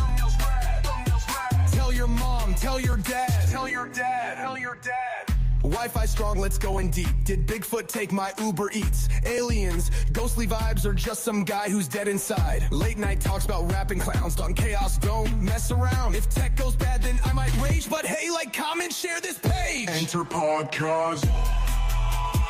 Mic is hot, stream won't crash. Stream won't crash. Clickbait title, thumbnails red. Tell your mom, tell your dad. Tell your dad, tell your dad. Shout out to the chat, y'all are wild tonight. Yo, who's trolling? Mods, get them out of here. What up, Evan? It's your boy, Don Chaos. We live, we roll. Hit that subscribe button or get the hell out. Wake your ass up, grab a drink. It's podcast time. What you think? Talking madness, going deep. Who stole my goddamn sleep? Clickbait title, views go high. UFOs and cryptids fly. Was Tupac clone, did Elvis die? Let's debate, don't ask me why. Enter pawns. Whoa! Live stream strong, Wi-Fi last. Tech goes crazy, I might crash. Still won't stop, kiss my ass. Juggalos, rap reviews, conspiracies, I swear are true. Aliens hacked my phone last night. Now my fridge plays Megalite. A live chat poppin', what's the tea? Super chats and cash to me. One dude spamming, he's gone for life. Mods delete, block on site. Enter podcast. Woo! Mics on fire, stream won't lag. Clickbait title, thumbnails mad. Tell your mom, tell your dad. Tell your dad. Oh damn, we got a gust in the house. Yo, what's up with the Illuminati? Did Bigfoot steal the moon?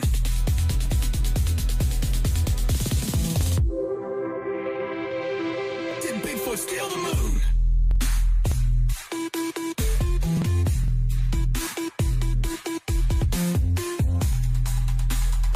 What is up? If you guys want to come on and dance.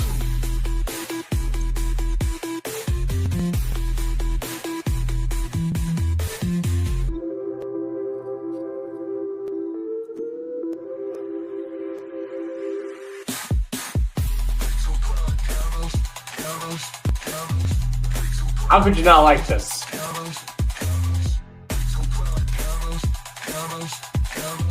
Hangs your podcast. Live tap hopping, what's the D? Super chat sending cash to me. One dude spamming is gone for life. Mods delete, block on smite. Hangs your podcast. Mics on fire, stream won't lag. Clickbait title, thumbnails mad. Tell your mom, tell your dad. Tell your dad. Tell your dad. Oh damn, we got a ghost in the house. Yo, what's up with the Illuminati? Did Bigfoot steal the moon?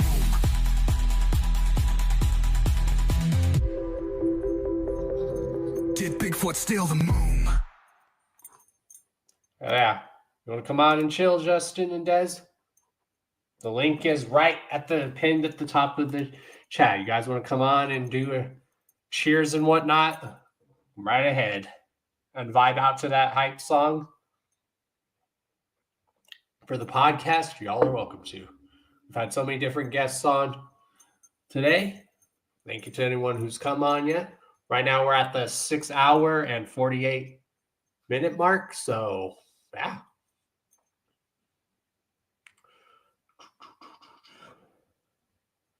Shouts to Pyro Juggalos, Des and Justin.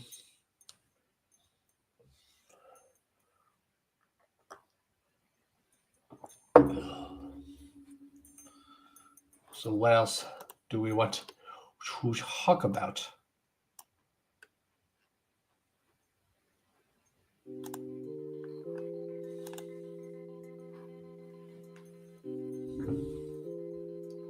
Again, we're live on YouTube as well as Twitch.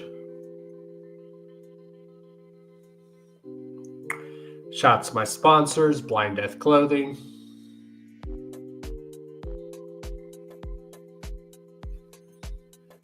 Because you know Blind Death. What you know about that?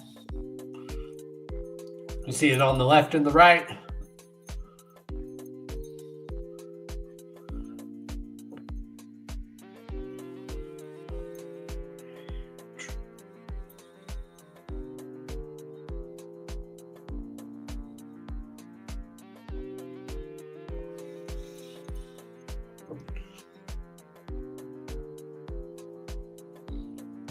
Oh. We're almost at the 7 hour mark, y'all. And it's 7:20 right now here. So it's still early. It's the weekend also. So I probably will sleep good tonight. Maybe not. It just depends.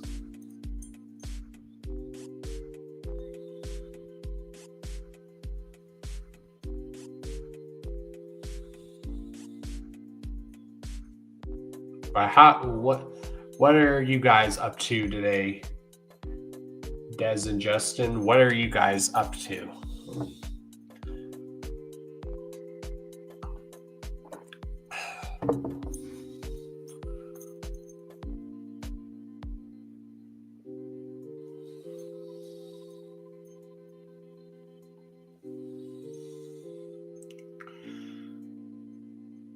Yeah, we've had so many guests on here today and just having people come on and hang out, which has been awesome.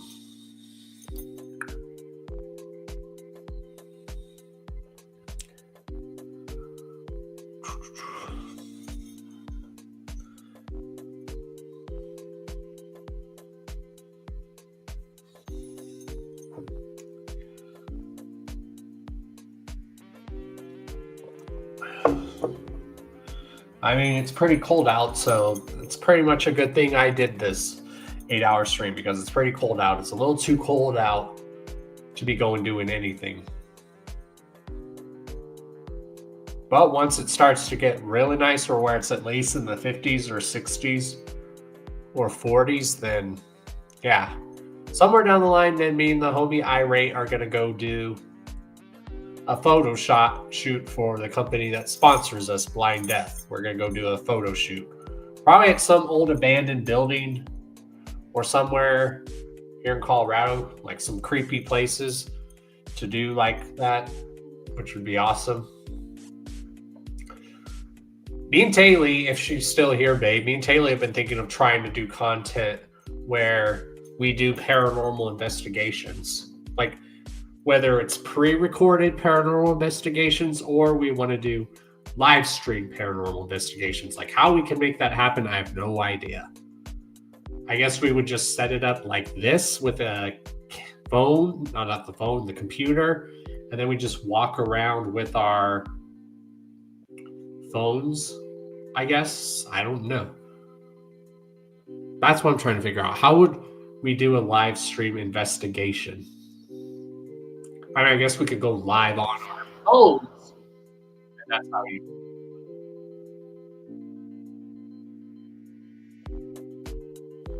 Right. I want to do paranormal investigations because I'm interested. We're both interested in that sort of stuff. We like that's what we actually watch in our free time, me and Taylor. That's one of the things we watch is we watch paranormal investigation videos, or we watch videos of people, a collection of like creepy stuff that people have captured on camera, and we like to determine like, okay, that's totally fake, or we'll watch something like, okay, that is totally real and that is scary.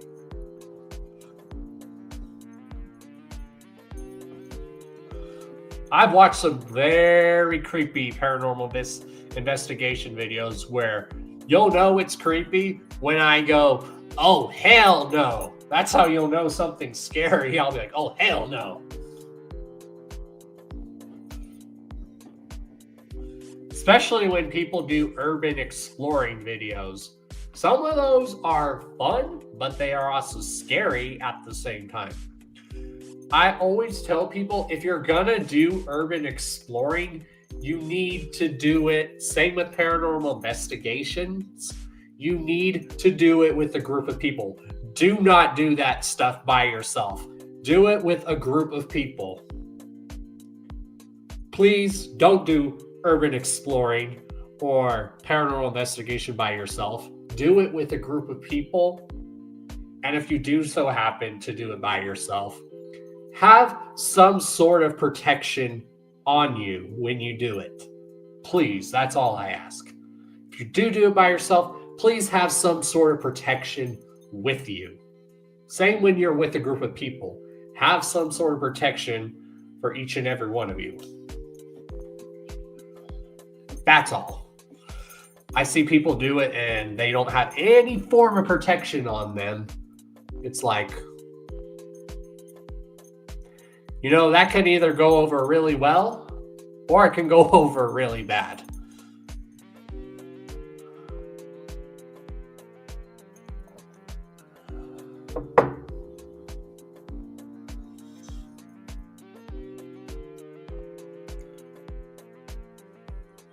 Well, because the history of the town that you live in, babe, I want to try to go to the spots that people talk about in the town that you live, and especially do some paranormal investigations there. I think that would be fun.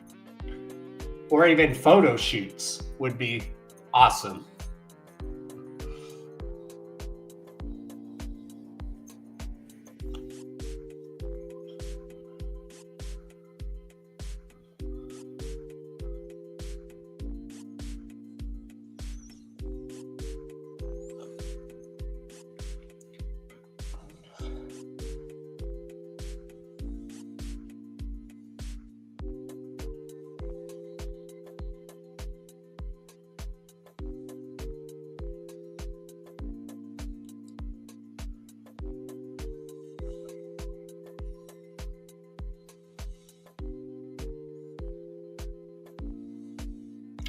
Replying to one of my friends. What is that? Oh. Okay, I was like, what is this?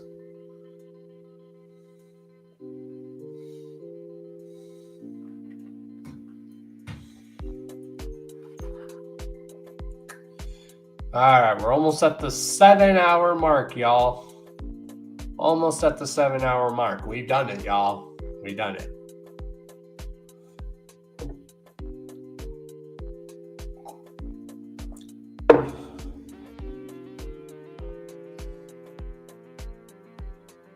Good things are coming, y'all. Oh, things are coming.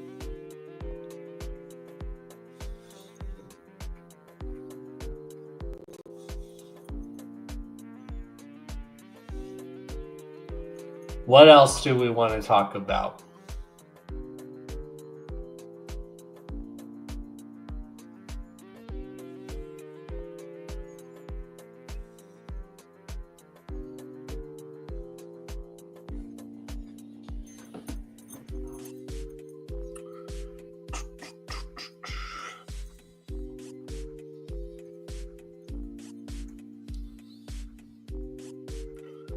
I definitely need to shave the sides of my head off, like the sides for my mohawk, so the purple part of my mohawk stays there. So I need to trim the sides again of my hair.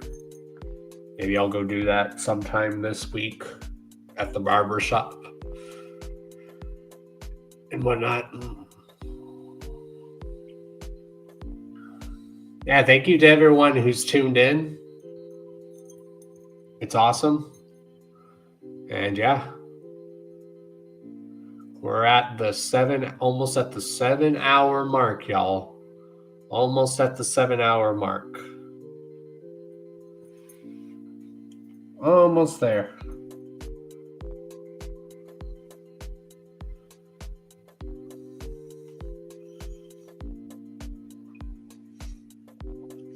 And I just seen a video for Casa Bonita in Denver. I just seen a video talking about Casa Bonita here in Denver.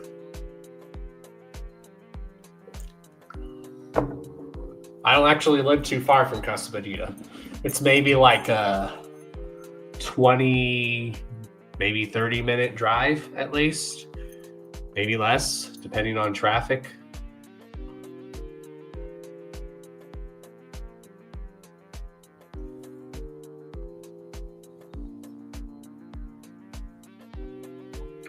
But yeah, next weekend the weather's supposed to be really nice. It's supposed to be like in the 60s and 70s all next week. So next week's gonna have pretty nice weather here.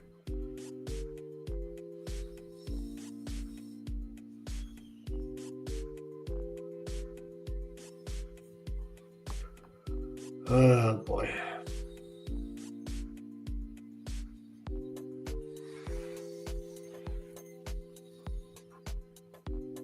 Oh, we're at the 7-hour mark, y'all. 7-hour mark. Again, if anyone wants to come on, again, the link to join is pinned at the top of the chat. Again, we're just chilling, celebrating. Cheers to 8 years, y'all.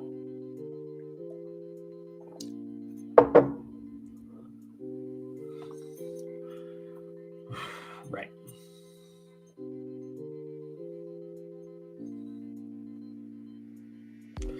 My homie Chuckles is playing in a show tonight. Is playing a concert tonight, which is awesome. I believe Unity Fest is going down this weekend, or it's next week. I have to check.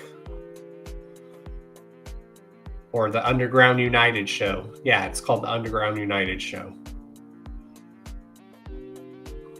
which is dope.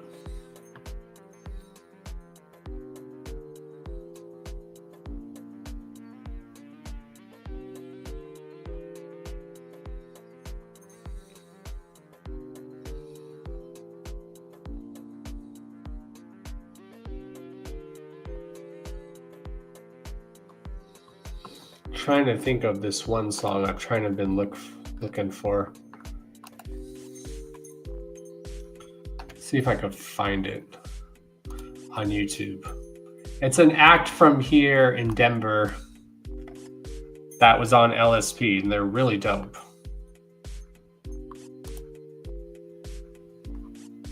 Let me see if I can find it.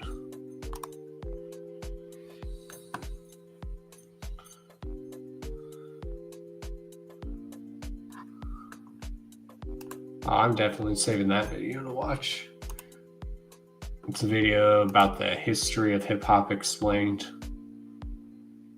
Even though I know about the history of hip-hop, but I like to hear people's different perspective and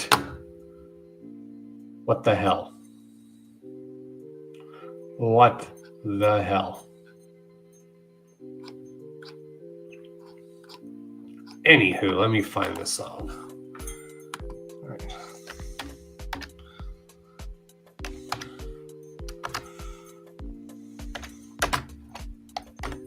Because this song is a banger. Let me see if I can find it though.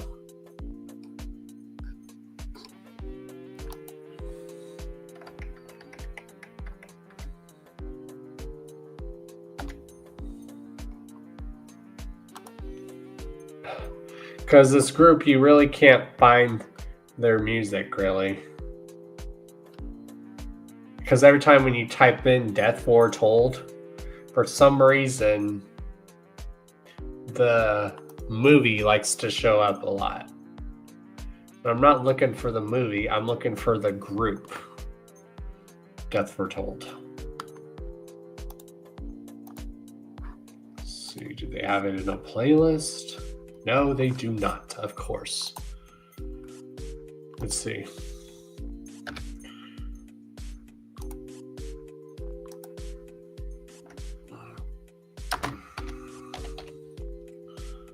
Because this song would always get people hype at the show, and I want to play it, but I cannot find it.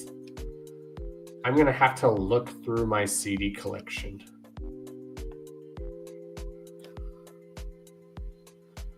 Okay, I found their topic page, so good. It might be on here. Good. Good, good, good. Okay, it's on here. Good. Subscribe so I can easily find it. All right. Let me find this playlist. There's the song. You guys ready to hear a song that's really hyped as a few songs that are really hyped as hell? Let me find. All right. All right. Okay. I found one of them. All right. Glad I found it. Good, good, good. Good, good, good. I wish these dudes were still around making music. I know they were on LSP and stuff, but yeah, these dudes are dope. These dudes are dope. And they always used to put on such a good live show. And their music is really hyped. So this show would always get people hyped. You guys want to listen to an LSP banger? Here we go. This is some old LSP, y'all. And this group is called Death Foretold. They are such a great group. Here you go. Just listen for yourselves.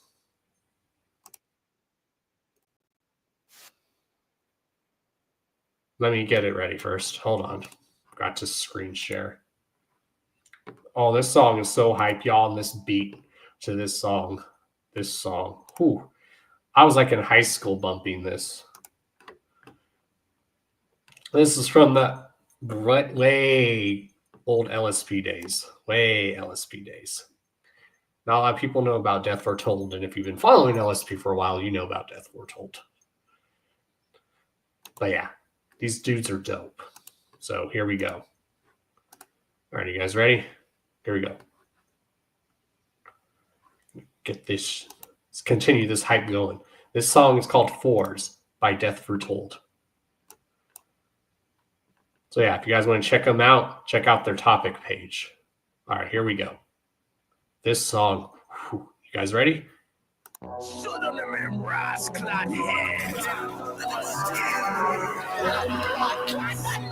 them bald now stars. Shot out now,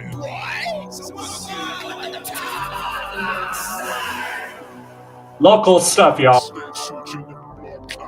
If I don't see your hands up, that means you're getting beat down. This is LSP sound, worthy of a king's crown. Deep up in D-Town, Andretti and the Doc got the red rhino creeping with that 44 long, about to hit him strong.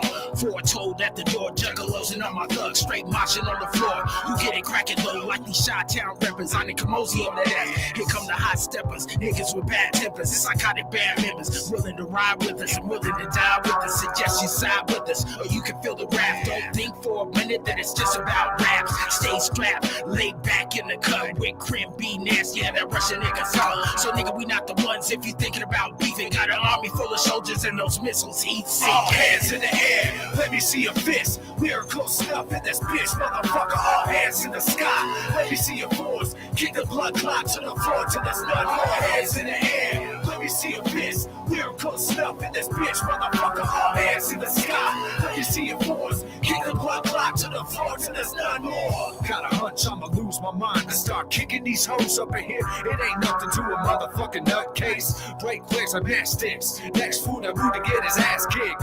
Check game, I run the lanes to Mount Bees. I drive a hearse with no brakes and top speed, talk sweet. So when the G's come, you find me in the motherfucking East trying to meet scum. He said he had a side on, fresh out the box from Colorado, get my ride on. Do or die on, I got some shine, yeah. Cheap wine, yeah. K9 most times, run the game, no lie. White as fuck, all haters die. Reppin' Chi-Town, Lakeside, mile high, stay high. To the final breath, that don't impress me. And I hate it when fuckers try to test me. All hands in the air, let me see a fist. Lyrical stuff in this bitch, motherfucker. All hands in the sky, let me see your force. Kick the blood clot to the floor till there's none. All hands in the air, let me see a fist. Lyrical stuff in this bitch, motherfucker. All hands in the sky, let me see your force. Kick the blood clot to the floor till there's none more. Shoot on the memorize, clot head. Down on the steel. What them bald now stars? Yeah, know about that. That is Death Foretold. It was a group. One of them was from Chi-Town, Chicago, and the other was from Colorado. But that's some straight Colorado stuff. I love it.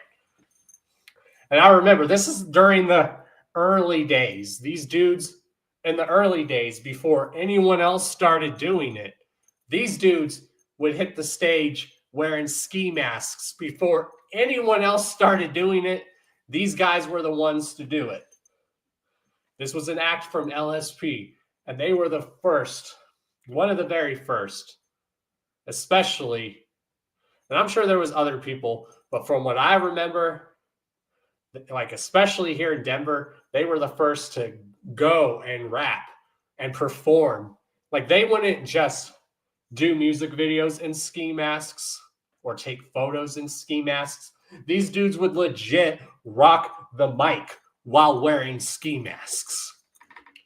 And I'm going to play more of Death Foretold. So I will be right back, y'all.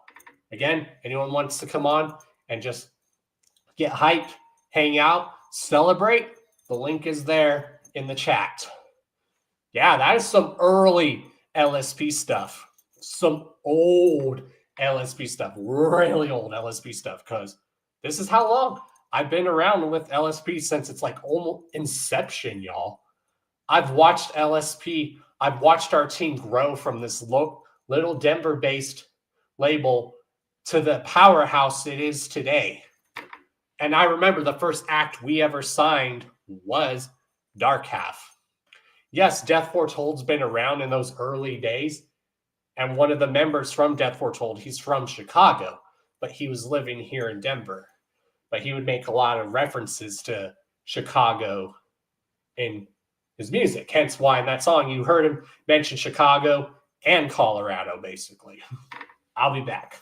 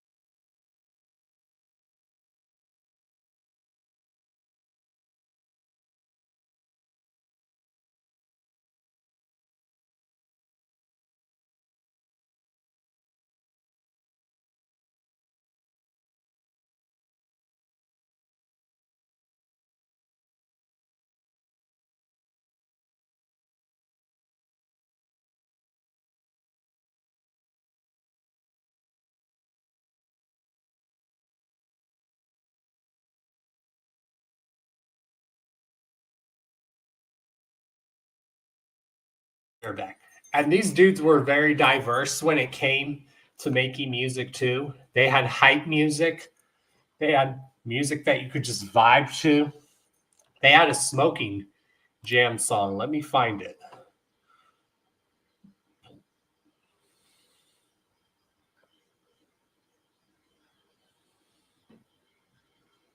Let me see, where is it?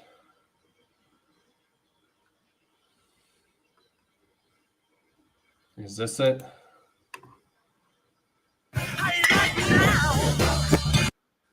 Because they did like a smoking jam session. And this song would always get people going at the shows too, besides that one I played. Let me see, is this it? Yeah! This song, y'all. Now, the same song I'm going to play is by these same dudes, Death Foretold. Again, these guys were on LSP. I believe they're still associated with LSP. But these guys were diverse. You heard that last song. And this song, they made a song for like smokers and shit. And this song was definitely my smoke jam back in the day. And this song would get the people. This is the same group, y'all. And this is why I said a lot of the artists I listen to are very diverse with their music. I love diversity with artists. So here's a laid back smoking song they did with some LSP, old school, some Denver shit. So yeah, here we go. Yeah, that's right, bitch. Crazy motherfuckers. Can't work.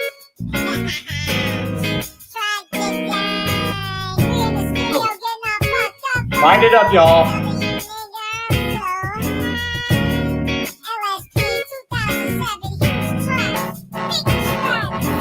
This is how we do. Drinking and shooting Johansson. Ecstasy and baby promethazine. Da da da da da da da. Trees. Da da da da. This is how we do. Drinking and shooting Johansson.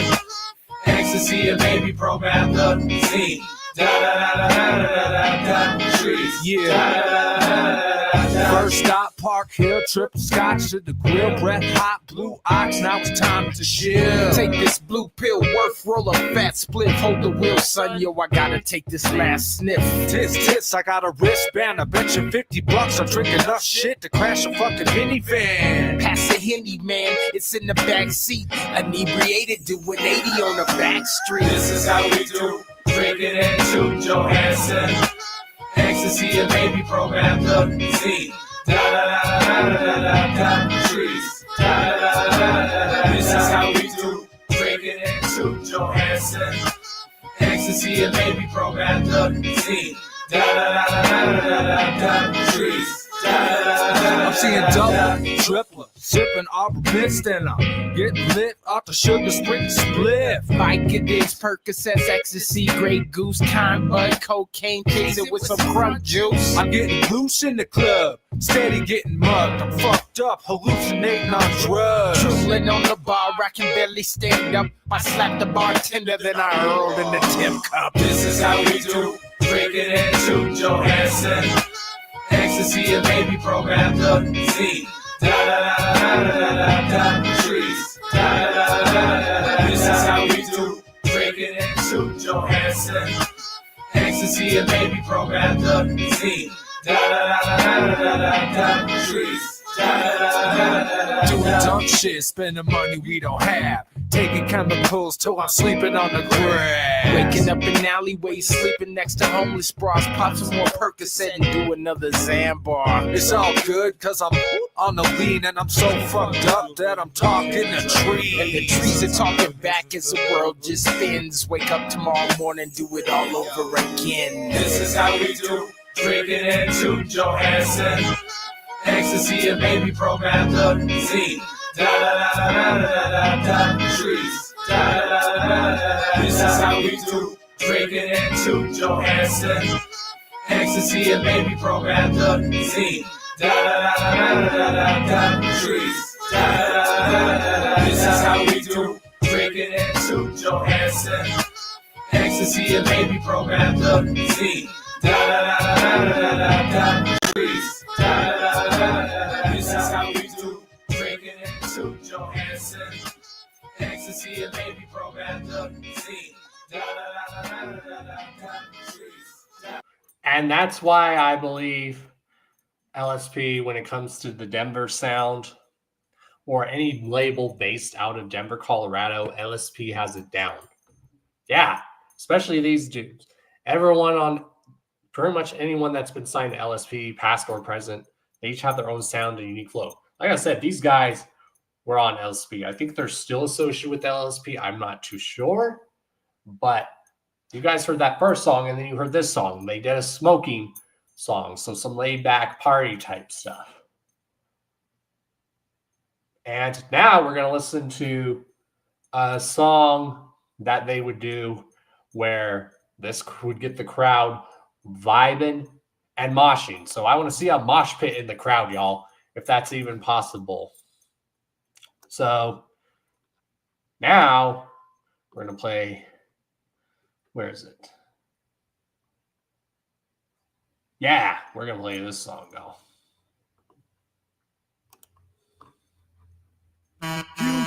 All right, y'all. This song. And now, mind you guys, these two songs we've been playing are by the same act. These songs, 3 songs are all by the same act, and they were signed to LSP. These dudes were very diverse.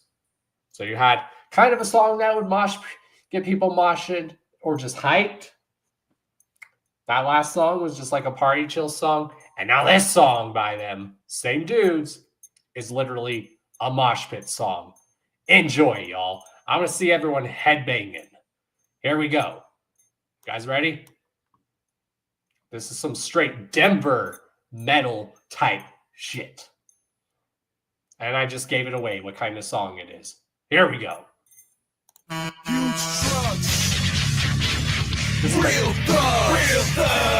gangster, real ass drug dealing, major money makers. Real guns, big bangers, number one rule, don't fuck with the paper. Wanna fuck with LSP, we thugs. Whole team on LSD, it does. Bust through and I bust a U-turn. Got the smell in the air like who burn, who's turn. You ain't acting like Brad Pitt. Real thugs get drunk and smash shit. Get behind the wheel and crash a whip. Walk through it, no bang, it's hazardous. Real thugs get fucked up and act dummy. Downtown to buy rides with drug money. 2 pumps, 2 different slugs in the truck to juice fucking shit. Get gruesome. Fat booty in the crib like constant. Barbecue every day, I want this. Fuck this money when I got it. Even when I don't, I'm still smoking chronic. Real thug, real gangster, real ass drug dealing, major money makers. Real guns, big bangers, number one rule, don't fuck with the paper. This ain't no countdown, motherfucker, what you think you talking about? We got our warriors in the network, in the streets all spread out. We got it deep down, baby, home to us, will that be? Gotta. So you bitches all remember we loving it, straight running it. And the game was a bitch and we be fucking it. Have your ass shitting yourself with a gun to your head, straight sucking. We stay close to the heat when we post on the block. Who you bam, motherfucker, all you do is talk with the big bangers, with the big bucks, with the big toys. Rolling you trust when we stop making big noise. Real thug, real gangster, real ass drug dealing, major money makers. Real guns, big bangers, number one rule, don't fuck with the pagans. This is a crash course on chopping game and getting stats. And when them cats bust, your soldiers are quick to bust back. A nigga love that. Born to play the street game. Drafted out of high school. Made myself a street name. I'll make your sleep change. Dirt naps are permanent. If it can be packaged and sold, a nigga serving it. Trying to get these chips all day like Frito-Lay. Huge trucks brought along guns and yo, we don't play. Real thug, real gangster, real ass drug dealing, major money makers. Real guns, big bangers, number one rule, don't fuck with the paper. What did you guys think of that? Yeah, what you know about that?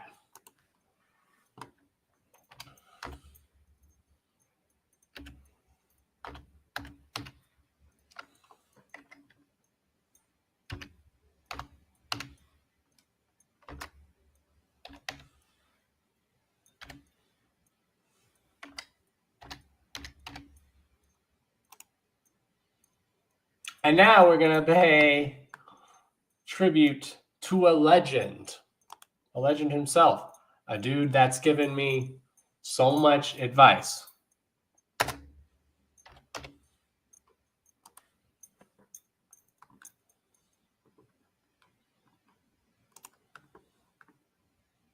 It's time. This song is off of one of my favorite dark underground hip hop albums of all time. This is an album by Insane Poetry from way back in the day, probably like 2000, 2001. This song is off, like I said, yes, this is one of my favorite this is before Insane Poetry was LSP. So you're about to hear some Insane Poetry before he was signed to LSP. This is Insane Poetry from like 2000, like the late 90s, 2000s. And this is like one of my favorite albums by him.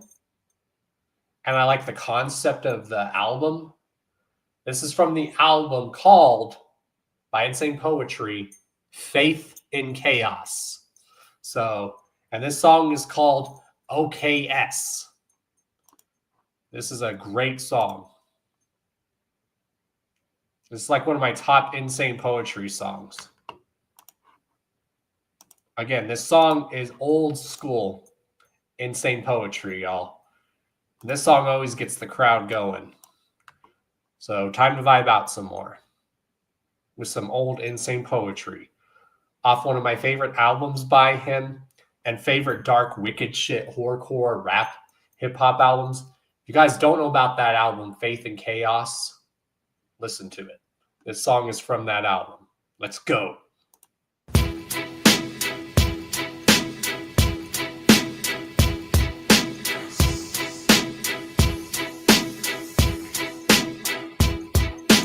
OKS, original killer shit. And I make you big spit, put your wrist slit. Yes. OKS, niggas with the biscuits, mobbing through your district, split it on some sick shit.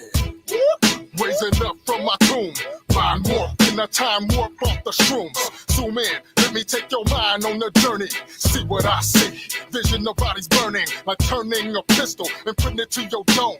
Cock it back, squeeze the clip, wow, when its own brain's gone.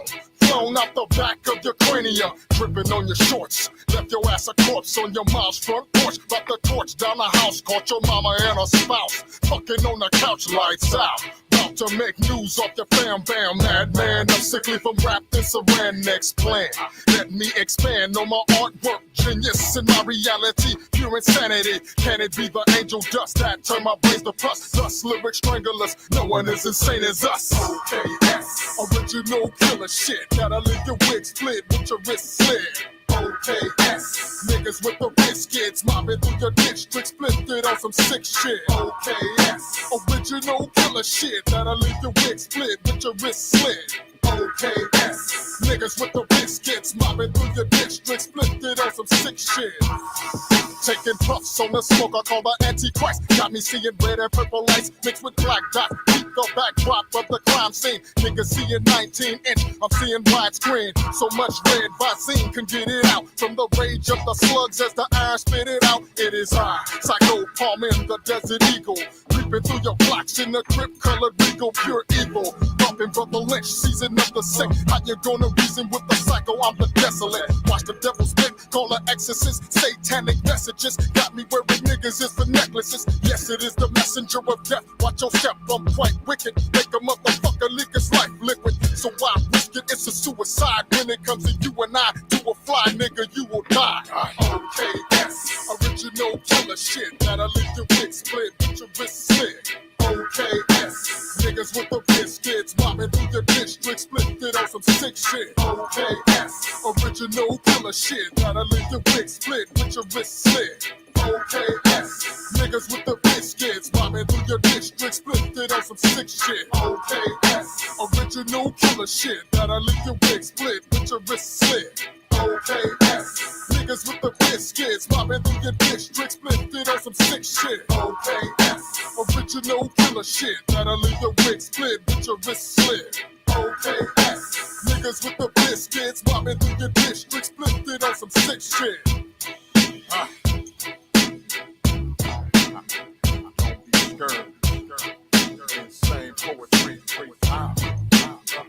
faith and chaos.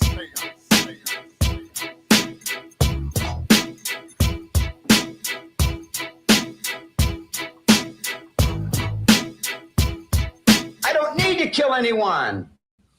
I think it. Yeah, so what you know about that? That's some old school insane poetry. Way old school insane poetry. That's a classic jam. I don't know what y'all, but that's a classic jam. I'll be back again, y'all. Talk amongst yourselves. Again, we are at the 7-hour and 28-minute mark, y'all. We're almost there, so if anyone wants to come on and celebrate, come on.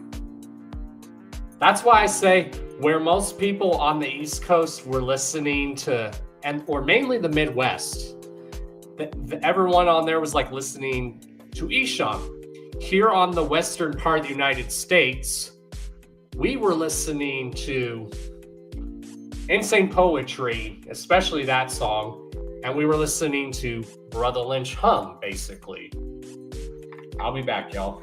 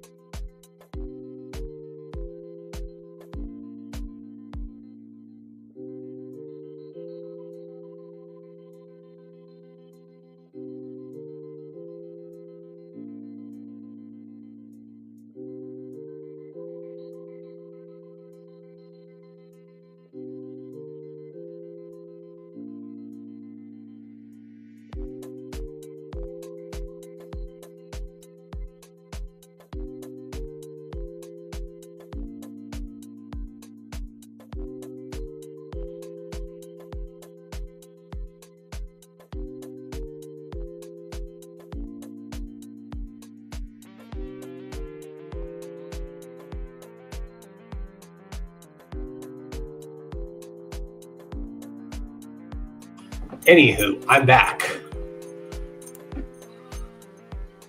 Right. Is that a little too loud? Let me turn that down a bit. There we go. Yeah, if anyone else wants to come on and hang out, y'all are welcome to.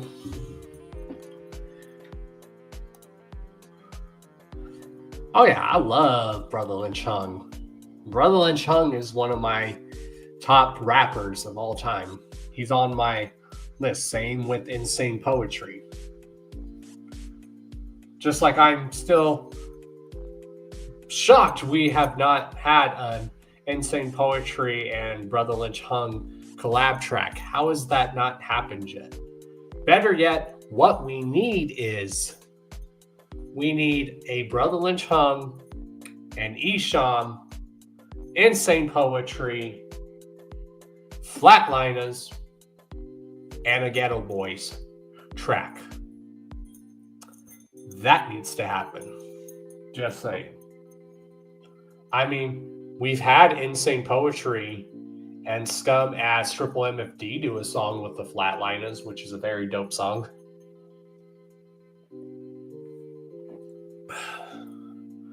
Especially Brother Lynch Hung and Psycho. They need to do a song together. Just saying. I mean, we at one point had a show here in Denver, and it was very rare that you had this happen in one night. We had a lot of guys who kind of paved the way, a few guys that had paved that way for some of the OGs in this horror rap genre, because for all, it's been proven, y'all, everyone in different parts of the country was all experimenting with horror rap back in the day. But one night here in Denver, this was a very rare occasion. We got to see Brother Lynch Hung perform, Esham perform, and Insane Poetry all perform in one night. How dope is that? That happened here in Denver.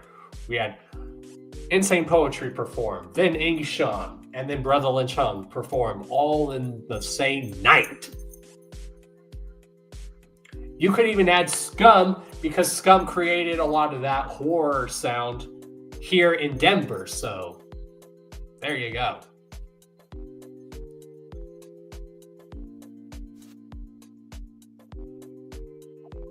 Yeah. I love that album. So dope. So dope. Oh, Season of the Sickness. Classic West Coast album. Classic dark, wicked shit, horrorcore, hip-hop album. Classic. That's one of those albums you listen to on late at night, and you just bump that album at night.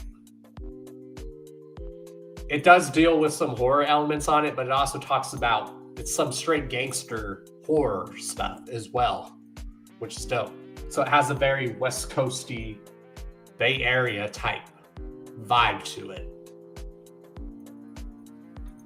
If you listen to Brother Lynch Hung, you know he has that West Coast sound to him, but he adds horror to it.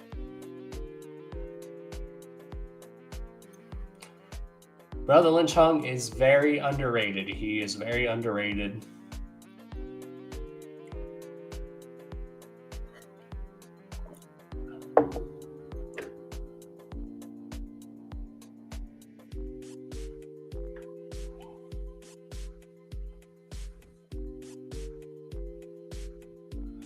So what's everyone else up to tonight?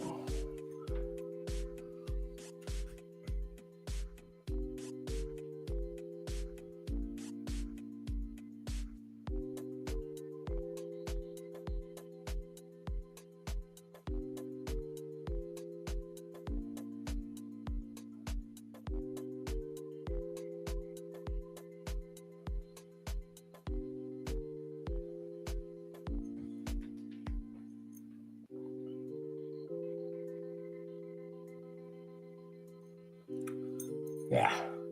Which sometime around the Halloween season, I do want to do a video or a live stream in the spirit of Halloween and I want to talk about I want to do a top whatever list, maybe 10, maybe a top 5.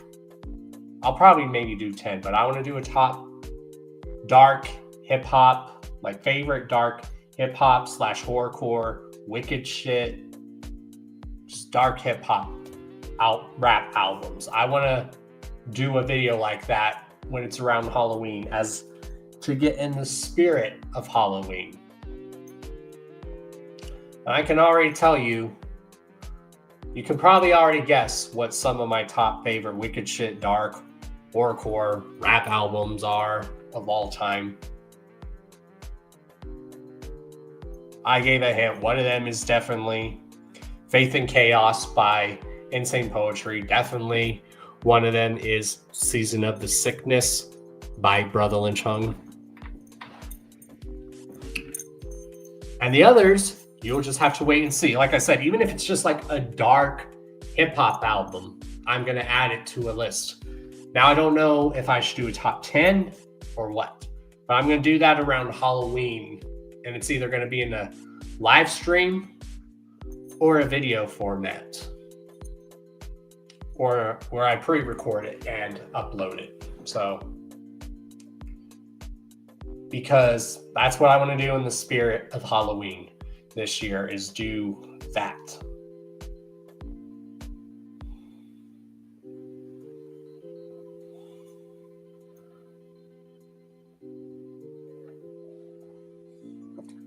There's still plenty of time to come on and hang out, y'all.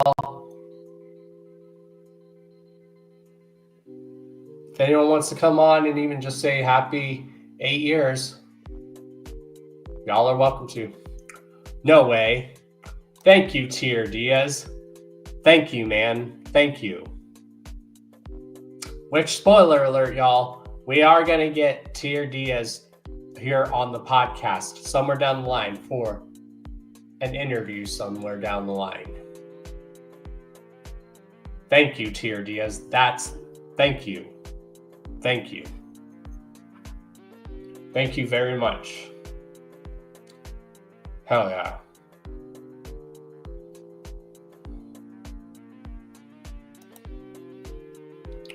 Right now, we're just doing a celebration where anyone can just come on and just hang out. So, yeah.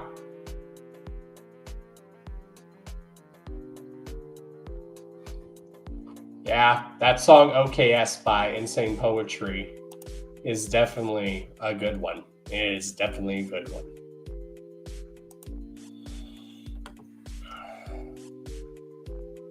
Like I said, we're right now at the 7:38 minute mark, y'all. The 7 hour and 38 minutes. So anyone can still come on and chill for the remainder. If y'all want to. We are so close, y'all. So close. So close.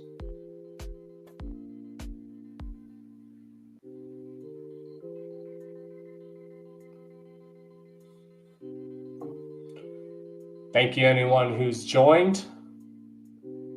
There's still time to join right now. Anyone that's been mingling in the chat, thank you.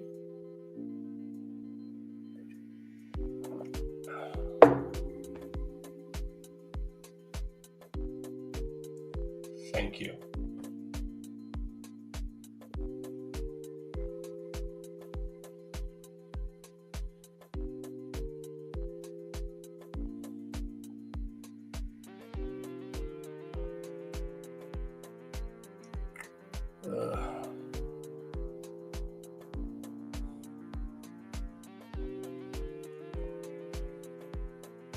We're at 7 hours and 40 minutes, y'all.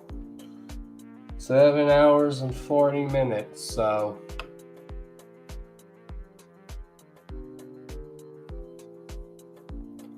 Seven hours and 40 minutes.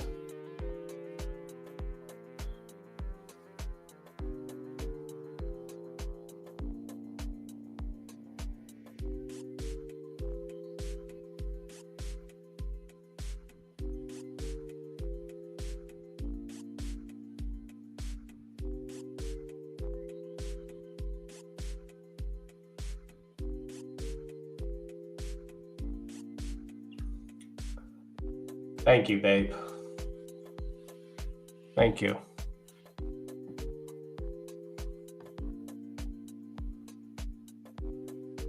Thank you, babe. I love you.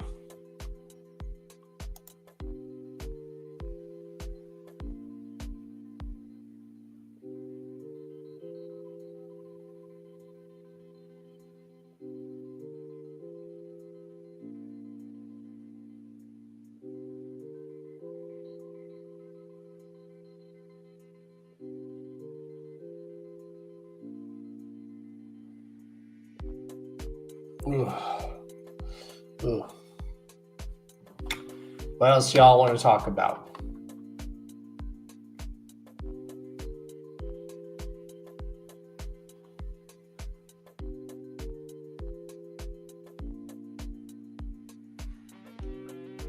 We're at 8:11.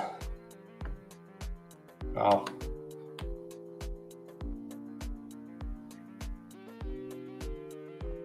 Again, anyone wants to join, the link is there, pinned at the top of the chat. So,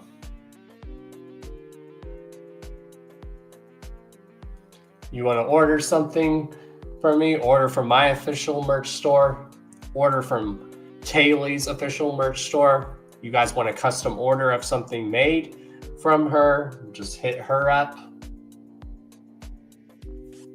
Because we really want to get to the gathering, y'all. We both really, really want to get to the gathering this year. And I really want to experience that. We really both want to experience the gathering together. Because we love taking trips together.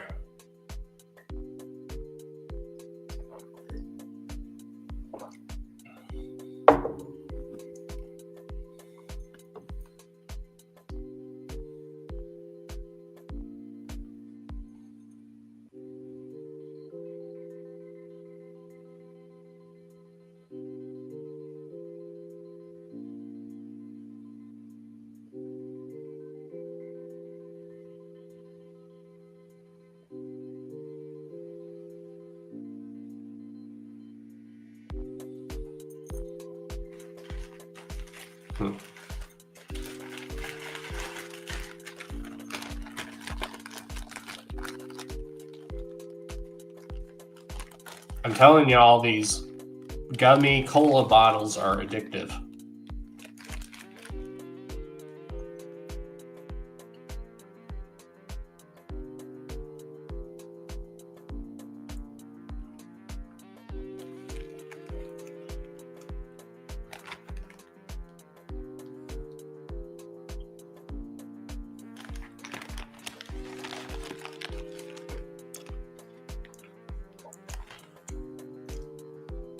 It's been fun. But yeah, Tier Diaz, if you're still here, I'll message you back and we'll pick a date for you to come on the podcast.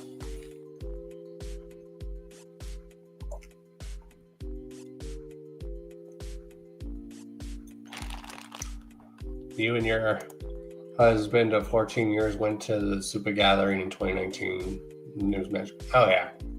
That's awesome. That's awesome.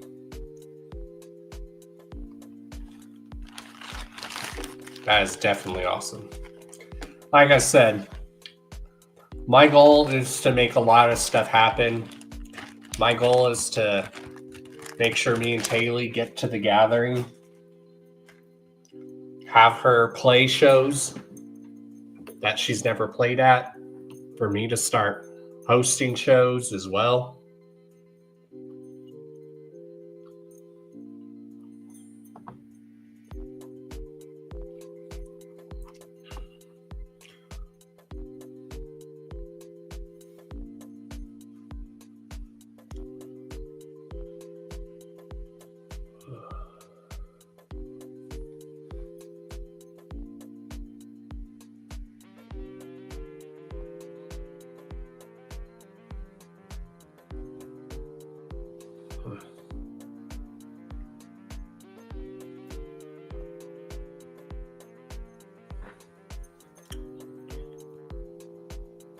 Because we've definitely, me and Taylor are a great team. She's an amazing woman. And I love you, babe. Mwah. She works really hard at what she does. We both work really hard at what we do. We put our heart and soul into what we both do.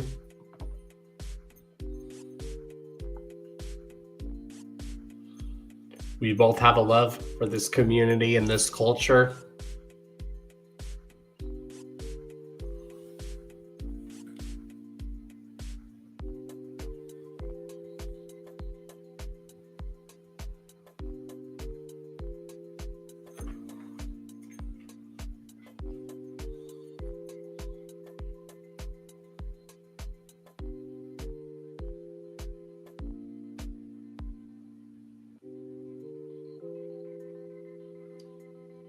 What else do we have going on?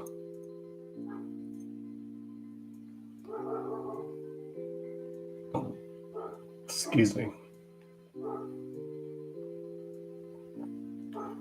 I definitely want to see a lot of y'all at the gathering. I want to meet a lot of y'all at the gathering that I've never met in person. And I want to be able to see people at the gathering that I haven't seen in a while.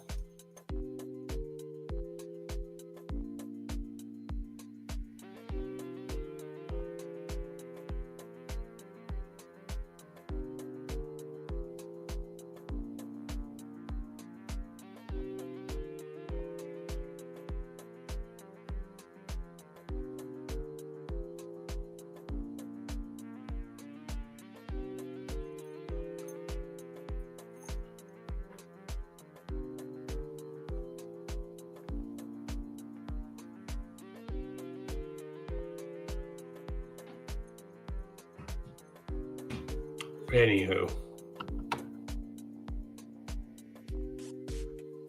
Thank you. Exactly. Thank you.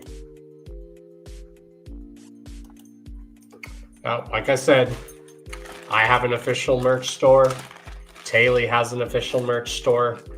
She also does arts and crafts, custom orders. So she also does music.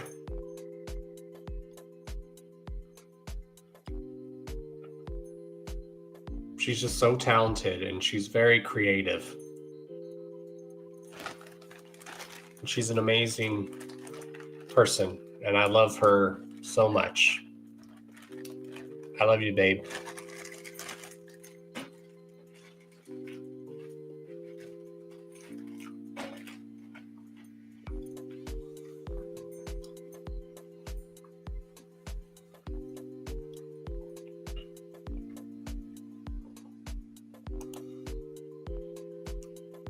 Mwah.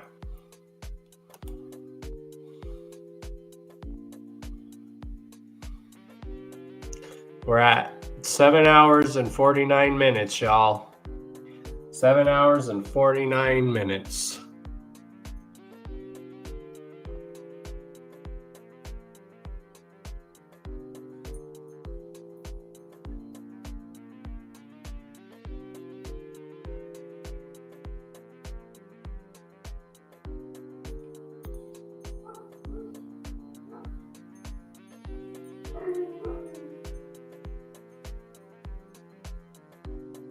Now, will I probably go live tomorrow for the Chaotic Clown Lounge Sundays tomorrow, which is usually my hangout stream that I do where I just hang out?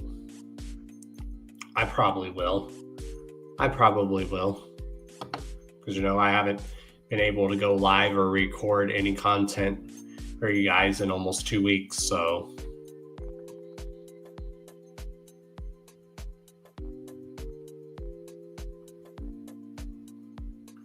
I was going to do an unboxing video of my hat that came from Blind Death, but I decided just to open it because I was so excited to see how it turned out that I just decided to open it.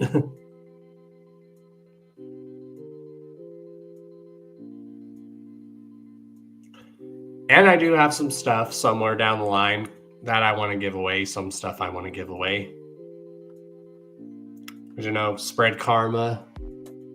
Hence why when I do giveaways, they're called karma giveaways.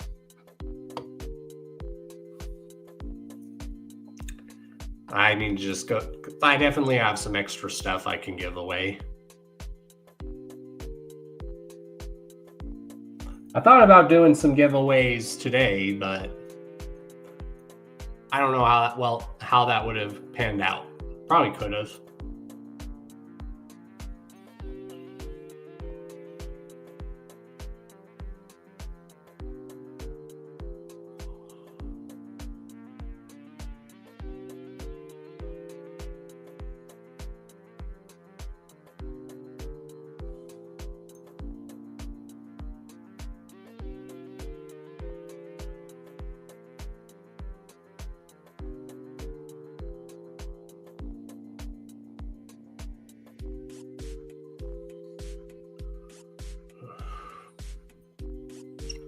What else y'all want to talk about?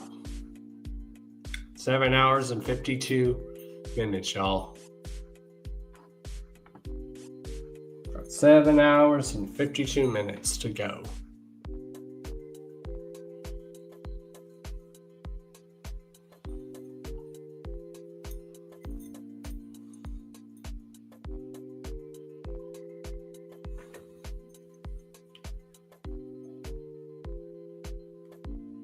Ooh.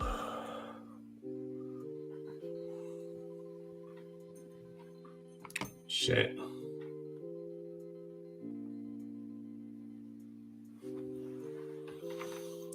Ooh.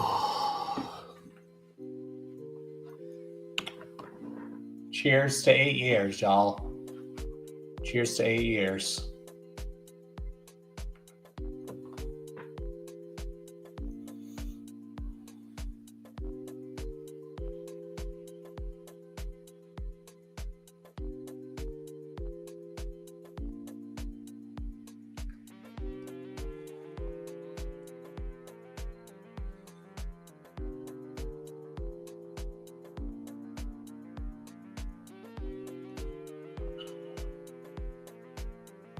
Yeah, I had fun doing this today. I really did. I always have fun doing this show. I have fun just doing a lot of this stuff.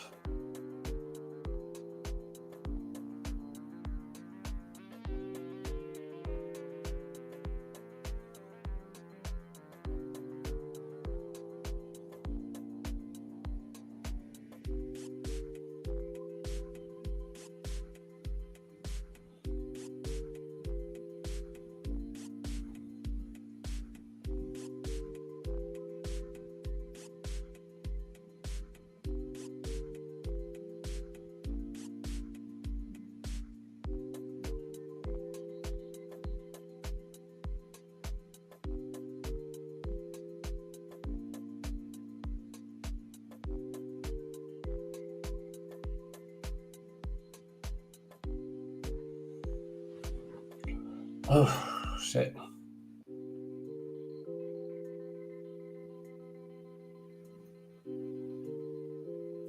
And in 2 years, it will be 10. But next year will be 9 years. Next year will be 9 years of doing the podcast and 14 years of doing YouTube content.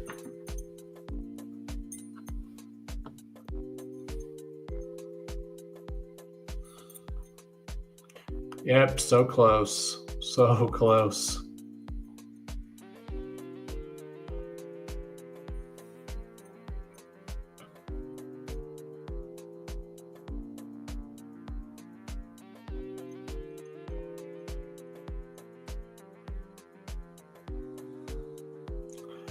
Yep.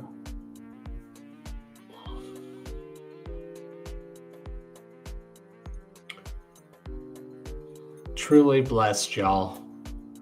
Truly blessed.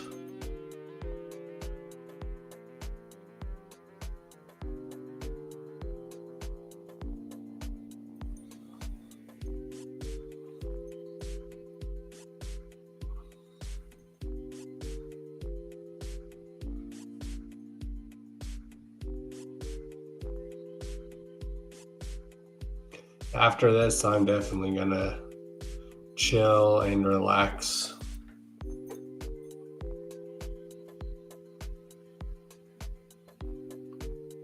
And then I'm probably going to go live tomorrow, but I'm going to just go live for the Chaotic Clown Lounge Sundays, where that's always just my stream where I just hang out with y'all.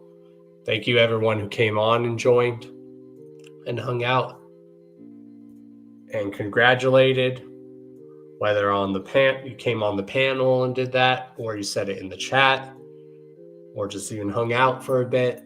Thank you. And yeah. I don't know who the other people are watching, who the 7 other people are watching.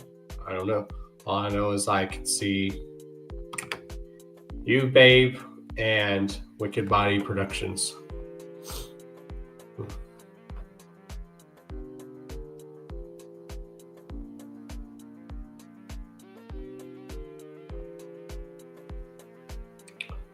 Anywho, we are going to have a guest, definitely, as well next Thursday. We're going to be back on Thursdays next week. So our guest next week is going to be Sick Thought. He was in the chat here today. We're going to be interviewing him next Thursday. So next Thursday, we're going to be back at our regular scheduled time, which is Thursday, 6 p.m. local, my time. 7 Central, 8 Eastern, and either 4 or 5 Pacific time. So next Thursday, we'll be back at our regular scheduled time. I was just busy, like I said, these last 2 weeks.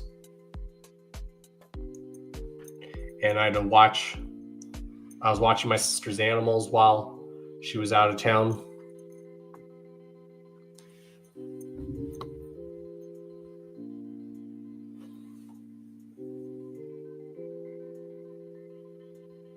Oh, we're at 7 hours and 58 minutes, y'all. Almost close to 7 hours and 59 minutes. Oh, almost there.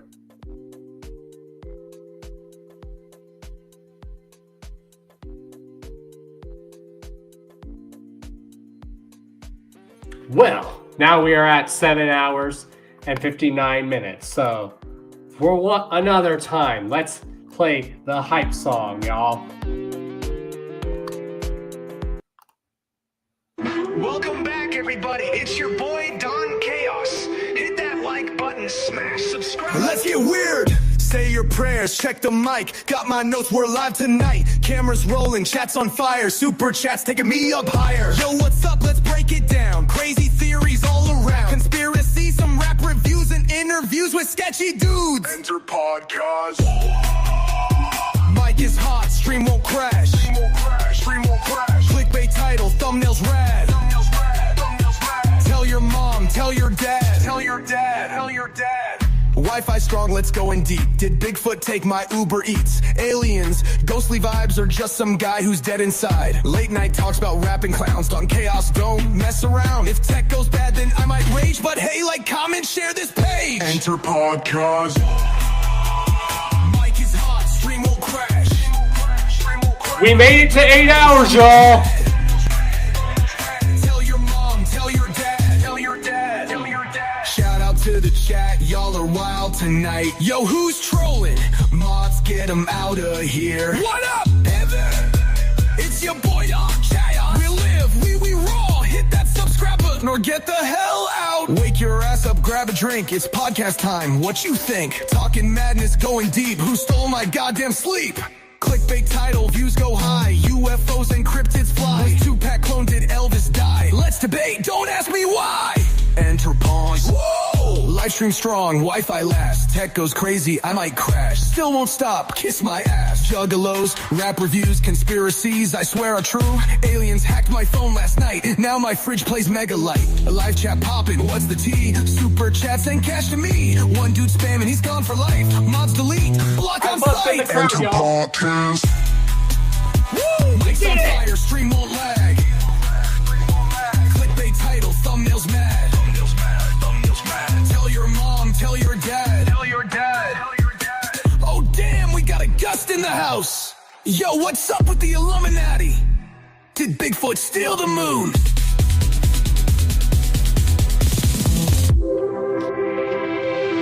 Did Bigfoot steal the moon?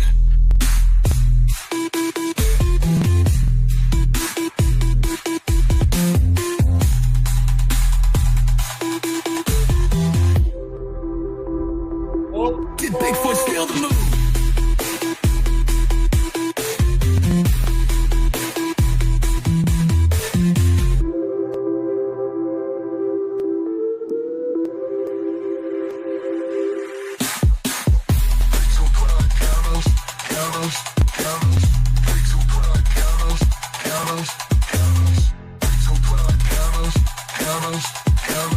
Hangs your podcast.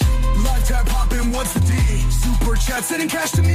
One dude spamming, he's gone for life. Mods delete, block on smite. Hangs your podcast. Mic's on fire, stream won't lag. Clickbait title, thumbnails mad. Tell your mom, tell your dad. Tell your dad. Tell your dad. Oh damn, we got a gust in the house. Yo, what's up with the Illuminati? Did Bigfoot steal the moon?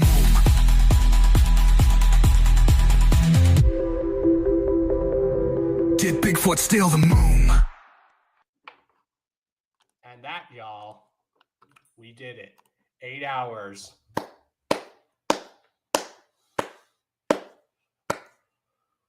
Whew. We did it, y'all. We did it. Cheers to 8 years of doing this podcast, y'all.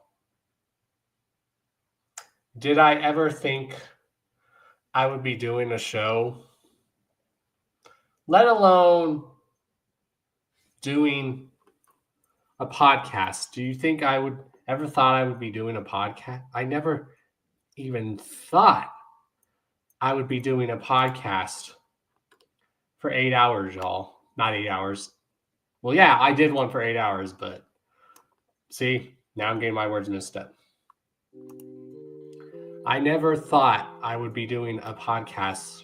If you would have asked me 8 years ago that I would be doing a podcast, I would not have even thought about it. You know, I don't even think I would have, even though I had thoughts of doing it, but I still don't think I would. If I didn't do a podcast, you know,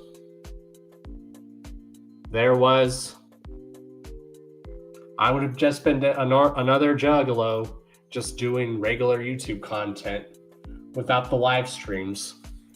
So, you know, and I like how everything that's popped up since the show's inception makes me proud. All these shows that have come since the show started, I think that is dope. Because a lot of shows have come and gone. I didn't think I would be doing this for 8 years.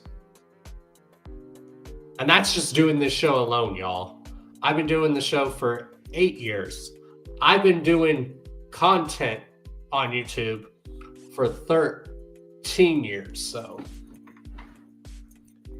And I just want to say thank you. Thank you, everyone. Y'all deserve a round of applause. This round of applause is not for me. It's for you guys.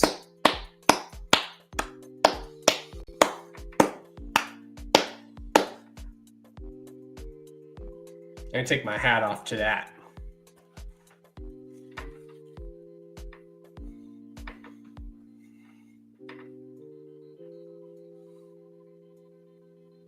That round of applause is for you guys.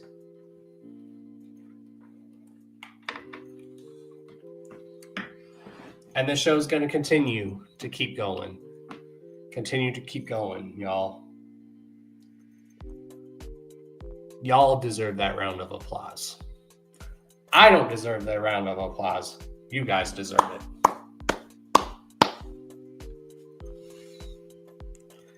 Real recognize real, y'all. And yeah, I just want to thank everyone. Like I said, whether you've been following the podcast or my journey from the beginning, even before my podcast, whether you follow me when the podcast started, thank you. If you just somehow came across my podcast in later years, thank you. Thank you. Thank you. I love this community. I love this culture. And yeah, thank you, everyone, from the bottom of my heart. Oh, I'm getting myself a little choked up. But thank you, everyone. Thank you so much. Thank you. Thank you. Thank you. And yeah, I will see you guys tomorrow for the Chaotic Clown Lounge Sundays, where we just hang out and lounge out because it's a Sunday tomorrow. And yeah, thank you, everyone. Thank you. You know, you guys are awesome. And words can't even describe is you guys are awesome. I love you guys. And yeah, you guys already know who I am. All right. Gotta fix myself so I can get ready for the outro. Yeah. All right, thank you guys. So with that being said, you guys already know who I am. I am Mr. D to the O to the N to the C to the H to the A to the O to the S. Your friendly neighborhood JUGGALO, the Karma Millionaire. If you don't know, now you know. And if you still don't know, well, then it sucks to be you. Love you guys. Later. Whoop whoop. Thank you, everyone. See y'all tomorrow for the Chaotic Clown Lounge Sundays.